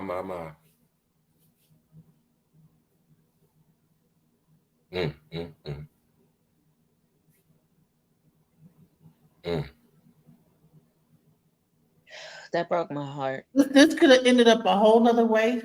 So instead of us trying to crucify this lady, thank God that she got the help she needed before it turned into that. Yeah, that's why I told her that. I made sure I told her that. I said, I came in looking like most people, but I respect the fact that you did what you did instead of abusing them or doing harm to them. That's the best you can hope for, because you see how these stories turn out when they don't get that way out. I don't know what the circumstances behind that was, but maybe it was the trigger from the fight she had with the guy. Maybe it was, and even with Susan Smith, when she did the same thing, drove her 2 boys into the lake. It wasn't from any childhood trauma. She was in a relationship and the man didn't have any children. And he said he couldn't go forward in a relationship with her because he didn't want any children. So it can happen for a number of reasons. It doesn't always have to be abuse, or trauma. And we just got to realize that it happens because I answer this question. If you took an anonymous survey and you asked 100 women, have you ever got to a point where you felt like you were at your wit's end as far as having to try to deal with your children on your own? If they could remain anonymous and they wouldn't be scrutinized for it, I bet you that would be upwards of 50 to 60% of women have felt that at one time. At least. That's just my opinion. I don't know what y'all. I think she just has a 2-year-old. She could be going through postpartum depression. You understand? And if she's been pregnant after that. Who knows if she's been pregnant after that? She might have if she's that fertile, and that would give you some type of hormone imbalances as well. Right. She said she tried. Like last I heard when this first went down was her saying that she tried to reach out to the fathers, and either A, they're not around, or they wouldn't take them. So it's not like she didn't try. I mean, this is what we're paying for social services for, and like child protective services. That comes out of our taxes. So if anybody has a problem with it, I don't see, like I said before, I don't see nobody at no town hall meetings. I've heard when people talk about that, that's a lot of contention with people too. They go, well, why should I have to pay taxes to take care of somebody else's kids who are irresponsible? See, you have a whole segment of those people who you're never going to reach because they feel like because they don't live in isolation. Those are the kids that go to school with our kids, whether it's private or public, and they go and they bring weapons and blickies up in them too. oh yeah, and it was sad when the bus driver was saying the little boy looked forward to coming to school just to get a good morning and a hug because he wasn't getting it at home. And that's sad that the bus driver knows that, you know? Yeah. We're humans and we are communal creatures, whether we like it or not. We travel in herds and packs and communities, just like the elephants, just like the humpback whales. We can't live alone by ourselves. It doesn't happen. Then you turn into the Unabomber. Like you can't. No. Lovely love. Most people that have mental issues don't necessarily believe that they have a mental issue. That's the truth.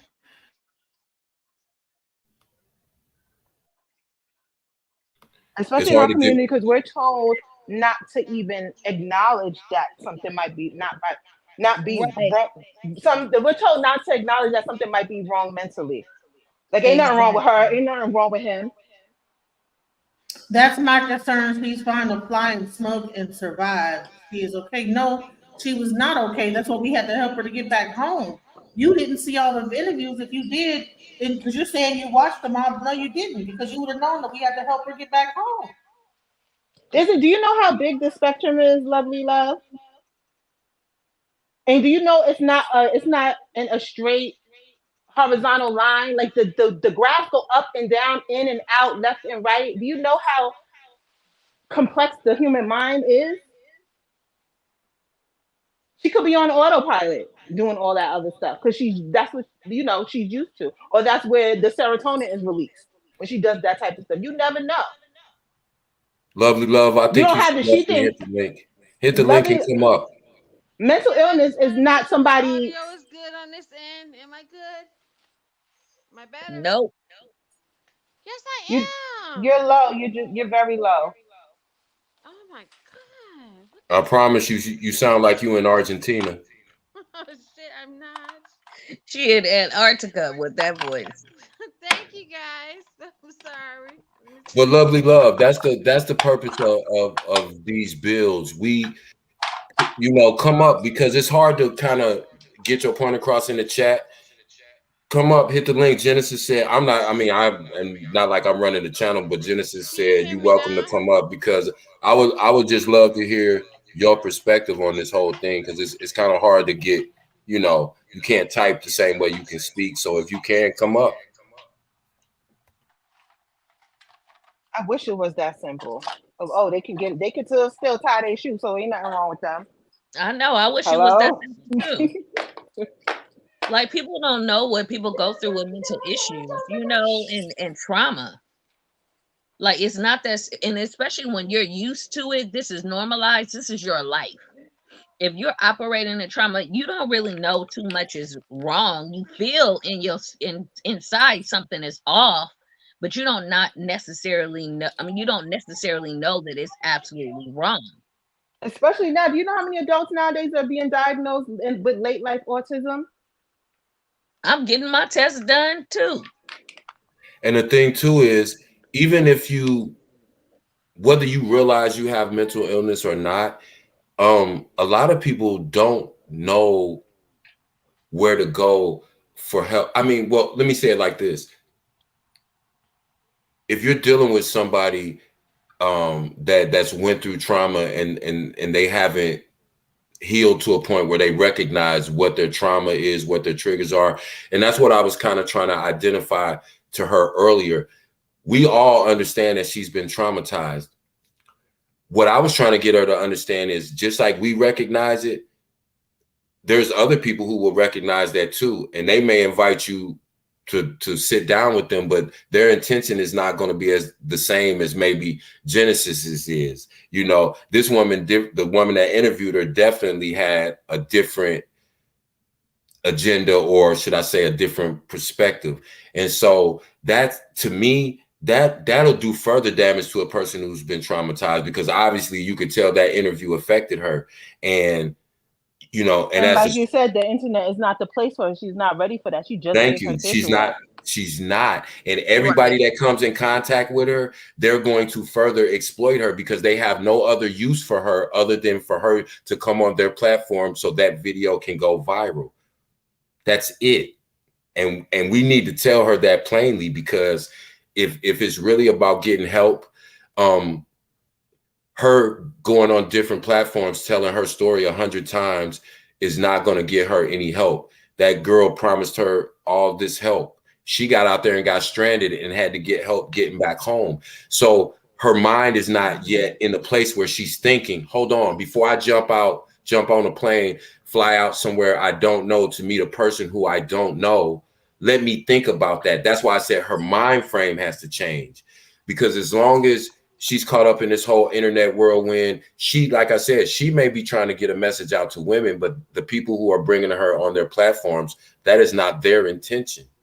And they got to remember too, she's not a like an actual celebrity. Like, this is not like with Krishan. I don't even like none of that shit. I don't like exploitation at all. But like, because it's clear she has mental illness and addiction problems and stuff like that. That should not be exploited at all. People need to be real with that girl too. But this woman, her video went viral. That's something way different. So she wasn't even thinking about none of this. Right.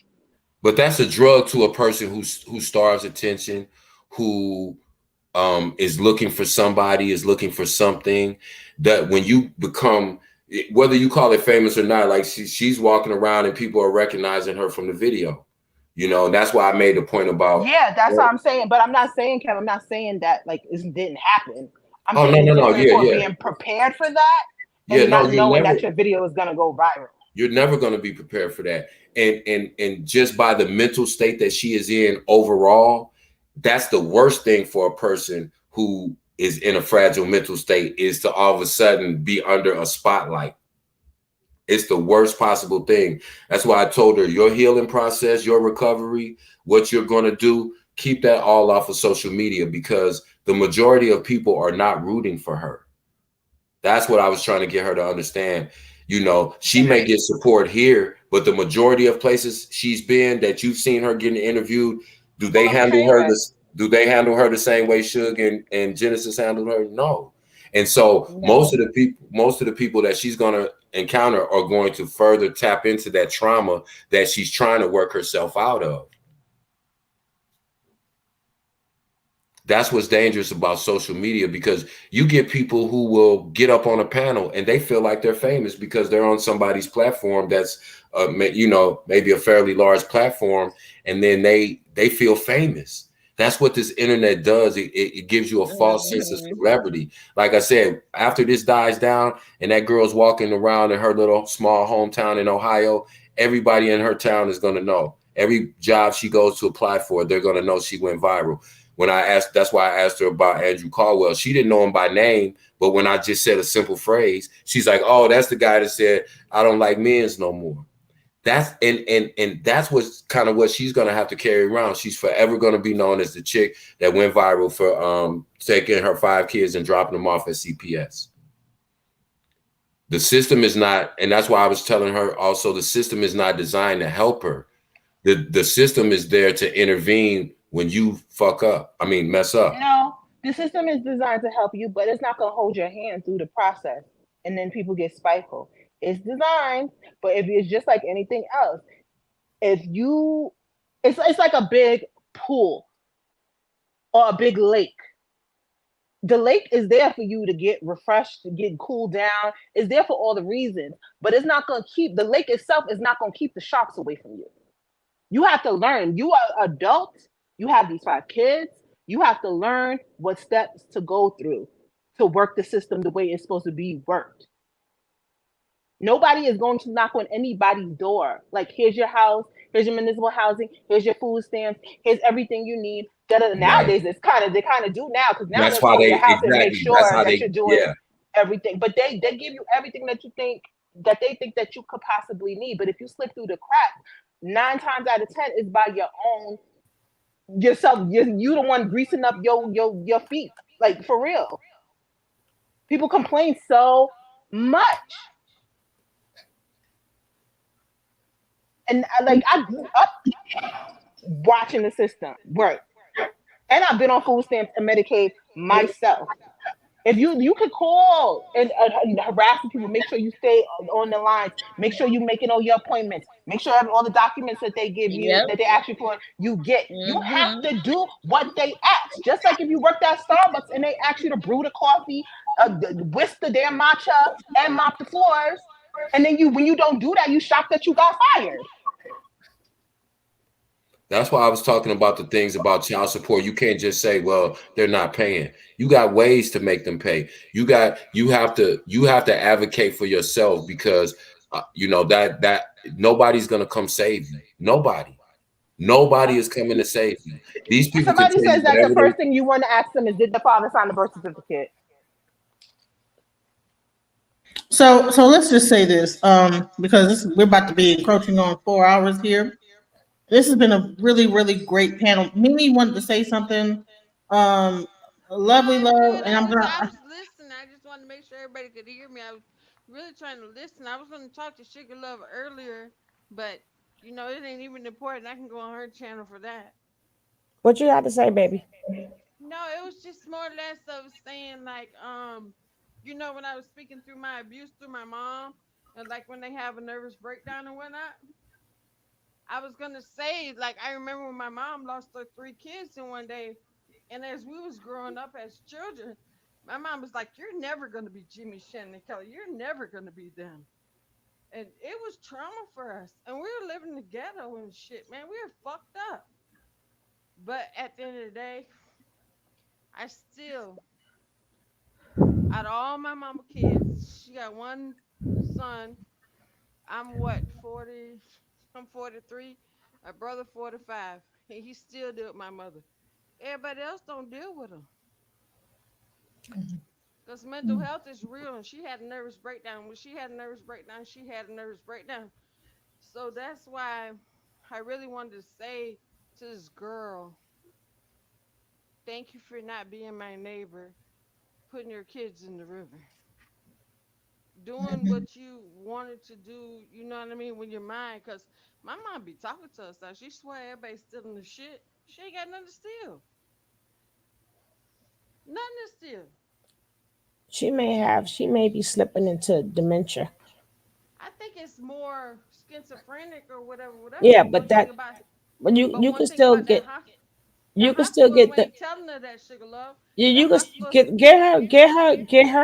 get her brain scanned. she Get her been brain. there. She done it. You know what, Dr. Then get another Foster? doctor. That's why people say get a second opinion. Yeah, And Dr. Foster did, and Dr. What's his name? Dr. Clement or Find a some med shit. clinic. but The Mayo Clinic, I mean. Sorry, I just sorry, like sir. to say to the You young can't lady, force somebody to do something that they want to. So once the police pick my mom up, I'd be so grateful because, you know, it's nothing easy. You can't just make somebody go to mental health. And one thing Well, they yes, you don't tell can. you, You can get what's called a white warrant baby, and you get them. sound real brave. You I'm going to sound get real right brave. back off. You sound real brave, I but Hold in on, the you guys. Hold on, guys. Southwest, Hold on, guys. no, because in the Wait. Southwest, it's not that easy. I'm trying to tell you. I I'm and a you know what, Listen, I know it's listen. not easy, I sweetheart. I did not truly mean to offend you. I truly understand that, and I like to say to anybody, continue to speak out. Continue to speak out regardless of what the outcome may be. If you need to help, speak out, or maybe you don't need the help, but if this is what you're going through, speak out, because a lot of people suffer in silence. A lot of Yes. people is scared to tell their stories because of the outcome and all of the things they're going to get after they speak out. Long as you, that's a step right there. Speaking out, that is one of the biggest steps, is just speaking out. So never stop speaking out. A lot of people suffer in silence, and because they suffer in silence, they become addicts, they become addicted to something. The point of speaking out, you know, hopefully anything that somebody say will register to them, but a lot of times it's not going to register to them until they're ready, until they're mentally and physically ready. But continue to speak out. We don't want to ridicule people for speaking out. It's not us. We may not like what they're saying, and we may know the protocols for them to do what they need to do, but sometimes they just need an ear. They just need an ear. Like I said, that is the reason why a lot of people suffer in silence, because they don't know who to talk to, where to talk to, or what to say. So just keep that in mind when somebody's talking to you like they are suffering. And sometimes you do keep going down the wrong road when you're suffering, and when you go, sometimes people go over that cliff. If you're not mentally right, you are not mentally right. And we can't stop them from going down the wrong road. But maybe if one person just be their ear, then maybe they say, oh my gosh, somebody heard me. Or, oh my God, somebody understands what I'm saying. Somebody else is going through what I'm going through. Sometimes that's the biggest step ever that might get somebody going into the right direction. Sometimes people just want to be heard, and they just want to know it's not just me who's going through this. A lot of women are going through that. I guess we should think the 2 interviews on this channel is her telling the truth. I never said, listen, Lady Love, just hopefully when you go through something, it's not about somebody's lying or telling the truth or whatever.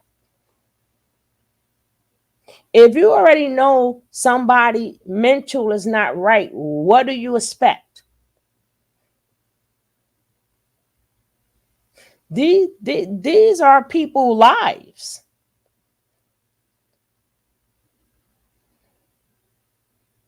Think of all the people you see every single day, and you ask them how you doing, and they really, you know what their response is? Fine, I'm good, but they're not good, and they're not fine. And only thing that does is make them keep going down the wrong path. It's just a little beam of light can save somebody's life. Just a little beam, just a little flicker. Just the point of being somebody's ear, you don't know what that might do to them. You don't know what that might do to just being an ear.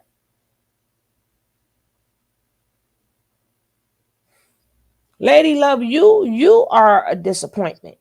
You really need to change your name to Lady. Yeah, thank you. Because people think that they're the only ones who know tough love.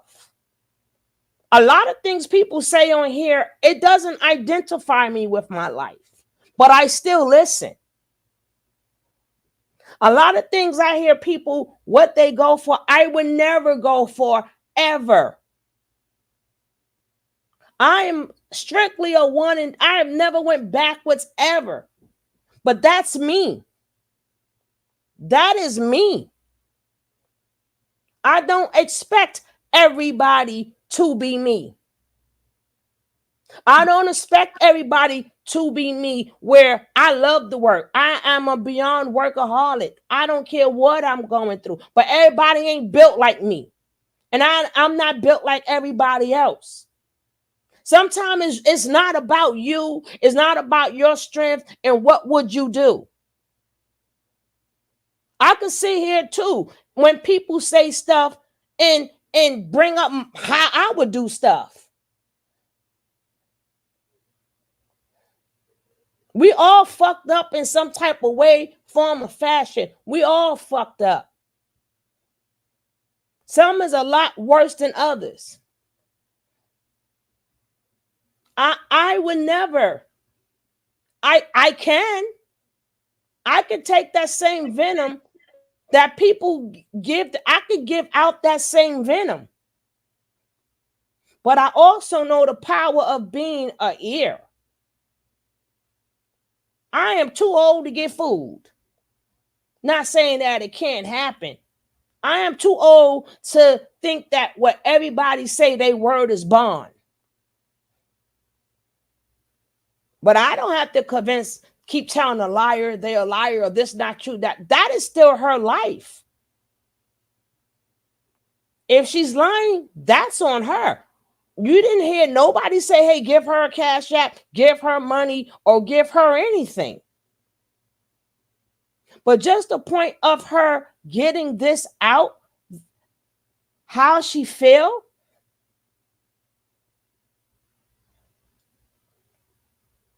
there is a lot of mothers that is on overload.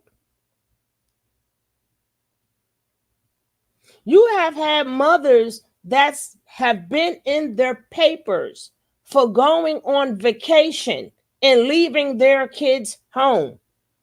They came back to jail. Now, if they would have said, hey, I need a break, I need somebody to take these kids, they wouldn't have took such tragic steps. But they didn't know how to do that. So now they in jail where they should be.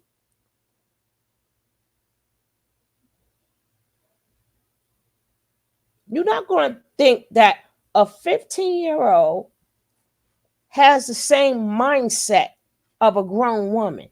Yeah, she's 27 now. But where was the time where she matured? Okay, have your mental breakdown, now get yourself together. She ain't never had the point in the time in her life where she got herself together. From the age of 13 years old, she's been abused. 13, 14, 15, 16. She walked in from one fire door to the other fire door to the other fire door. She's never had the point in her life where her mind cells and her brain was able to mature. Can we at least give people that? Can we just give people some grace? Are we too good? We can't give people some grace time? She's never had it.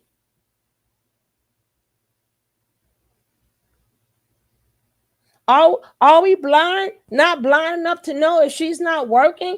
I don't have to say, well, I know you might be doing something strange for some change. We are old enough to fill in the gaps. We are old enough to fill in the gaps. We don't have to keep throwing it. Give her some, not just her, anybody you know that's having a breakdown, give them some grace.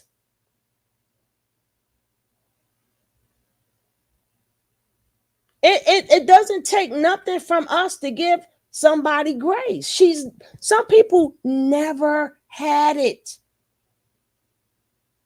It's been trauma after trauma after trauma after trauma.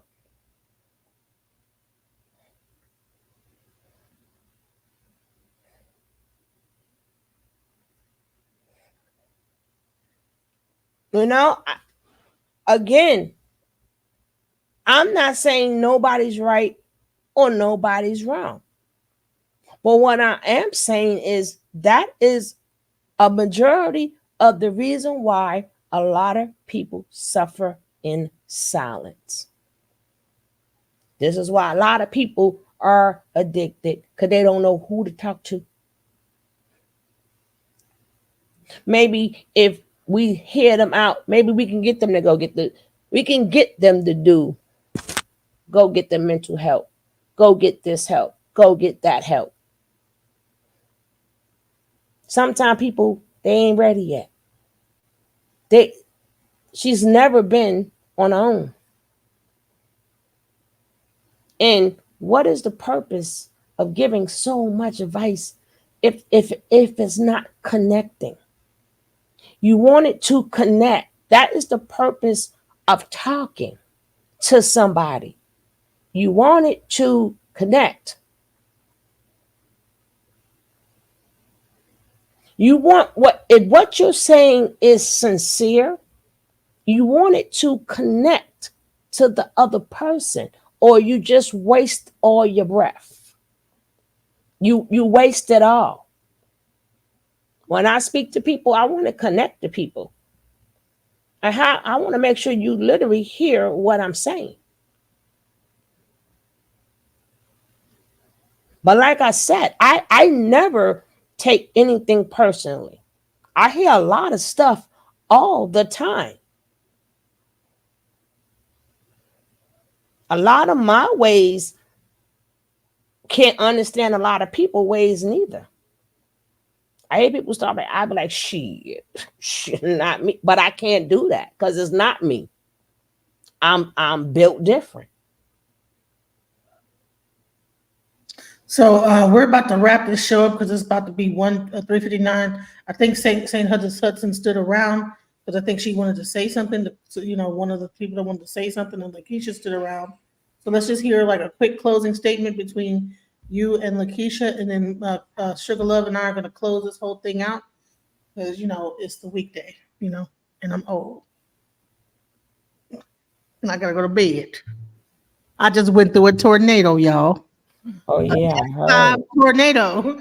It was an F5 tornado. Y'all took my whole back fence off. But because I care about this young girl's story, I said, you know what? Even though I didn't even have electricity a few hours ago, or the internet or nothing, I said, you know what? I want to hear what happened to you. I want to, encourage you. I want to be here for you because that's what we need. It's like a village. You know what I'm saying? When you're going through stuff like that, you don't need to be isolated. You don't need everybody, because I'm sure she'll get enough backlash from people. If she can come to a safe place and be able to talk to some people that can really try to pull together and help her instead of it being like an interrogation. That's what this is about. It's not about trying to question whether or not she's telling all the stories exactly how it should be. That's not what we're doing this for. She's got 5 kids. It's really about the children. If we can get her in a safe place, then her children are in a safe place. Where we can get her together, where she could be to help her, at least just aid and assistance. A helping hand. It's not that hard. But go ahead. Let's go with who wants to go first? St. Hudson was here first, then Lakeisha. Okay, go ahead. St. Hudson. Go on, Kiki.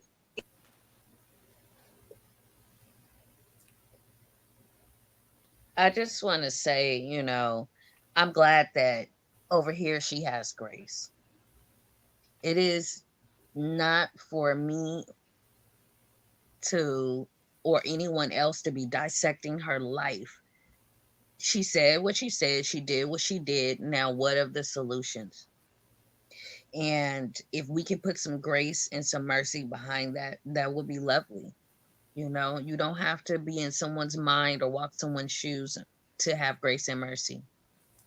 And we do want to make sure that the kids are okay. We do want to make sure that she's okay and she gets the help, however that looks, so that she can be mentally stable to even start the process of any of this, and emotionally stable. So to be asking questions after questions and no solutions, I think that's a big no, thumbs down, but that's just my opinion. I'm glad that she has a support system over here, and whatever we can do, we will do.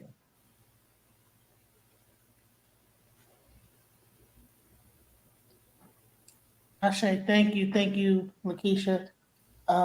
St. Hudson. I just want her. Can y'all hear me? Mm-hmm. I want her to know that she's not alone on the island, and she's made the right decision. or I'm not even gonna call it the right decision. I'm just happy that you didn't unalive them children, Mm-hmm. because that still shows that you're a mother and that your first stop is to protect them and to care about them. You still put them before yourself, and your story does not end here. And not everyone is gonna agree with you. Not Right. everyone agrees with anyone. And Right. no one Yeah. has to. You don't need to seek your Mm-hmm. validation in other people. The only people that you have to even impress, even remotely, are your children. And when they get older, they're gonna see what you did and they're gonna appreciate it. Just keep going, because your story does not stop here. And also, your story is not the only one of its kind. So I don't want you to feel like you're some black sheep of the quote unquote family or anything like that. No, keep going, and you'll stumble again, and we stumble again, and like no one's expecting perfection, because no one can deliver perfection. That, and to the young lady that was up here before, when it, when I had a loved one that was suffering from mental illness, and I couldn't, y'all know how boisterous I am, and I couldn't get through to them. I decided to myself. Now this is just what I did, and it helped them a little. I mean, they didn't always rock with it, but it helped them a little. I was just like, well, then I'll just be the example. If I want her to seek mental health, then I'm gonna do that. If I want her to go to a therapist, then I'm gonna do that. And that was just the first step I took. That's just the first step. I know sometimes you just need a yes, baby, a ear to, speak to. I Or ain't hear just my cat in a while. from me. I ain't hear my cat in a while. What he doing? And I know it's hard, and maybe and it's a whole section of people that's helping family members with mental illness themselves who haven't been diagnosed with anything, who seek therapy, because it's rough on your system. It really is. It's rough on your spirit. It's rough on your mind. It's rough on your household. So I could totally dig it. So don't feel ashamed if you feel like, hey, maybe I should ask my doctor for a therapist referral. And that's where I am. I know it's hard. Nicole is going to the closet. Anyone else trying to keep me awake past my bedtime will be going Yeah, direct. I just my thing is, it's not even about her. My thing is about women in total, right? I just I see a lot of women suffering in silence. Right. My job is not to see if she's telling the truth or she's lying. We don't have no monetary gain for her, because I already let that be known. Right. Like we're not gonna help you the easy way. Right. But we will be your ear. We will try to direct you, because the first you still have to help yourself. Right. We'll be your ear, but to make the start of the help, that's something she has to do.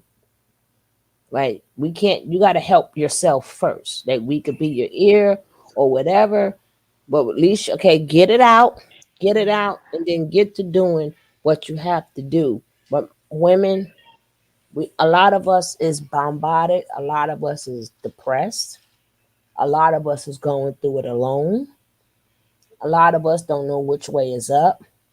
A lot of women sit up and they cry every night before they go to bed. They cry tears. They get them bills. Them bills come in, and they suffer in silence. Some of them work every day, tired. And sometimes just letting it, releasing it into the universe helps. It helps. It really helps. And then some people go right back to doing what they have to do. But how they say, a woman's job is never done. A mother's job is never done. A Never mother, done. a mother job is never done. One foot in front of the other.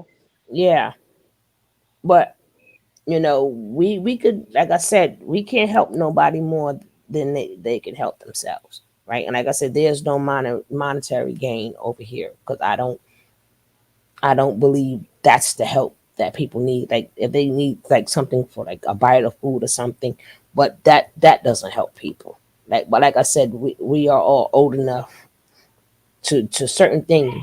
I don't have to say, we old enough to know, right? We are old. We old enough to know when it ain't the full truth. We all old enough to know somebody leaving out something. Right? We should. We should. Right?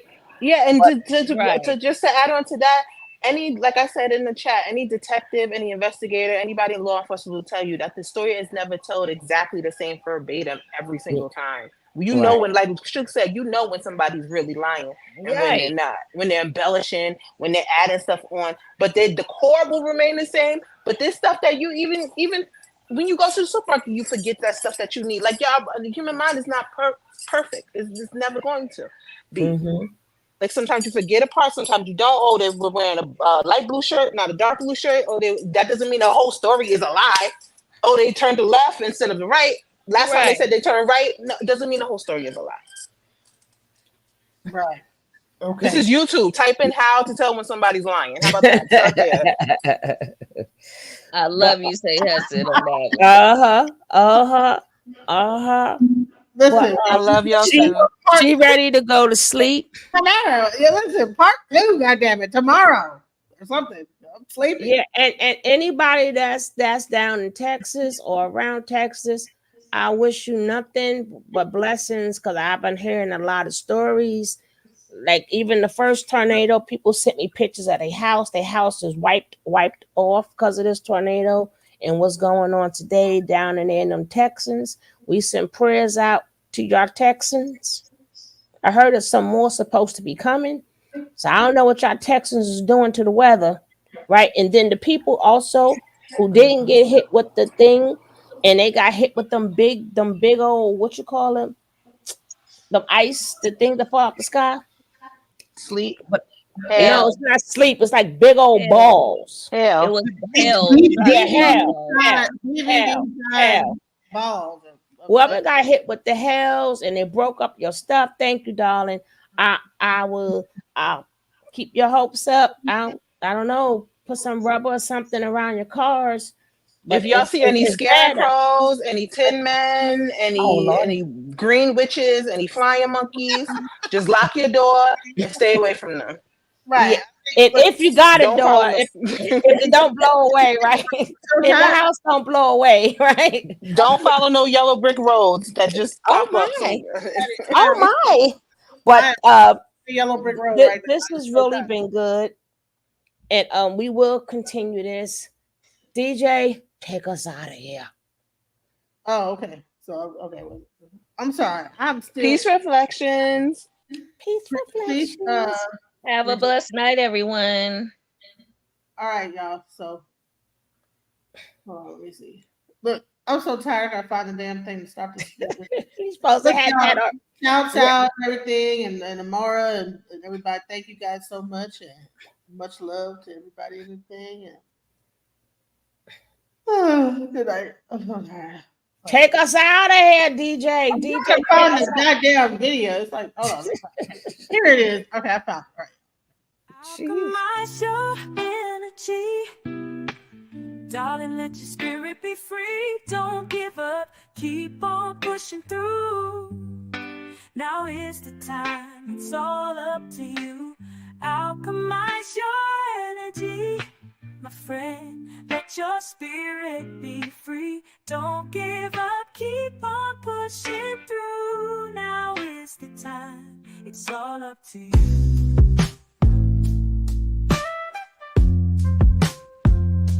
No matter the storm, but over tragedy. No matter the storm, but over tragedy. No matter the storm, we will always take flight. Keep on pushing through the darkness of night. There's no limit, let's reach for the sky. Shine so bright, from darkness to light. I love who I am. I'm loving me. Look in the mirror. I'm not politically clean. Love what I see. Love who I am. I am in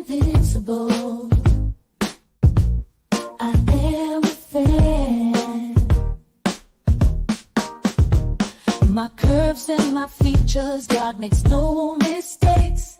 I am successful. I am what it takes. I'm bulletproof. I'm 100 proof, and I love who I see because I'm living my truth. I'm invincible. I'm incredible. A star in the making. I reach past the clouds. I'm invincible. I'm incredible, and no one can stop me. Can stop me now. I'm invincible.